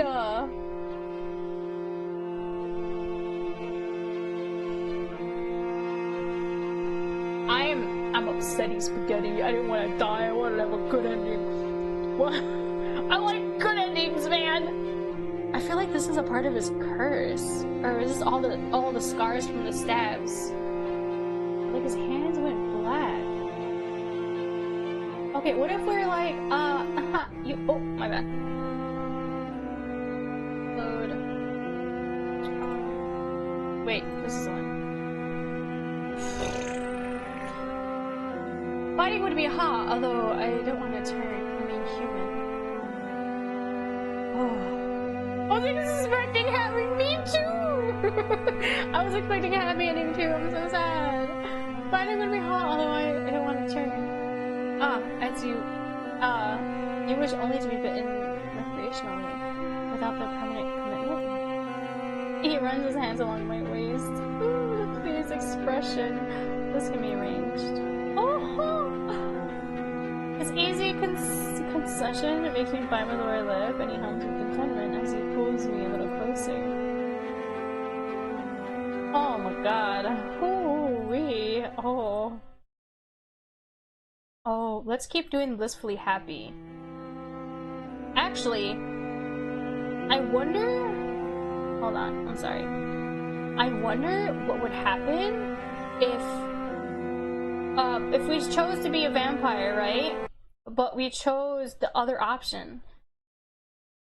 Hey Spooky, how you doing? I'd rather be curious, even if it hurts at first. I'd rather be curious, even if it hurts at first. You know me, don't you, Lucius? I have to see what's at the bottom of the jar. If I recall, despite its moral lessons of caution, the story has an optimistic ending. In the wake of the curses they unleashed, the main character peered just once more into the container. They discovered that hope remained. Though the released curses were irreversible, hope would temper their effect. The true moral of the story is, although some curiosity can be a curse, more curiosity may be the cure. Yeah! So given the chance, I have to open the jar. I would dig, I would rifle in roots, and I would untangle every web I find until I see things as they truly are. Would you prefer to be curious rather than... You would prefer to be curious rather than content? I think I could not be content if I were forced to temper my curiosity. I think I cannot be content if I were forced to temper my curiosity. I see. What does that mean? I'm so confused. I should have expected no less from a woman like you. Your relentless nature is one I've come to admire. This coming from a vampire with the inhuman sense of restraint. I should be flattered. I nudge him, I'm expecting him to laugh and tease that he may just let his restraint slip tonight. But Lucius looks surprisingly contemplative. Uh-oh. Lucius, is something the matter? I reach up to touch his face, feeling his jaw work under my fingers. He turns, just enough to sigh warmly into my palm. I don't remember the last time I felt such harrowing happiness. I worry this blissful rapture of ours will be short-lived. Need we worry about such things so soon? He kisses my hand, soft and reverent. I prefer to chart out our worries sooner rather than later, 52. There is something else I wish to share with you. Much like I never told anything about Jillian. This is a thought I've never voiced aloud. I believe you're the only one who will understand, who will help me understand. My eyelashes fluttering with wonder. It's no surprise that a centuries-old vampire has accumulated enough troubles to plague his thoughts, though I'm a bit, exasperated at his timing. Why bring this up now when I'm pinned in an intimate position against the wall? I'm eager to be helpful. What's on your mind? Not here. I need to find something. Will you have a seat and wait for me? Of course. What is happening? Lucius exhales sharply through his nose, relief and gratitude all at once, and presses his lips to my cheek. Oh, okay, there's a lot more to this. I start a modest fire in the hearth as I wait for him, prodding the branches into position with every thrust, with the ever-trusty fire iron. Once I'm done, I set the fire iron against the mantle where it belongs. I don't need it anymore. I recall the collection of weapons Lucius had stored away in the underground, and I wonder if he can train me to wield one. Though I no longer need to safeguard myself against him, and an unwanted guest will surely have me singing a different tune. Lucius returns to my side. He's holding a flat frame of wood face down against his chest. Oh, weird. And wearing such a somber expression that I suspect he's brought me a mourning portrait. The frame is moderately sized, a width that equals his shoulders, and a height spanning from his collarbone to his navel. The wood is the same shade of the black from his coffin, which in itself makes me uneasy. Thank you for waiting. His eyes trail past me to stare at the massive ink stain at the center of the room. In the whirlwind of our anticipated romance, I'd clearly forgotten to clean it up. What did you do to my desk? Forgive me? Forgive me? I was looking for a rag to clean it with, but then I heard you screaming and, well, we both got a little distracted after that, I think. A rag? You were looking for a rag? If you spilled a tidal wave of ink on my desk and floor, and no rag would be enough to clean it up. Yes, I suppose we want to use some lye soap to lift the stains. If we don't have any, say, why don't I use the tunnels to procure some supplies from the nearest town? While I'm at it, I can even barter for a new instrument and entertain you with. New books for us to read. Lucius stares his attention away from the desk with visible effort. The desk is not important. Oh, frick! I forgot about the desk and the ink. It clearly is important, Lucius. I'm truly sorry, and I want to make it up to you. He gives my shoulder an affectionate squeeze. Be good to me. You know, it never occurred to me that a guest can come and go as using the tunnels. Yeah, it can go freely using the tunnels. No one's ever used it to come back. Well, it's a good thing I'm here to think out loud for you. Whoa, why did everything just get so serious? I coax Lucius to sit on his usual velvet chaise as he slumps down beside me. Firelight dances over the planes of his face. What did you want to share with me? Just sighs. He runs his hand over his scalp, breaking eye contact. I haven't been able to stop thinking about the events that led me to my exile. For so long I believed it was all unjust, that I was suffering an unfair fate. But ever since you found that scrap of parchment, no, ever since I met you, you've encouraged me to reflect on myself because I'm no longer certain of my innocence. Funny that he should mention innocence. I've recently begun questioning the very concept. Good things don't always come to virtuous people, just as evil doesn't always get punished. Yep. When the world itself is unjust, one's sense of innocence is not enough to guarantee their safety and freedom. Gosh, just look at what happened to Jillian, murdered in cold blood for trusting in the goodness of his fellow man. We are not pure, faultless beings, Lucius. When we are placed in positions of suffering, we often need to become worse to survive. It's not strange to become blemished when we fall. You said it yourself, that no one is perfect. I know. I knew you might say this, which is why I need you to see what I've brought. Put the pieces of the portrait back together. Its edges are frayed and some parts are still missing, but he turns the frame face up. Oh.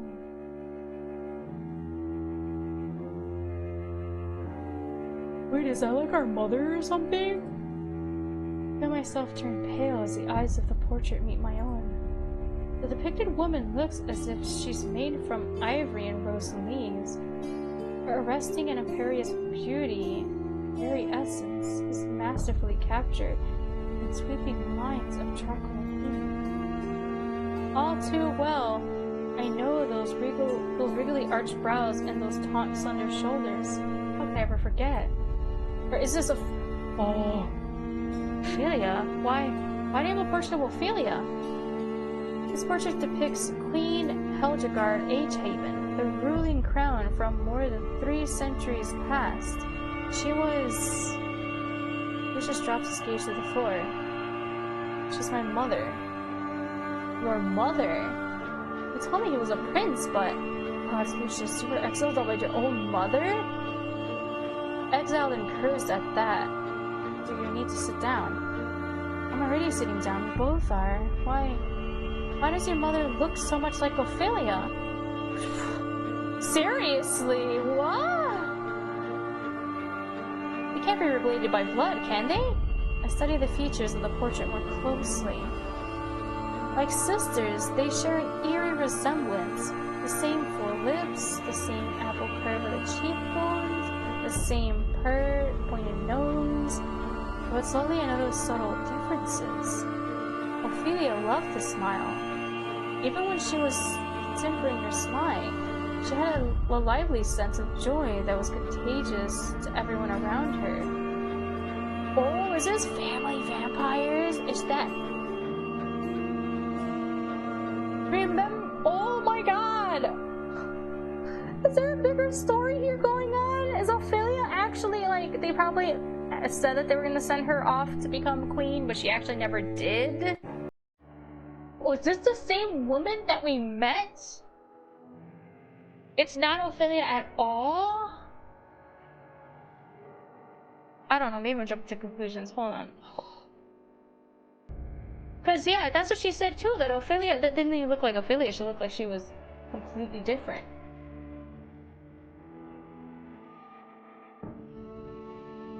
The queen of this portrait has an icy, judging stare and seems to reverse roles with her viewer as she calculates where to place them. Her head is tilted at a faint angle, and something about her dark eyes look half dead. While I doubt Ophelia is related to Queen Hildegard, I also doubt the resemblance is mere coincidence. In fact, I suspect every single queen over the past 3 centuries bears a resemblance to the woman in this portrait. Isn't it strange, it's true? And we've had an unbroken line of corrupt crowns who do little to better their lives for other people, even when they previously expressed an interest in breaking tradition. Surely they cannot all be so weak-willed. They would bend to the demands of their court and the status quo. Isn't it strange that they aren't allowed to be depicted in portraits or seen in the public? That they're not even allowed to stay in touch with anyone they knew prior to their regency? Almost as if the very act of sitting in a throne compels them to behave in an unanimous way. I'm sorry, I can't read. Or perhaps the person on the throne never changes. What are you saying? I admit, I'm not sure how to even start explaining my rationale. Except at the beginning, please. I'll try. As you are aware, I've been unable to set foot outside the state since the moment of my exile. This means I've never had the chance to encounter your Ophelia, but I can tell you what I know of Queen Hildegard.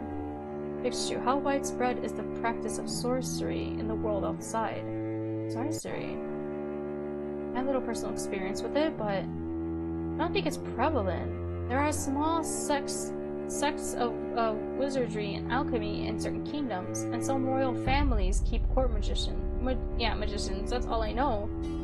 It's just not. It was even less prevalent when I was a mortal man. Magic was an elusive art form that few were equipped to pursue.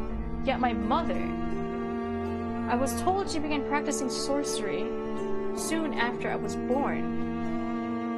She had severe complications when she was heavy with child, and nearly did not survive. Veering close to death changed her. It terrified her more than anything. I always wondered if that was the reason behind the cold demeanor she had towards me. That she harbored a grudge because my very existence nearly killed her once.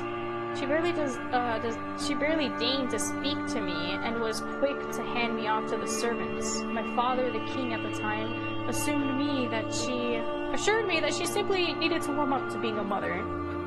I knew he was wrong when she adopted and doted over 2 young girls.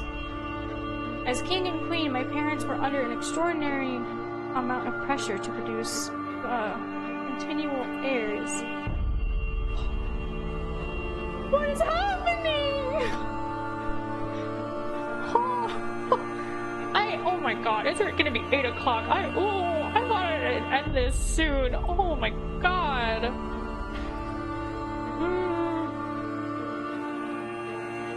Since the idea of giving birth obsessed my mother so deeply, they adopted Matilda and Artemisia in secret to appease their court. The girls resembled them enough to pass as their real children. You tell me you had sisters. Yes, I used to call them my mother's little pets, and secretly I envied them. They inherited the throne after Queen Hildegard's reign, didn't they, Fixiju? Tell me more about your mother. Her contempt for me was more noticeable with Matilda and Artemisia running amok. She was so protective of them, never allowed them to set foot beyond the palace gates, never allowed them to be seen by outsiders. I became prone to debauchery for a while, drinking to excess, streaking through the hedges, and sleeping with handmaidens who were far too old for me. But all these calls for attentions were duly ignored, aside from an occasional slap on the wrist from my father. It never hurt. He was a thin, greedy man, and was so easily influenced to submit to the will of others. Easily influenced? You sound like you dislike him, Lucius. No.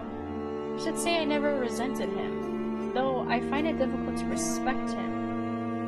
If he were not the ruler of a nation, such weakness and inertia may have been charming. You've grown up to be very different from him then. I would hope so. He was far from an aspirational figure in my mind. Now where was I? We were talking about being prone to debauchery, sorry. Excuse me. That's right, debauchery. The phase didn't last long. Excuse me. When I realized I continued to be bereft of the attention I desired, all I had left to do was to focus on my studies. As heirs, there was much to keep me occupied. I know! Thinking we could lose this lore for wanting more vampires. Holy Christ, man. There is so much more than what I thought would happen right now. I thought it was gonna be like a quick boop, boop, boop. Alright, cool, good night. And then I can go eat dinner and do my whatever else work I had to do. But nope. I'm latched on, man. What the heck? I might do another stream of just other options. Because I'm very hungry and my throat hurts. It was on my 20th birthday that one of Queen Hildegard's spells went awry. She buried an entire wing. Huh? She buried an entire wing of the palace in noxious mist. Anyone who breathed it in excess withered to a bony, dry corpse, as if all the moisture had been drained from their flesh. Oh, God. Several members of our staff died where they stood, and several more had lifelong complications, difficulty breathing, periodic convulsions, and an internal itch of the skin. Oh, God, were you alright? She scoffed on a small chuckle. It's kind of easy to ask, but I was nowhere near the wing. My celebrations took place in the greater hall. I felt the tremor of the spell impact even there. Hilda was fine as well, because she had snuck down to see me, but Queen Hildegard and Artemisia suffered from the after effects of the spell. Artemisia had to have her hand amputated. Oh gods, and your mother? Queen Hildegard was bedridden for a long time. My father grew enough of a backbone to forbid the use of magic within the castle walls, and news of his decision devastated her. Back then, I had no idea what she was trying to accomplish. She never spoke to me after all. Although I noticed she's accumulated a collection of tomes and talismans. I had just begun stifling through her materials, trying to make sense of what had happened when she called for me. Not for my sisters, not for my father. Me. Oh my god, but she wanted to experiment on her own son? Lucius exhales a shaky breath, and I give his knee a gentle squeeze. Forgive me. This is a difficult part of my past to relive. This is when things went irrevocably wrong. I never should have agreed to see her. I should have shown her the same scorn she'd always shown me. She was your mother, Lucius. Even if she's done something horrifying, I understand why you went to her.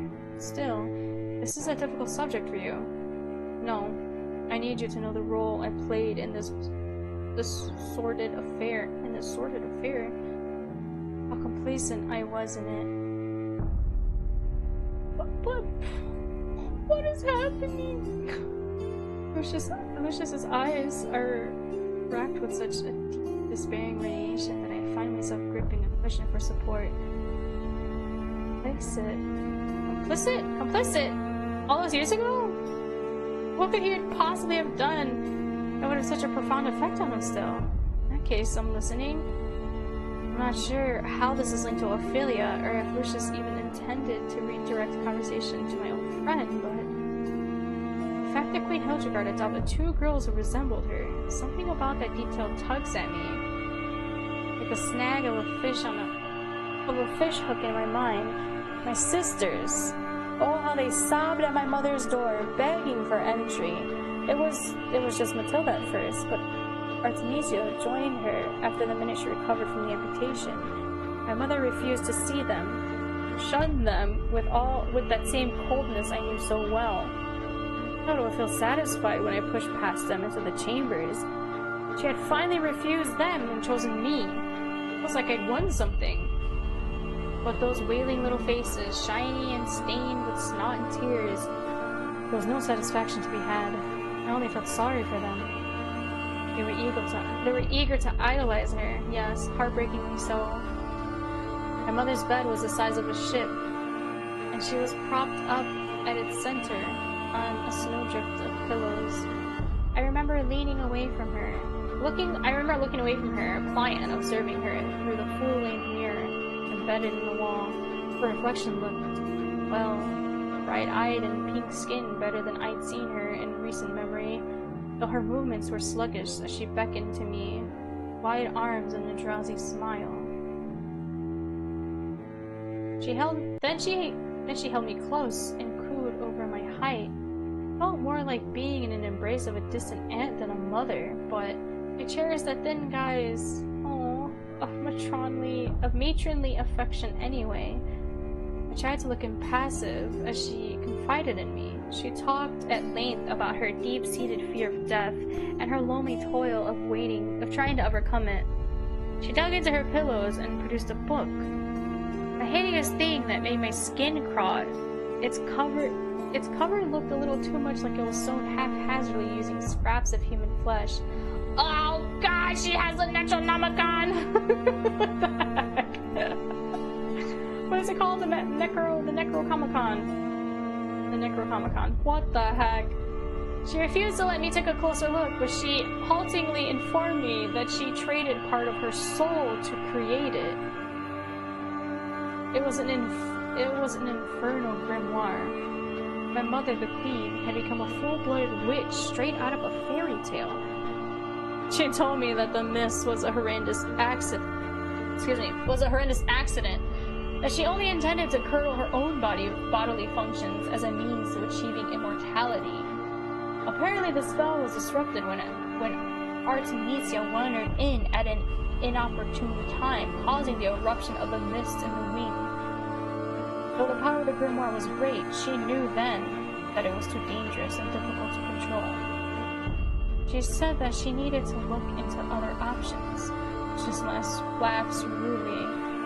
I convinced myself I had no reason to doubt her, my own mother.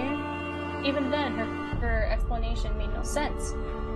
But I surmised that a half-curled body was a reasonable cause for her bedridden state. Then she asked me to assist her in overcoming the affliction of death. She said she could trust no one else, that she would be glad to share the eternity with me once we discovered its secrets. What manner of son would I be if I said no? after she finally worked up the courage to bare the contents of her heart after all this time.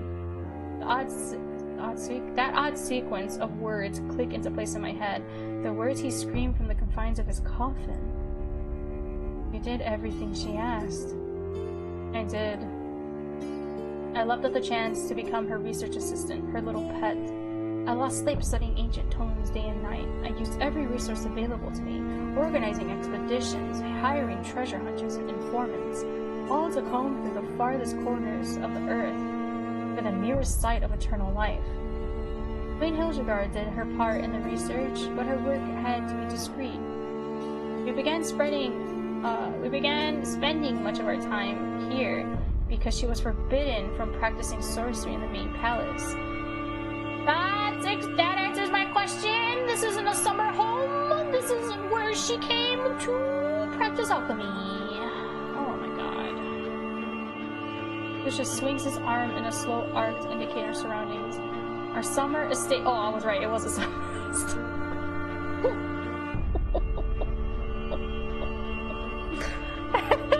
I'm so dumb. It is a summer estate. Excuse me. I was right with both options. With both theories.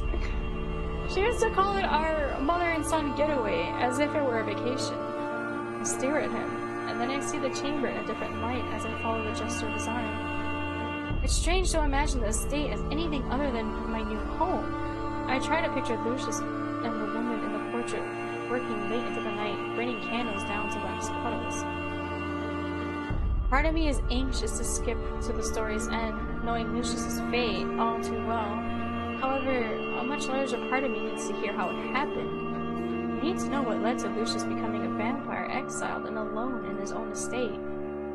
He's probably exiled because he freaking helped his mother practice sorcery. Oh, sorcery, spooky. One day at last, my efforts bore fruit. A wizened collector. A wizened collector of curiosities sold me fragments of an ancient ritual, and she claimed it was one of the oldest forms of immortality. Although the full, precise method was lost, we are now graced with some of its steps. It was remarkable timing, too. My resources were depleting fast, and the court asked questions that were becoming difficult to assuage. By that point, my mother had become more proficient at witchcraft, though she mainly used it to keep her youth from fading.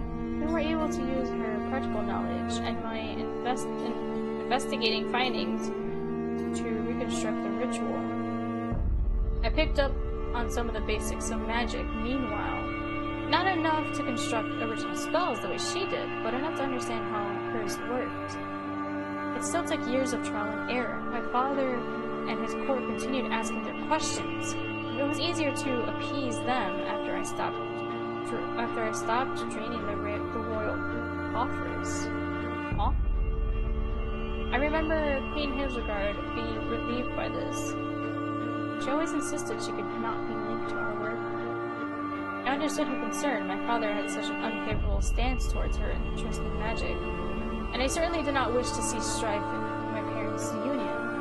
I was fine with lying on her behalf.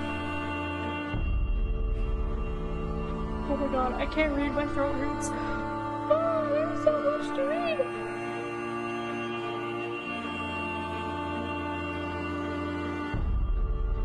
Holy crap.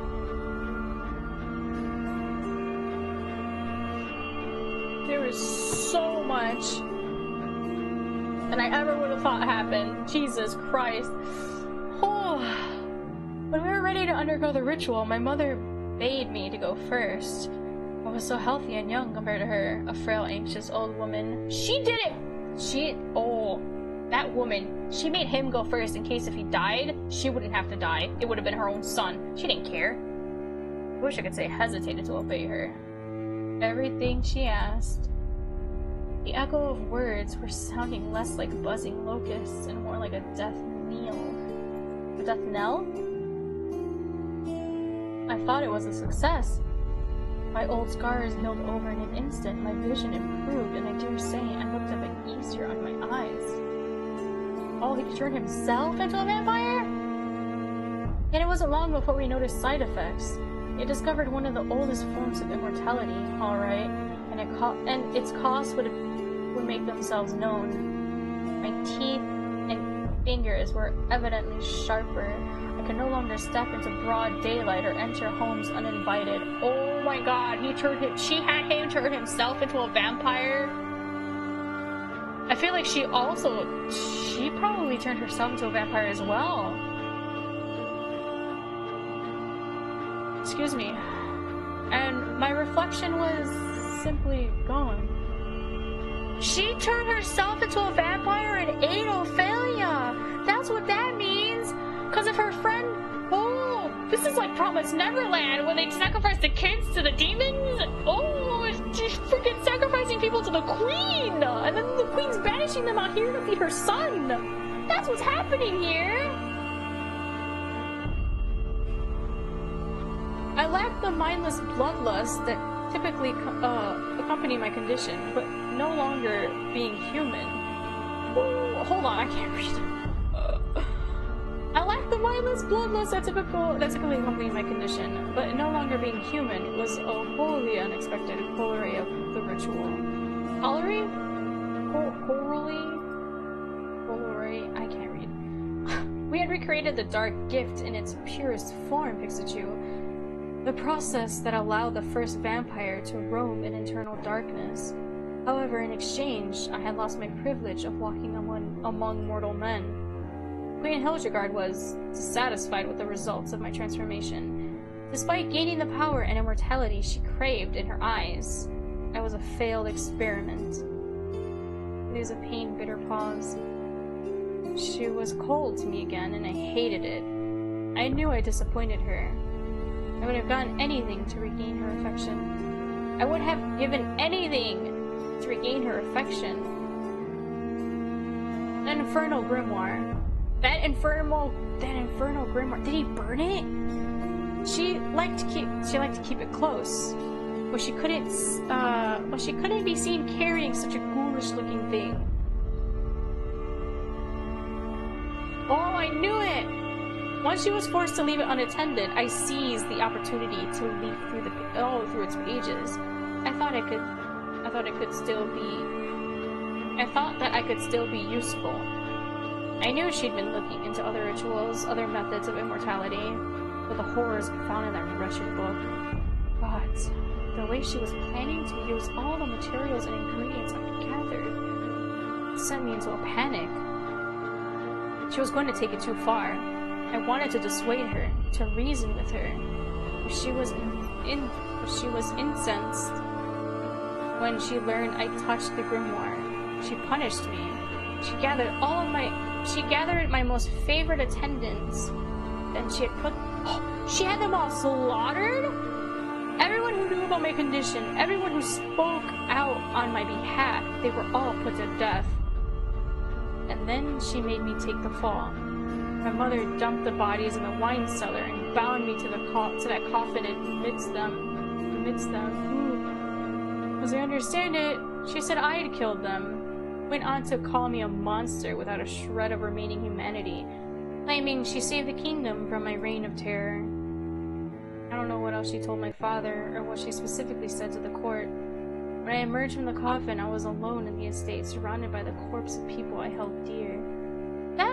Their mother is trash. From the day that she just completely threw him aside like that, and then she just got progressively worse, even to his own sisters, that she wanted to have, that she adopted? Oh god.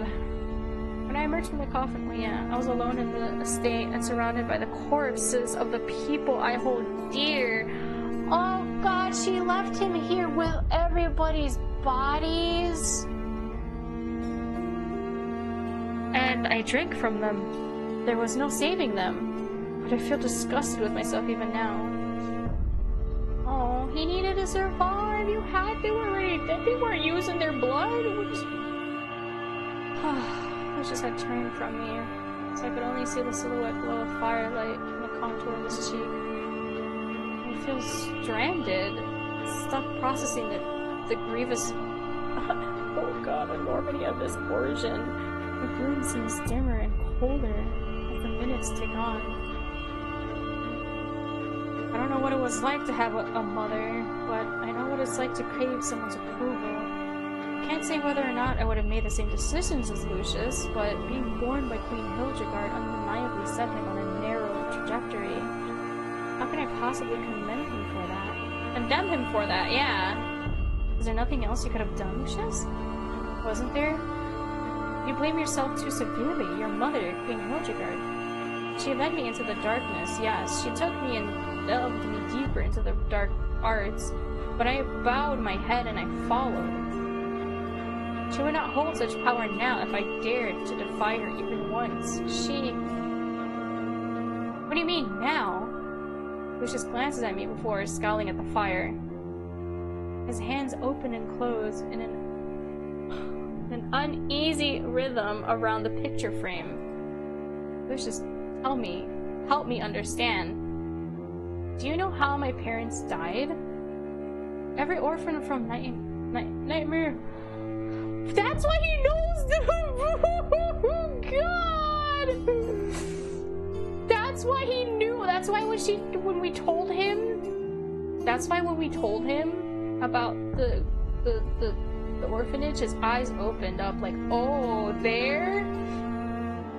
Every orphan from Nightingale Gardens can recite the names and prominent facts of the royal family. Before I ran away, the matrons managed to drill the knowledge into my skull through stringent repetition, and occasionally via whipping across our palms. I haven't thought about Illuvian history in a long time, but I can recall it as easily as my fonder memories. His Majesty King Frederick Edgehaven died of an illness. His queen never remarried. She died of old age. Isn't that odd? Do you think such obsessions with immortality can simply wither away over time? Because she found another way to stay alive, Pixachu. I know it for a fact. The spells she composed in her grimoire were horrific, compelling servitude, summoning demons, hexes, plagues, and of course consuming the life essence of another person. So she lives on, whispering nefarious plots into the crown's ear like some evil vizier? Well, I'm telling you that she sits on the throne still, Pixachu. The spell, when concentrated on a single victim, it takes everything from them. It steals their energy, their youth, and even their face. Everything until the victim shrivels and collapses, lifeless, leaving only the thief with her new body. Body snatches? She body snatched Ophelia. Oh no. Memories rushed back in a flash. My performance before the Queen's court. I felt the bile rising in the back of my throat. No. I didn't know it then. I didn't know it then, but I know it now. Queen Hildegard meant to cast it on my sister and misfired due to the immensity of the grimoire's power. It scarred her, then made her back off. Made her cold towards her daughters. Yeah. Oh. Only then did she seek an alternate method through me, but oh, I'm certain she kept that consumption spell in mind all the while. She was gonna kill him. Perhaps more Artemisia wasn't a suitable vessel. Is that even Artemisia? Is that even pronounce her name? I don't know. Even after the second attempt, years after my exile, Queen Hildegard would have to move on to the spare body, Matilda. That's what she wanted, 2 girls in case one messes up. She got the second as a backup. But once Matilda was spent, she would need another body, and then another, preferably with faces that resembled hers. She was terribly vain. She was always terribly vain. No. I refuse to believe it. I stand and find myself reeling, dizzy from my abrupt change in altitude. Lucius reaches to steady me, but I shrug him off. I need my journal. Wait here.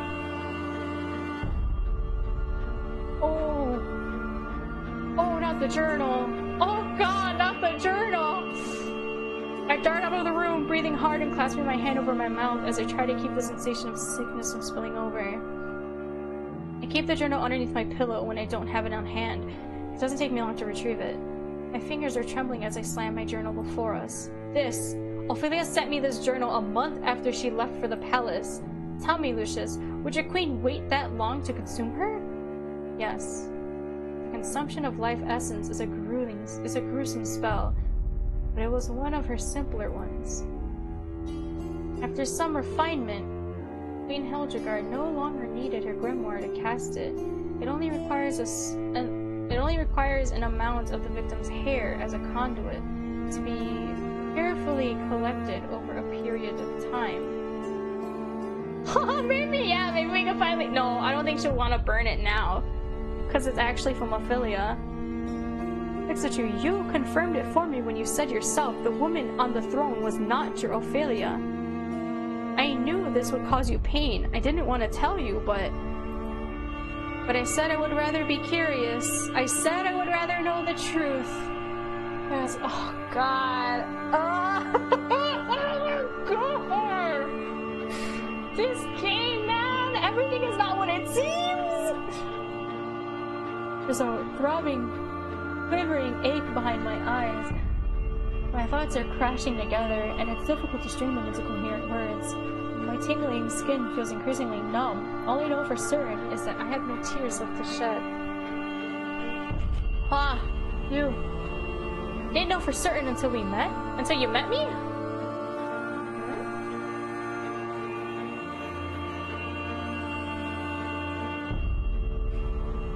Oh my god!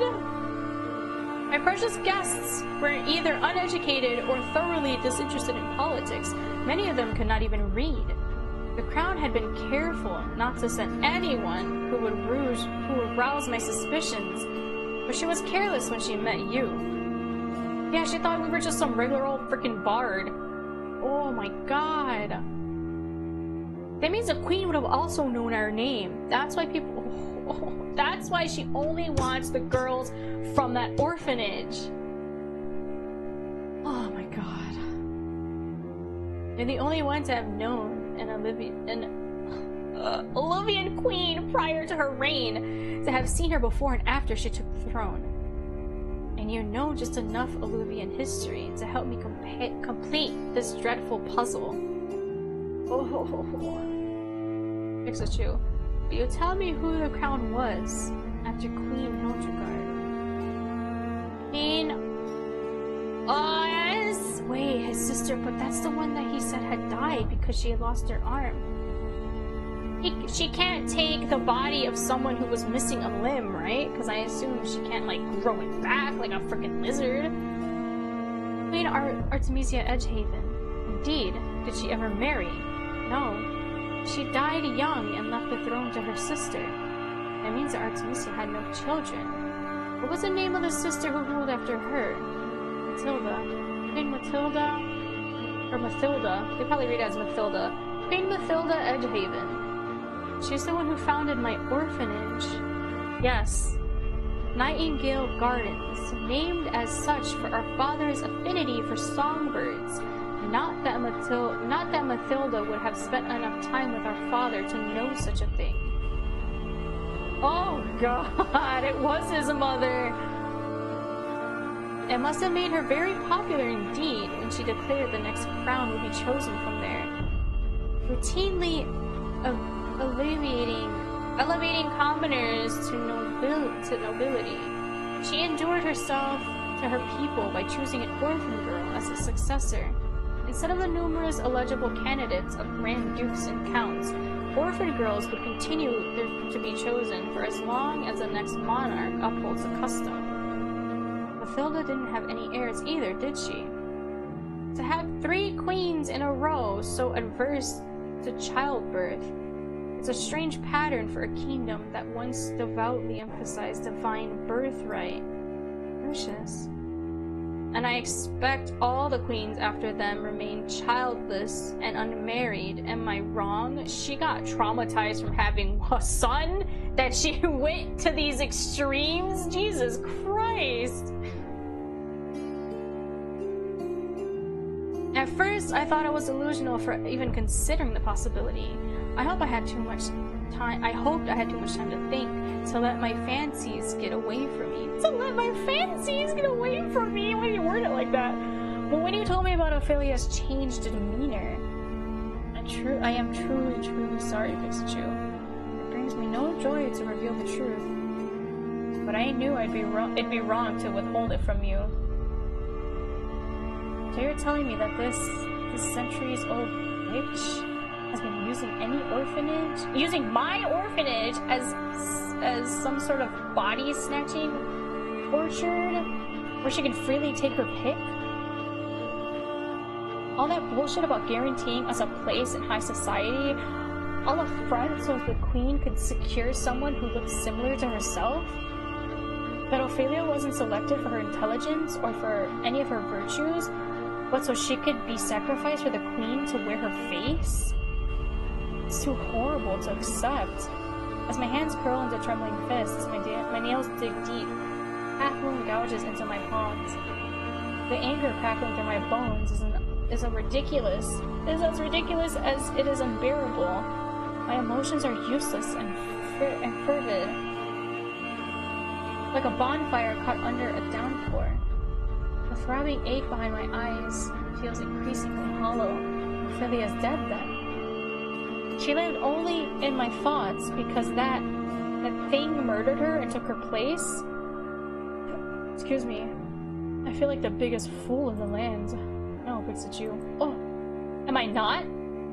I've spent so long feeling sorry for myself, so long missing her and crying like a child all this time. She was never even alive to know it. What did she ever do to deserve such a fate? Why her?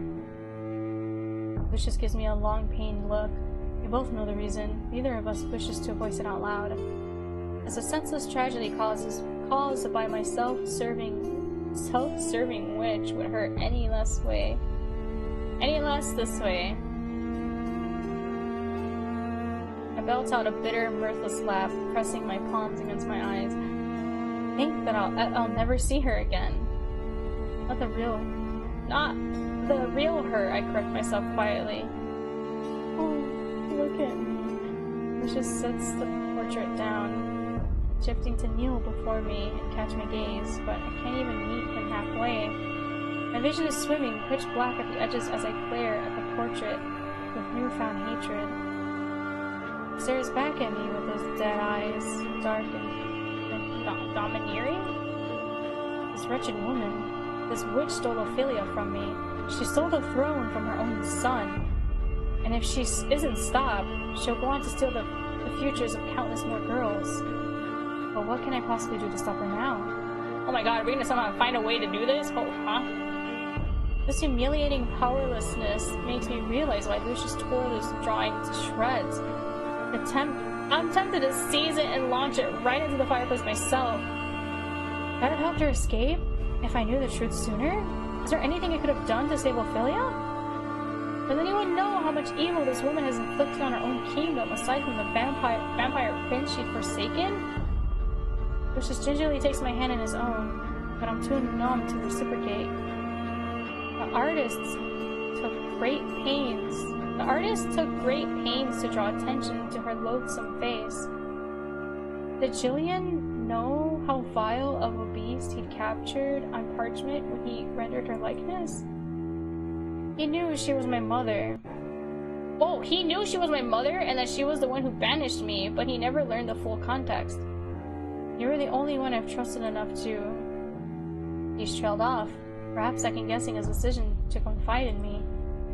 Part of me wants to smile for him, even though it will waver. Oh. Part of me wants to smile for him, even though it will waver.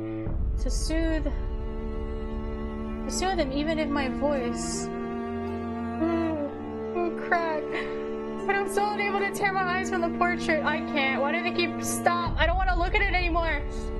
The delicate lace trim of the dress and the gemstones on the queen's crown have been smudged. But her pendant was carefully carved into the parchment with dark, determined lines. I spent harder at it. How hadn't I noticed it before? Keep safe. What? The symbol. Lucius, this... What is the meaning of the symbol? What's happening? What is going on? I reach for the portrait, then think better of it. And flip open my songwriting journal for him. Oh my god, is that the jewel that has everyone's souls in it? Is she like freaking... Is this the jewel we have? Do we own part of the jewel? There on the first page beneath the leather-bound cover is a red ink design that matches its charcoal counterpart. Yeah. The visual pendant encircled by a knot, half-wreath of thorns. What? Lucius lurches as if he means to stand, but bends back down to study my journal with increasing agitation. What? It can't be. His eyes are wide and darting as he looks at me, caught somewhere between pleading and thoroughly rattled. And I take a closer look. My throat clenches tight with instinctive apprehension. I never allowed anyone to look at my journal. Touching it has been completely out of the question. But I need to know the truth. I want to trust Lucius to help me find it. All these years of keeping the journal safe, of keeping myself safe, I wonder if I've been waiting for the reckoning at this very moment. Through this reluctance, I place the book in his waiting hands. Lucius immediately stands, pacing and holding it with uneasy reverence. He turns its pages more hastily by the second. Why do you even have this? How long? You've written all over the damn thing. Wait, were we not supposed to write in it? He tangles his fingers through his hairline, leaving frayed, frazzled strands in his wake as he flips back to the inside cover. Lucius faces me with a mystified scowl. The symbol. It's the symbol of her pact. The deal the queen made when she sacrificed part of her soul to augment her magical prowess. To make this. He shuts the book and holds it up, shaking it with grave emphasis. Her infernal grimoire. Wait! What do you mean? But the cover is different. Why is its cover different? What happened to it? And you took it everywhere? Through mud and prison cells and tavern brawls? Gods in heaven, you had it with you. Would you perform before my mother? What? Wait, what? Slow down. How could it be the same grimoire? It was completely blank, other than Ophelia's note to keep it safe. Wait, yeah, I'm confused now. Wait. Hold on, I'm turning on my room's light. I'm getting spooked. I'm turning on my lights. Give me a second.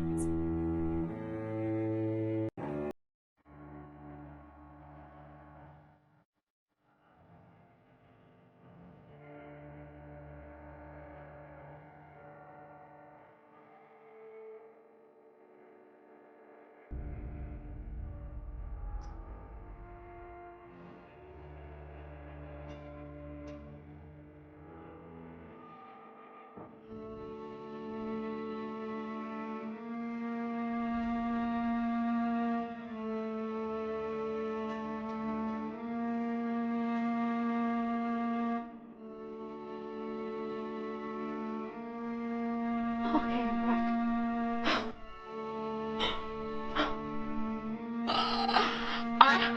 I'm back. I swear to God, I kept seeing shadows in the corner of my eyes. I was like, oh, this game is spooking me now. What the heck? I thought this was a lovely little visual novel about love with a vampire. Here we are learning his tragic backstory and finding out that her best friend... Did she know?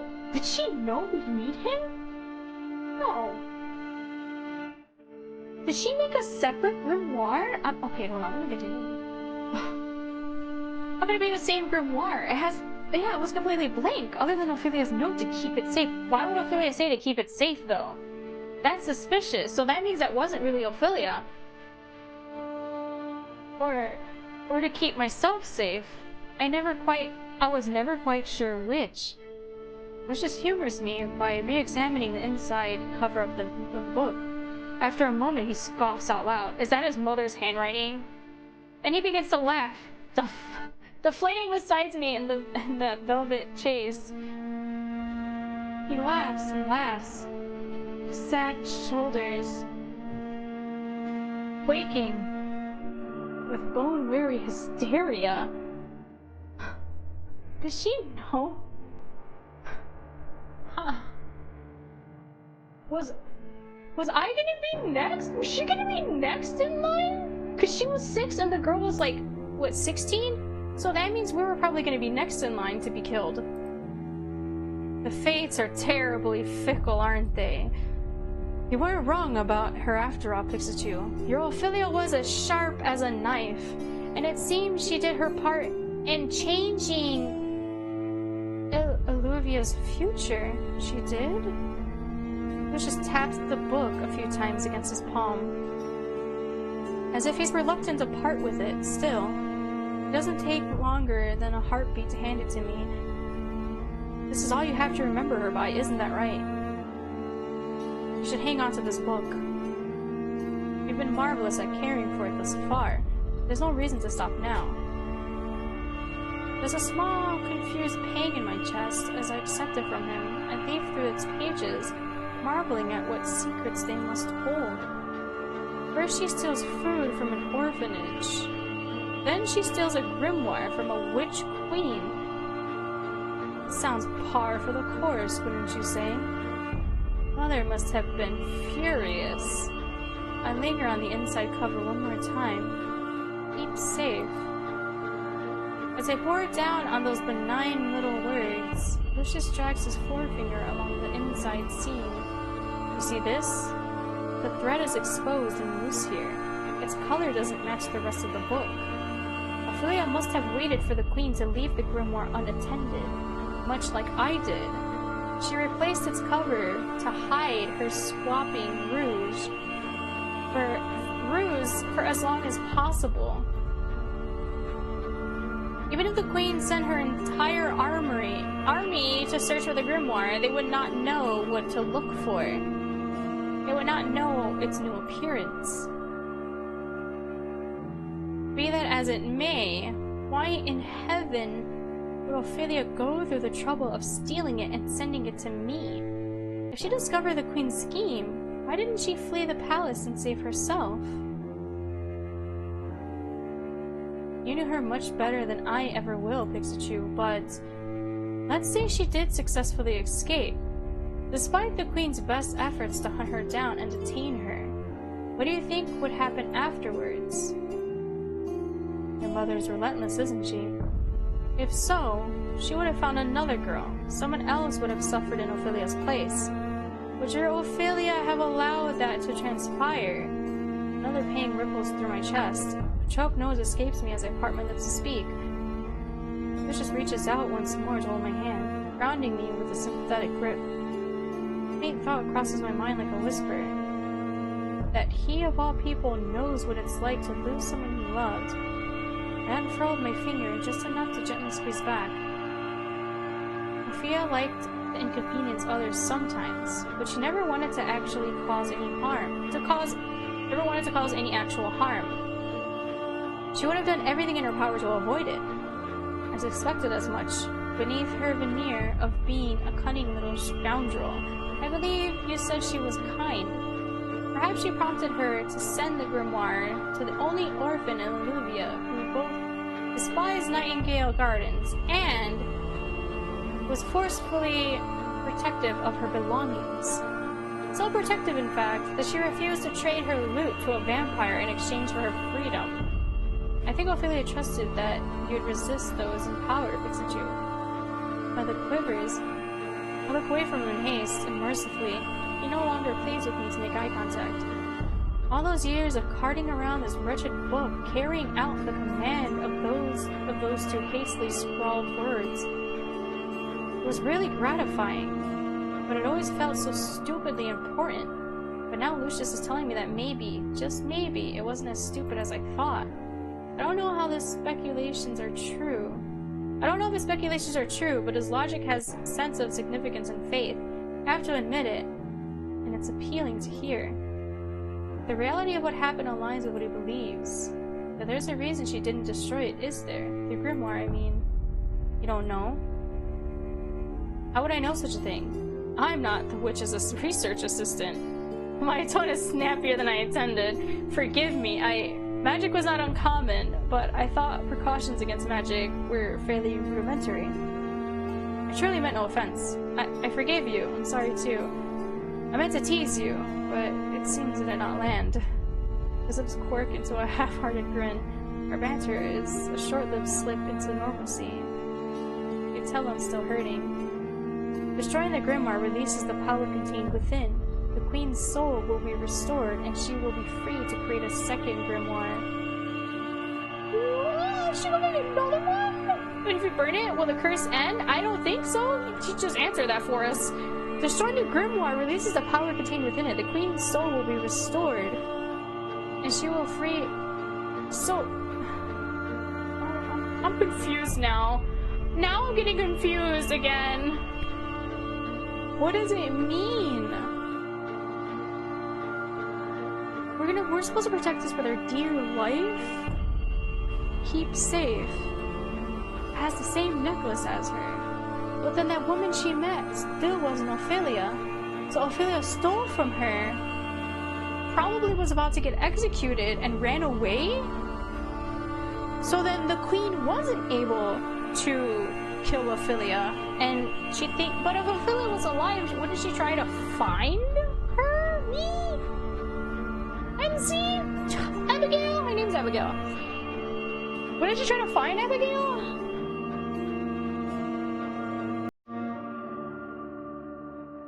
Oh, excuse me.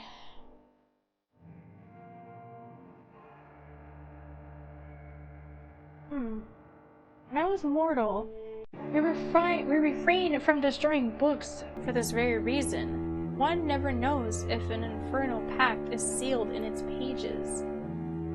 Because if this really is the grimoire, why was it empty? Does that mean Ophelia ripped out all the pages? Like, I'm so confused.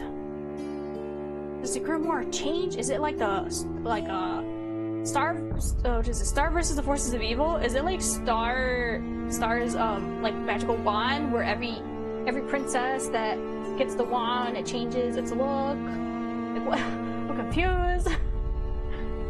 Keeping grimoires far away from their rulers is the best way to cut down their power, and you perform that task splendidly. Ophelia would be so proud of you.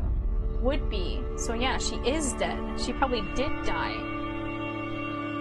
I feel a sharp, shuddering breath that grazes the inside of my chest like a wreath of thorns. Yeah, because she said it looked just like her friend's face, but those eyes were not it.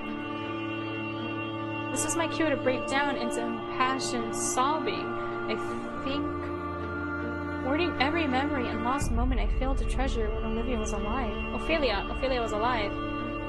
Although I picture myself in that state of breaking beautifully, my tear ducts remain relentlessly, shamefully dry, and my mind is once more buzzing with growing noise. That's the thing, you're in utter shock. You're not going to be just bawling. It'll probably hit you later. Can we use this, Lucius? The grimoire. Is there anything in here that can restore my friend? No. Oh, she wants to do necromancy. No.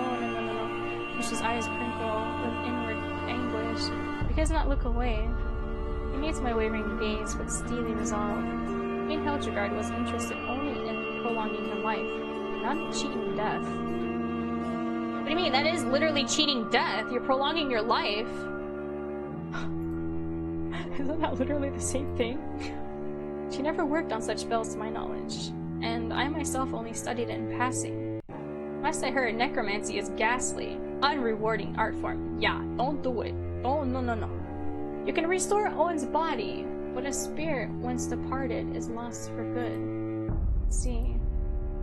I suppose Ophelia wouldn't want to come back anyway. Yeah. What if it means losing an integral part of who she was? That's what I need to tell myself if I wanted to move on. What would be the point of reanimating a corpse if it didn't have her in it? In my own way, I already mourned her that day she left orphanage.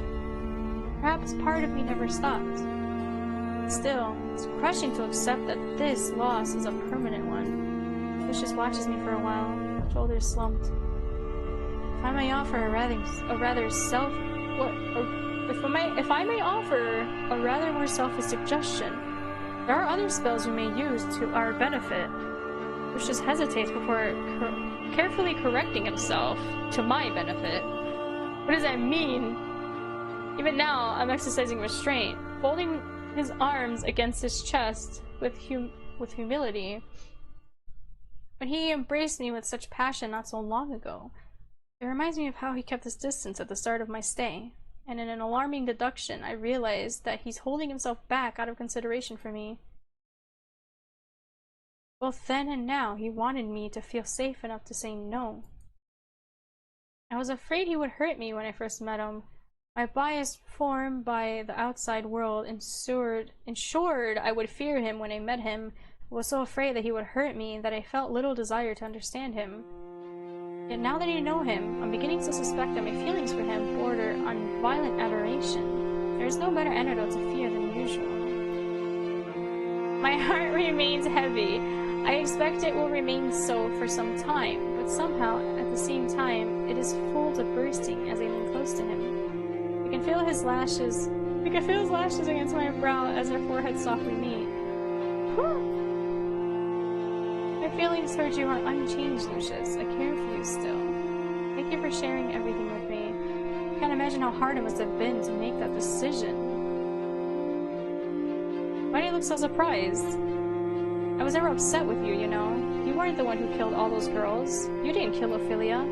But I chose off when I wrinkled my nose at him. Possibly because he knows how viciously I would argue with him if he tries to list any self-accusatory crimes. You have a unique talent in making me consider what I'm about to say. You even render me speechless sometimes.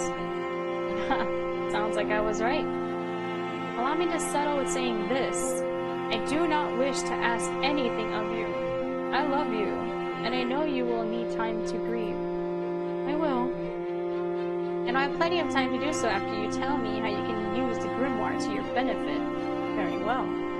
If I remember correctly, the grimoire contains a spell that was used to bind me to the coffin. Ah, yeah, we can use it, we can use it to free him from the coffin. We can run free of this place.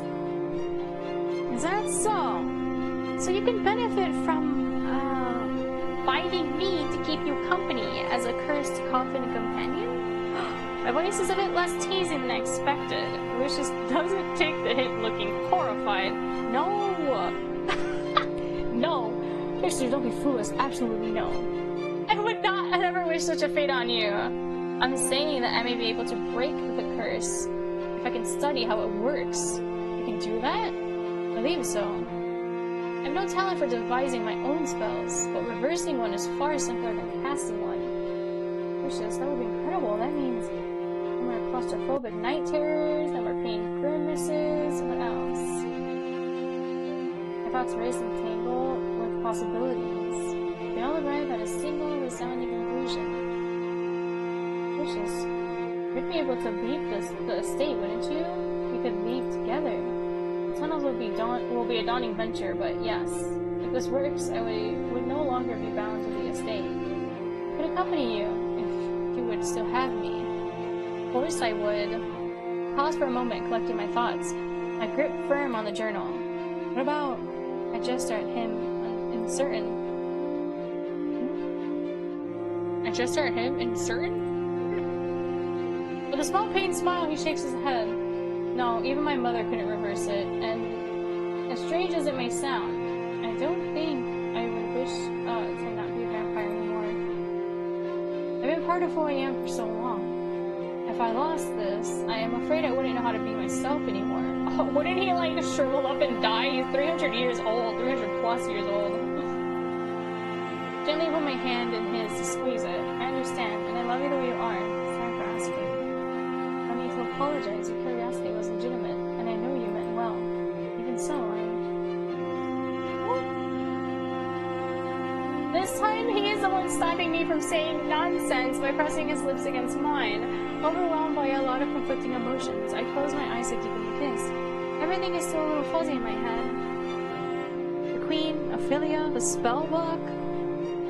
At least I find comfort in being with Lucius. My hand slides through his hair, clutching it through my fingers to keep him from moving away from me. No matter what lies ahead, at least we will be together. Oh, breaking the spell was no small task. I wasn't much help, and Lucius's memory was distant and fragmented.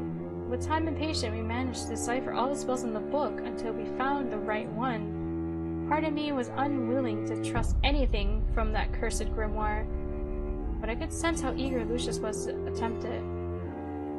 Despite my reservations, I couldn't keep him waiting. Every night his cries reminded me of what was at stake. What happened? Whatever happened could not be worse than what he was already enduring. My fears were baseless. After an exhausting ceremony that required far too much blood for my liking, Lucius was released. His curse lifted, his coffin burst into flames, leaving only a pile of ashes behind as a remainder for his long suffering. Although he knew that nothing kept him in his old prison anymore, it took him several days to accept walking through the tunnel. Well, naturally. He was there for 300 years.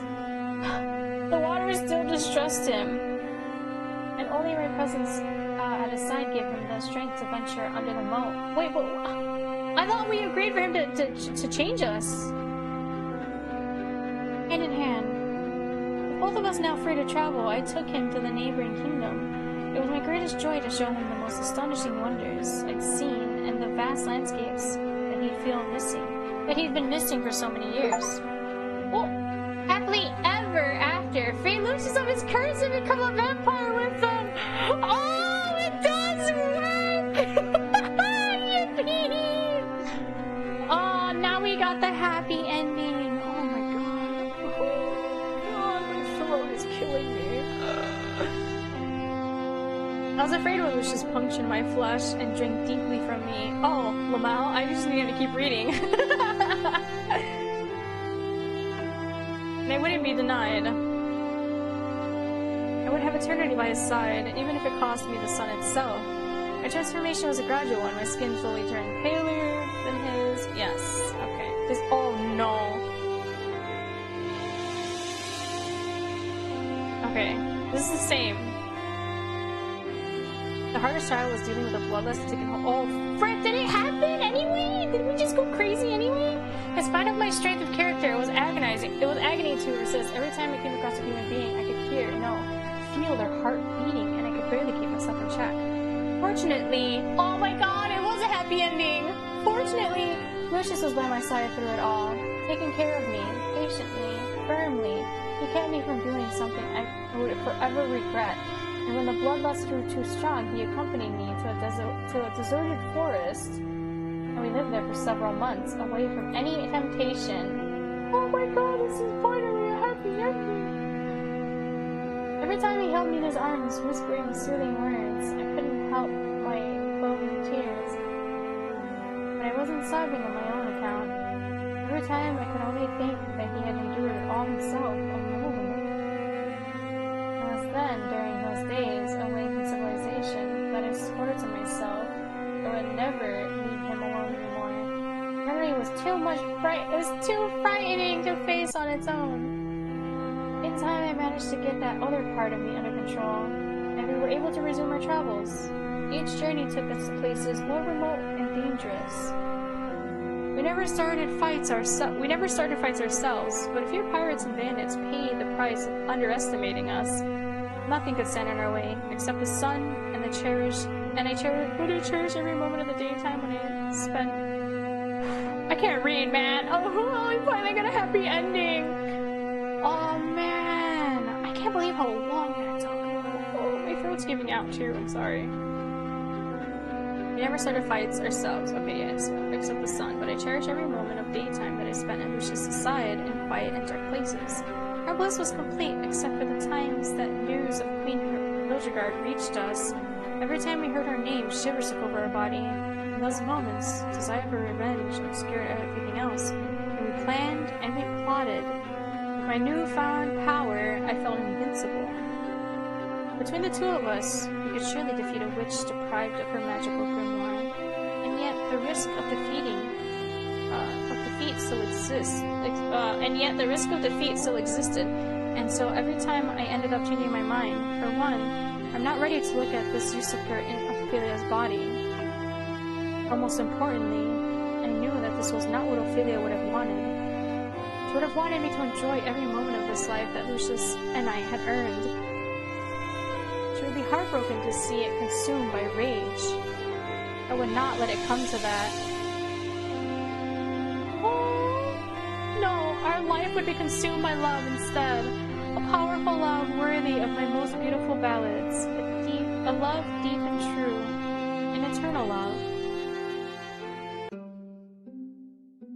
Freedom and vampire, let's go!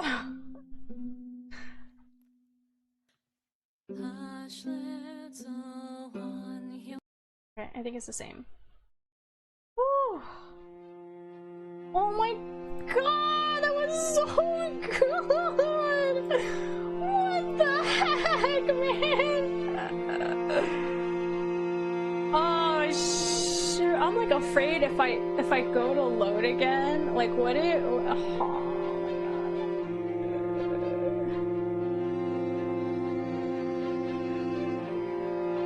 Okay, so I did both of those. Okay, so what if I say no?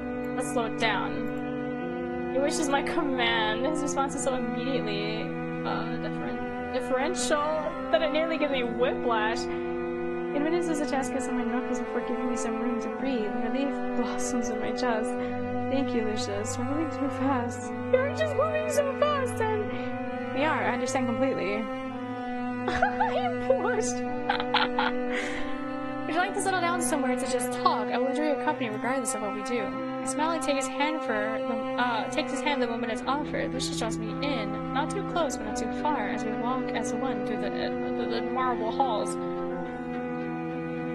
I find myself snuggling into his arms before long. We trade stories and secrets until the sun rises.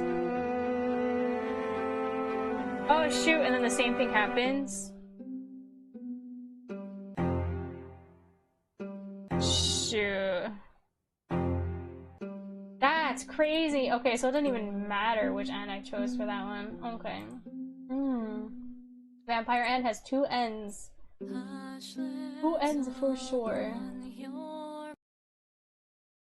Oh my god, that was so good. This game is so good. I really loved it. I'm sorry, I'm gonna I know I said I wouldn't check it, but like I'm so curious. It's already gonna be 9 o'clock. I need to get off, man. Wait, I didn't finish this. Is this just what happens? It's really happy? What if we just keep going? Free housing, roommate included. Stay with Lucius and remain human. Oh, really?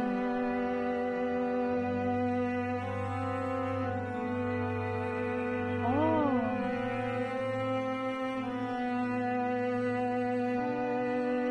So this is the same thing? Okay. It did not take long for me to decide I would venture through the tunnels to get supplies. Although Lucius was reluctant to see me go, he would not deny me the chance to improve my quality of life. I was mindful enough to keep my face concealed when I frequented a small farming village at the edge of the woods. Carefully packed the traded fish, salted and smoked. Although Lucius, oh yeah, the achievement was like something about roommates. Must be, and they were roommates! I carefully packed the traded fish, salted and smoked. Although Lucius's personal coffers were sizable, I did not wish to draw attention to myself with a jingling of coins. Lucius claimed he plays endlessly during my absences. I was even tempted to move his coffin back into the underground to await my return. Aww. When I was once more in his arms, he would hold me tight and bid me to travel faster next time. Oh, we worried him. I also argued back that an almighty immortal creature of the night ought to have learned some patience by now. For the first 7 centuries, the pantry was overflowing with seasonings, pickled vegetables, and cured meats. Each time I left, I would try to procure a gift for Lucius, books, instruments, and other idle amusements. At one point, I convinced him to try embroidery, though his sharp fingers turned needlework into a challenging affair. He did take an earnest interest in working with thread. He would go on to teach himself string figures and book binding. Aww. When I brought home enough paper and leather, he handmade a new notebook for me with a triumphant grin. I filled the pages with my new lyrics and day-to-day musings. Though his night terrors never went away fully, we discovered that he could stray away from the coffin a little longer when he remained in his bat form. His resemblance to a rat disturbed me at first, but it did not take long for me to warm up to cuddling him in a small and fuzzy state. And of course, whenever he returned to the shape of a man, he swept me away into unforgettable nights of passion. Ooh. Oh, vampires are hot! Choose to remain human and be kinky! Stop! My thighs were pleasantly perpetually sore. I've never been more satisfied to see red pinprick dots on my skin through every reflective surface. There was an intimacy and ownership, and Lucius and I owned each other thoroughly. Our time together was often slow and peaceful, but I treasured every single night I had with him. Even as my hair turned gray and my fingers grew slow, Lucius would always profess that I was the most beautiful, radiant creature he'd ever known. Stop! He's so cute! Bliss and human. Interesting. So this is also kind of like a kind of bad end, because well, yeah, you die and you leave him behind. So now he's just gonna be a sad little vampire. Okay, I'll check out their other title later. Oh my god, I'm definitely checking out their other title. Ugh. Okay, so what if I say I want to— fighting would be hot, I'd remain human. Will he still tell me his story even if I say I'd rather be curious? Oh my god, he does! So we learn about everything again? Oh crap!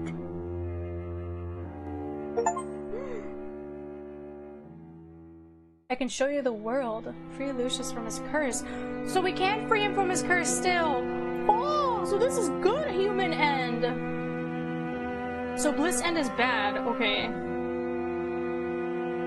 I could tell about the worry in his gaze every time I got sick, that he regretted my mortality. But he never questioned my decision, and I loved him all the more for it. Oh. So we were just traveling together?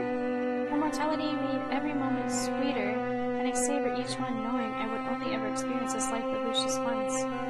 Because I knew that our days together were numbered, I made sure to never leave his side and to dedicate myself to our mutual enjoyment. My thighs were perpetually sore. Okay, this is the same. Every time I came across a reflective surface, like, okay. The love bites. Okay. Okay. From city to city, from forest to mountain, from tavern to tavern, nothing could stop us from traveling the world. The only blemish on our bliss was the memory of the odious queen of Illuvia, of whom we sometimes heard news. Every time we heard— okay, it's the same. Oh, never mind. After all, she lost her grimoire. After all, the loss of her grimoire made her powerless, while Lucius's abilities gave him immense power. Interesting. Freedom and— oh, that's so good.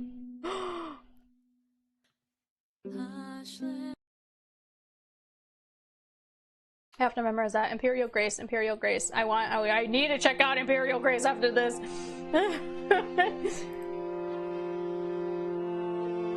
Okay, screw it. I guess we do everything in one go. Let's go. Oh my god, I'm too enthralled to just stop now, man. I can't. Please don't bite me. Remain human. Please don't bite me. The idea of eternity sounds as tremendous as it sounds distressing. I'd rather not challenge the natural order if I can help it. Lucius looks a little disappointed. Oh. But he doesn't hesitate to plant a kiss on my forehead as he sighs contentively into my scalp. I would not do anything against you unless you explicitly permit it, my love. Oh no! He called us my love now instead of my... What did he call us? I already forgot. It was something. Whew, my radiance. Oh. It was just to make the most of our time together. Thank you for asking. Of course. What manner of lover would I be if I failed to ask? Oh, he kisses my forehead again. He's so cute. Okay. I'd rather be blissfully happy. Okay, let's take it to the bed. Oh, that's it? Oh, frick. Okay. Being kinky and human seems like the better route, huh? I'm sorry. Imperial Grace! I need to check that one out next. That's a whole different other game of theirs, I'm assuming. Oh.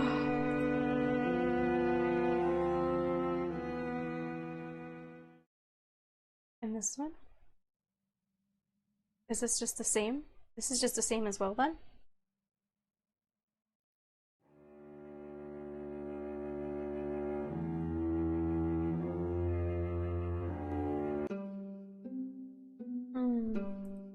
Okay, it is the same. Oh, excuse me. Wait. I forgot because of the love. Oh god, excuse me. So what if I say let's stop here? Wait. Are they happy? Is that the one that gives us the love? Okay, so let's slow down. Dang! Okay. Shoot, so that's when it branches out. Okay, oh my god! This game was so good! I love this game so much. Holy crap, this game was so good! Alright, we'll check out Imperial Grace. Oh. Excuse me. So, like, was this from his curse then? So were these all the stab wounds, the scratches that he got from that one person? But then why is his arms? I'm so confused by that still. Unless it's just what happened from effect from the when he turned into a vampire from the thing. The spell. Oh my god! That was so unexpected, but that was so good. Oh man, thank you so much for hanging out with me. I really, really appreciate it. I'm so sorry this went on so long. This is gonna be fun to clip later. Oh man. Tomorrow I'll be playing Persona 5, which is good. It'll rest my breath, my throat. Oh man, thank you so much for hanging out with me. I really, really do appreciate it. Well, yeah, I'll see you guys tomorrow for Persona 5. I can't wait to continue that game. Hopefully I'll defeat Kamoshida. I'm like very, very nervous too, because I feel like I will fail horrendously, but it's a learning experience, so we'll see. Oh man. Oh wait, Ballads at Midnight. Wait, I have 8 of 14 achievements? What? Whoa.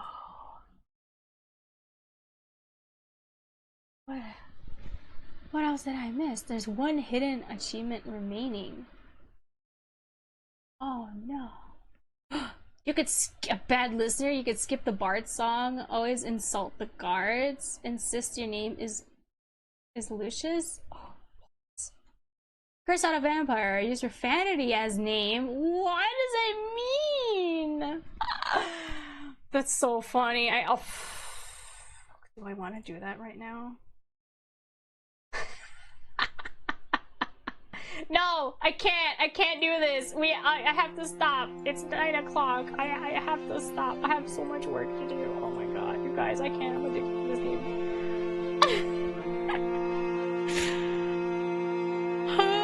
My throat's giving out. I'll definitely try that next time.